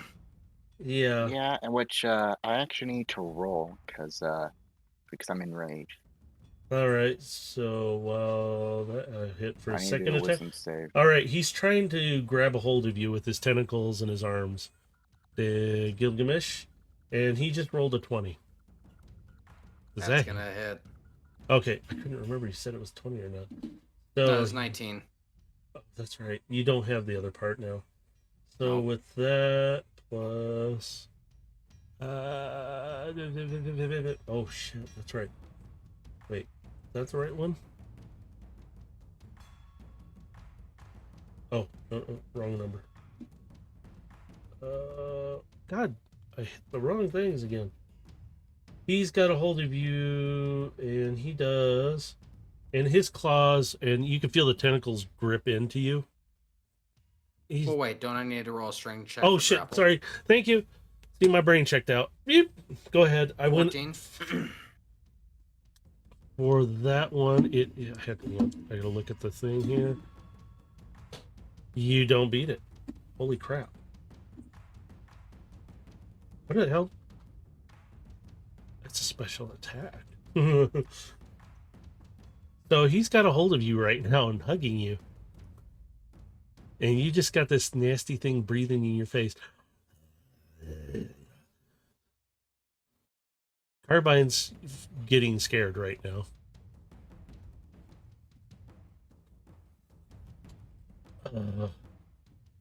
So I'm going to just redo that.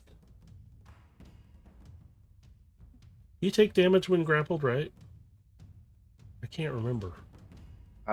Initially, no. Okay, It's he's just a grappled. continuation after. That's right. Thank you. I don't know why I was thinking that, and it's something else because I was reading other stuff yesterday that I shouldn't. Okay, so right now he's got you grappled and holding on to you and squeezing. With that, that was his second thing. He can't do anything else really. The other one, Overload. Oops. He's gonna try and take a 16 will not hit you because I know that. You guys are tough. Try the second one. Oh, Jesus Christ. Yeah. Never mind. He misses both times. My rolls are really trash right now with some of these guys. So with that, we go on to Carbine right now is still attached to your back, Gilgamesh. What do you want to do?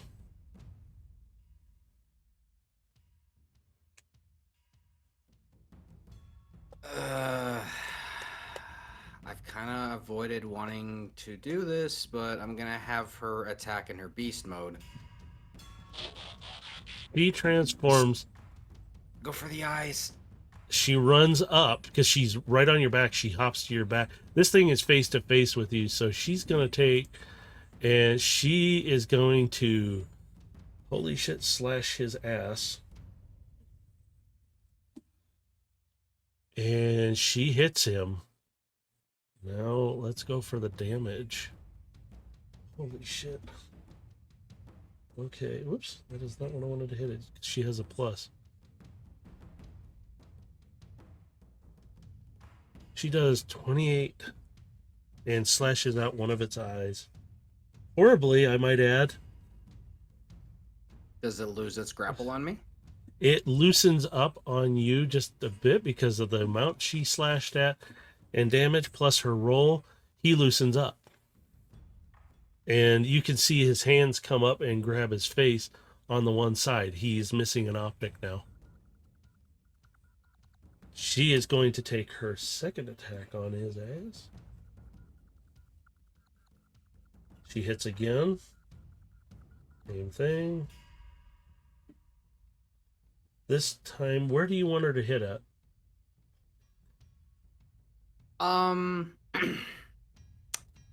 any part of the head that looks vital, like some jutting optic or some, not an optic, but like some kind of mechanism in the head or neck that looks vulnerable. Okay. I'm basically trying. She's trying to go for a kill shot, basically. She. You feel suddenly rage in her. She's not going red optic, but she's pissed. And all you hear in your head is a loud scream, and she lunges forward with her teeth, biting right into the jugular, ripping its head off. It lets go of you. You drop to the ground.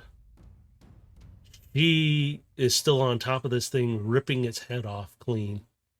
As it falls down, the tentacles just fall and it lays there flat. And she whips its head back and forth like a feral animal. And all you hear is this sound in your head, just screaming like cat hissing roars of sound. And she's just going to town on this head, just ripping it, whipping it back and forth. Don't let its blood get in your system. She lets go of it, and amidst all this battle, you see her eyes not as the deep purple they were, not even red. They have gone almost like a yellow or dark orange yellow. And she's looking back at you now, and she just hisses at you. You don't hear her thoughts in your head right now. You hear nothing. She's just claws out, bared, teeth bared, and she takes a swipe at the head, spinning it on the ground in the midst of this fight. She is not who she is right now.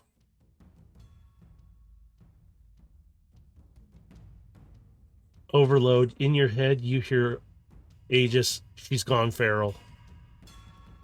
You need to talk her back. Tell him now. He's yelling at you to yell to Gilgamesh. Tell her, get him to talk her down. Talk her.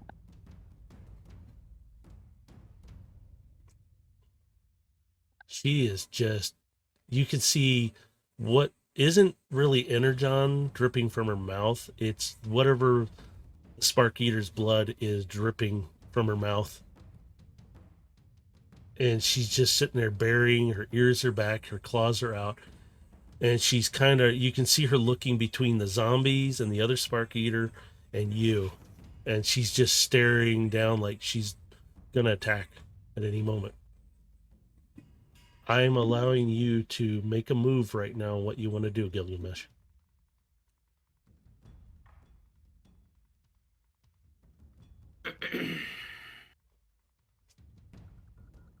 Is she looking at me or is she looking at them? She's kind of whipping her eyes back and forth. She's watching both. So you can get her attention.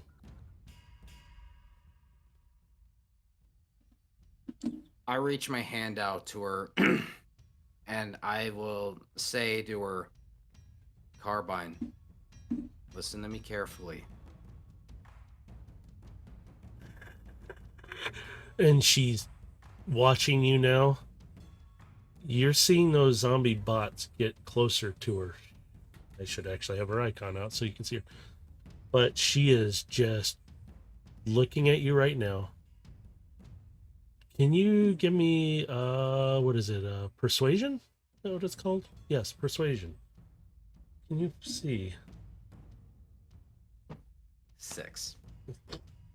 She is looking at you, but she's just hissing. Her teeth and claws are out. Carbine, if you don't focus and calm your mind, we're all going to die here. one of those zombies gets too close to her and she turns her attention, and you just see her lunge up. I'm still gonna roll for her attack. She's actually going to attack it. Oops. Ooh, that's not what I wanted.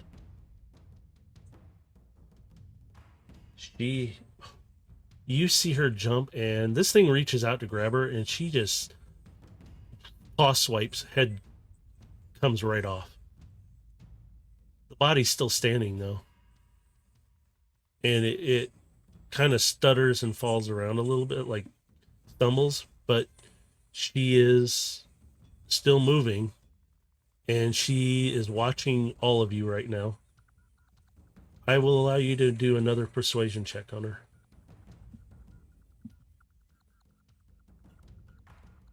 Ooh, that's worse. What the hell? Natural 1. She is losing it right now, but you start hearing whispers in your head.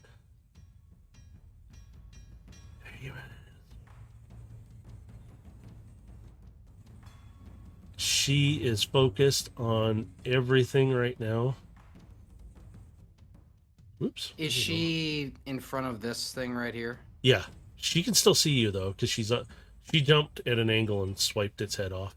This thing is turning around and trying to grab at her, but she's so small. You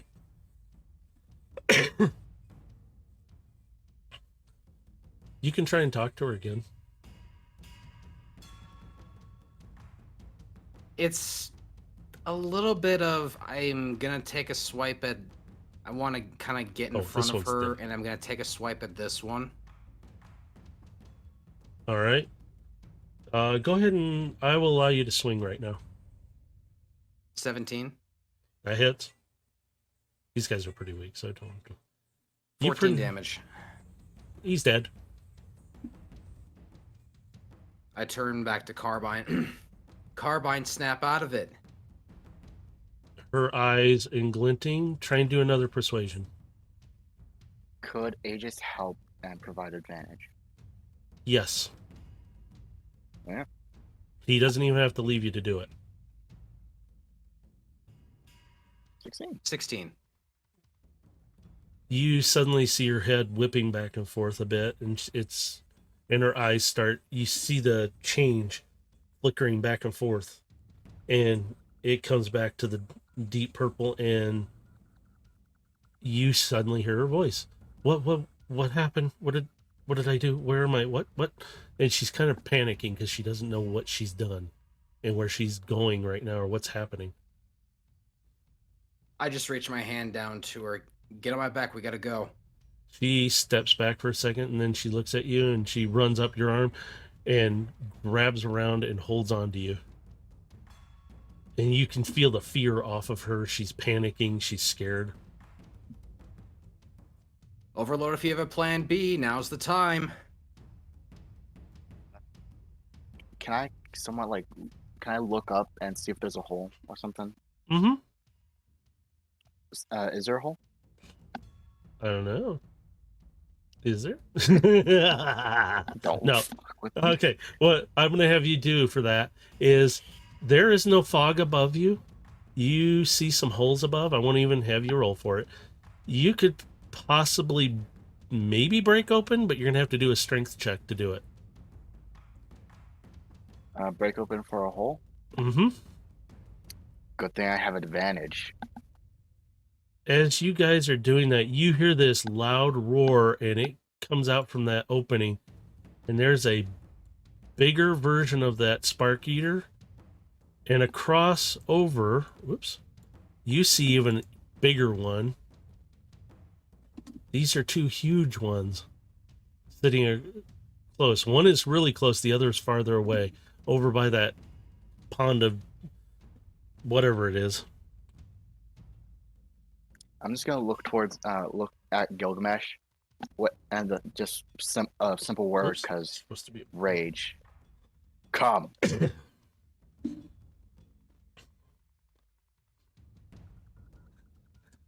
I'm signaling you to come over here quickly. and you can. Yeah, but I have to do that on my turn. I'd allow it. If you want to get over closer to him, you can, but you're going to have to get past the headless one. Or wait, was the headless one the one you took Yeah, out? that one's the headless one. So he's. Oh, oops. I deleted the wrong one then. He's over on that Oh side. no, you deleted the one I killed, but then you didn't delete the one that was killed Oh, by. He's Carbine. still moving. That Yeah, one, but he's those are headless, different. so Yeah, if those are anything, different to the spark eaters. If Yeah. anything, Heal if 'em. they tried to have an opportunity attack, it would be at disadvantage. Yeah, and at because this point, headless. I can roll for that real easily. But right now, this Alright. one that I'm going to tell you before you guys even move, this one over here starts charging. This big one that's across the pond. He runs through it, and you can see this stuff's all over him. And he's just charging right at you guys. Yeah, so I'm like, Yep. Yeah. come, and can I full throttle my my rockets? I'll allow it. Full As, throttle, let's go. all right. I'm going to say you're going to do this. As you do, Gilgamesh, you're holding on to Overload right now? Yep. How are you holding on to him? And I've climbed onto his back, and I'm holding on from something that's protruding off of his back. all right, I'm going to make a quick roll here. Get these guys, I forgot. They have a reach. That big one of its tentacles reached out and grabbed you by the leg. Can I take a swing at it? Mm-hmm. Yeah, please do. Oh, Natural 20, get the fuck off me. Yep, you kick it right off. It I roars so loud. slash it right off my leg. Yeah. Shink. As you do notice some of that stuff was on one of the tentacles, and it's on your leg now. I'm not even going to do perception for it because you would see it. Ah, gross. You feel it doing something to your leg, kind of funny. And Carbine's freaking out a little bit, like, oh, that's not good. That's not good. So you guys, I'm going to just paint this little picture of this. Like Superman pose almost, firing up. These things down below you are just screaming. The dead ones are just trying to reach for you. You punch a hole where there is a bit of a hole already, smashing out. You guys end up outside of it, and you're hovering in space right now. Do you want to head back to your pod? Your shuttle pod? Yep. yeah. All right, you guys make it. I'm going to just speed it along. You guys make it back to your shuttle pod. And as you do, you can see and hear the entire island just moving about like it's falling apart inward. Because there's something like its gravitational mass is just, it's become weaker from whatever's happening. Maybe somebody's slam did it. Who knows? You know, that thunder is. So as you guys get to your shuttle, you hop in, you see a bunch of those zombie-like things coming at you. They're coming for you. They're reaching for you as you blast away. Gilgamesh, you feel kind of funny on your leg. That stuff has kind of seeped and kind of done something to your leg. And you can feel something weird happening. I can notice that. I'm the thing is wincing as creeping I'm holding on to him. I'm reaching down at my leg. Well, we made it to the shuttle, yeah. Yeah, you guys are in the shuttle right now. And I can see that something's happening to his leg, yeah. Mm-hmm. Like, how high up on my leg is it? Like, is it at my calf, at my knee? At It's my at your. thigh? It's on your calf to your knee. You can see it where it wrapped around and whipped onto you, and then as soon as you cut it free, the tentacle fell off, but the stuff was on the tentacle and is on your leg now. And you feel it. You're starting to see it kind of. It almost looks like it's seeping through, and you could feel it going in and doing something. And Carbine and Aegis are. Carbine's freaking out a little bit, so you can feel her panicking even more. I know what to do as a soldier. In which I'm just gonna Something's look. wrong. I'm just gonna look up like dead stare at Gilgamesh with just one reply. Sorry. Energy sword down. Oh God, what did you do? No. I'm cutting off the infection. Oh shit. Oh my God.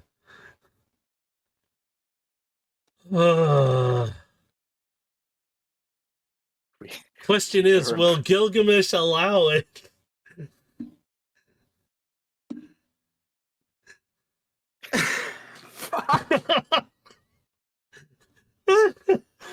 Oh God! Now you just throw it on me now. Oh. Yeah, pretty much. It's in a sense your choice to lose the leg, or let what happens happens. In a sense, or see if Felix can do anything for you back at the ship.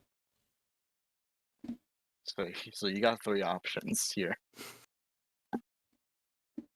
Want me to do my thing? Ripper Or see if dock, Felix. get me to the dock, please. All right, then I guess I'm taking wheel and I'm booking it. With that, you're laying down in the floor of the shuttle craft, and Carbine's looking. She goes, "This is unusual. This isn't good. It changed us. We survived by luck. I don't know how it will affect you. We never saw what happened to any bigger bots." And she looks at Aegis, and you hear them back and forth. Yes, I know Aegis, and you can hear her talking normal to you. Aegis doesn't know either. I don't know. You can feel whatever's happening kind of going through your leg and kind of moving up and getting into your systems a little more. Everything's kind of fuzzy and coming and going now at this point. You're starting to feel like you're in ethereal body almost, but you're still there. You can hear Carbine talking to you, but it sounds echoey in and out. You can hear everybody around you, but you're feeling different now.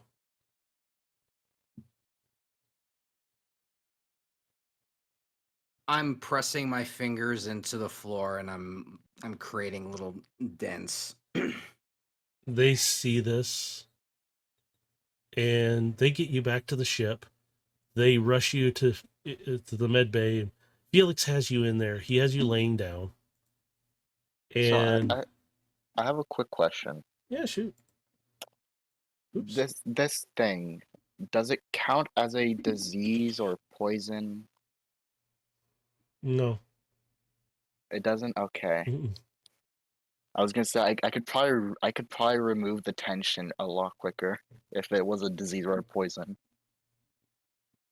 Yeah, you could if it was, but it ain't. Yeah, because I So- realized I could do Oops. I'll something move your else. icons around a little bit. I'm gonna put you in the med bay. Felix rushes in and he is like, "What happened? What is going on?" He Infection cure. is, Wouldn't and you have dropped rage by now? Probably. But honestly, it's more of hear the moment.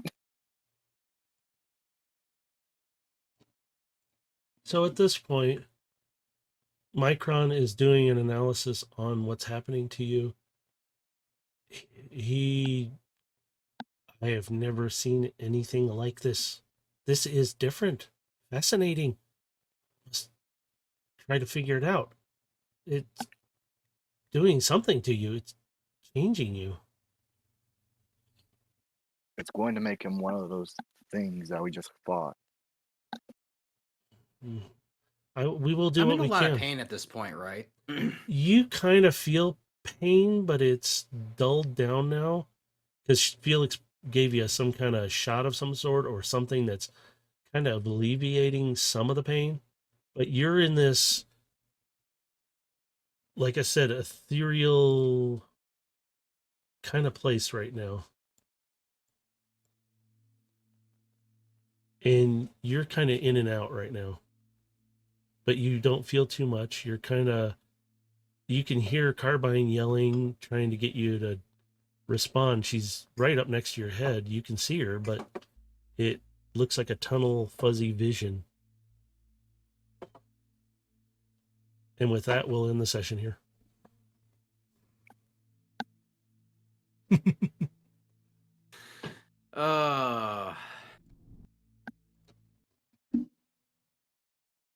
Man, I was really ready to sever a leg. Yeah, I'm sure you He were, but was so I'm not willing. really I'm like, what is on this board with walking? losing my fucking leg. We could get a new one. Don't worry about it. Like, oh my god. I mean, it's something I would have done because of my background. Oh. I'm sure you would, but I would not let you do it anyway. my personality was speaking that I must save him. He must cut off leg. Oh boy. Yeah. So with that, yeah. That one took a little longer and there's a lot more to it. There was some other things there that I was surprised you guys actually caught on to and did. And I was just like, okay, this is going to be interesting.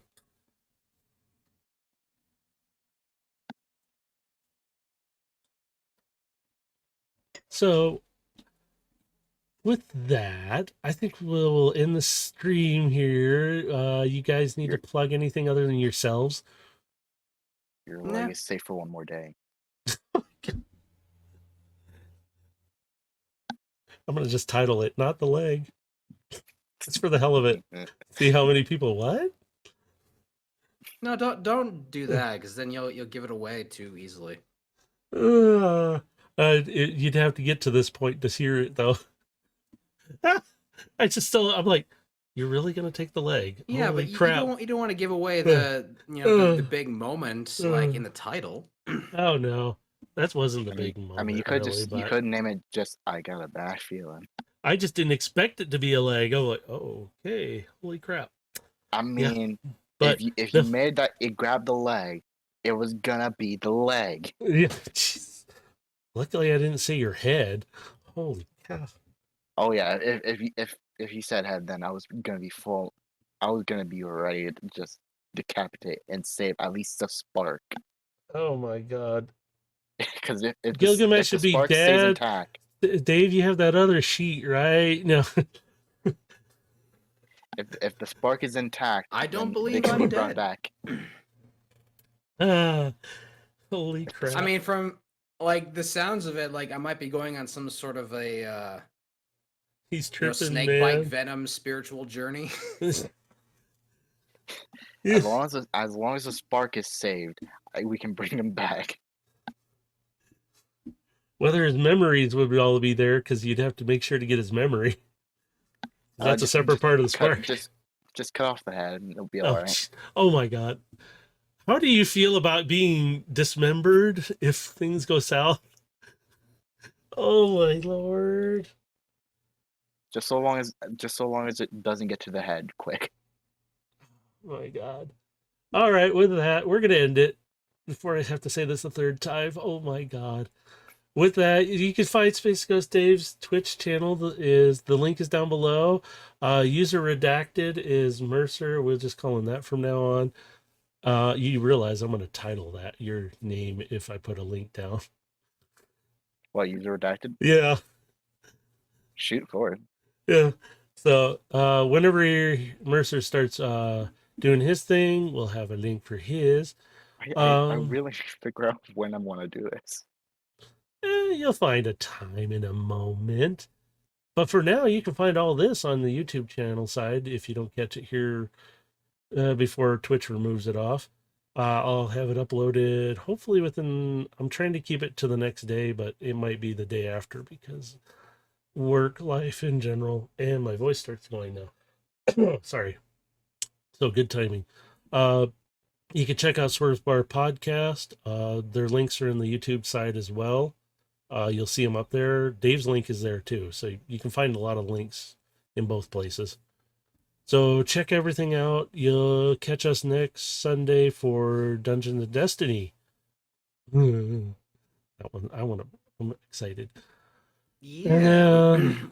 Some interesting revelations occurred in the last episode, and we'll have one more here, and then Halloween be on.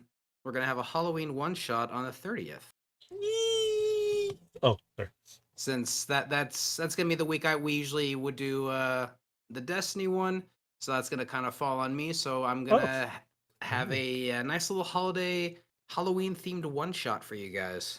Yeah. Okay, I'll stop. Well, with that, we're gonna say night. Have a good night, good day, good evening, wherever you're at. Be safe. Let me cough to Keep your death. leg for another day. Jesus Christ. You ain't taking my leg, motherfucker. Okay. I will in the end. Oh my God. Legs out.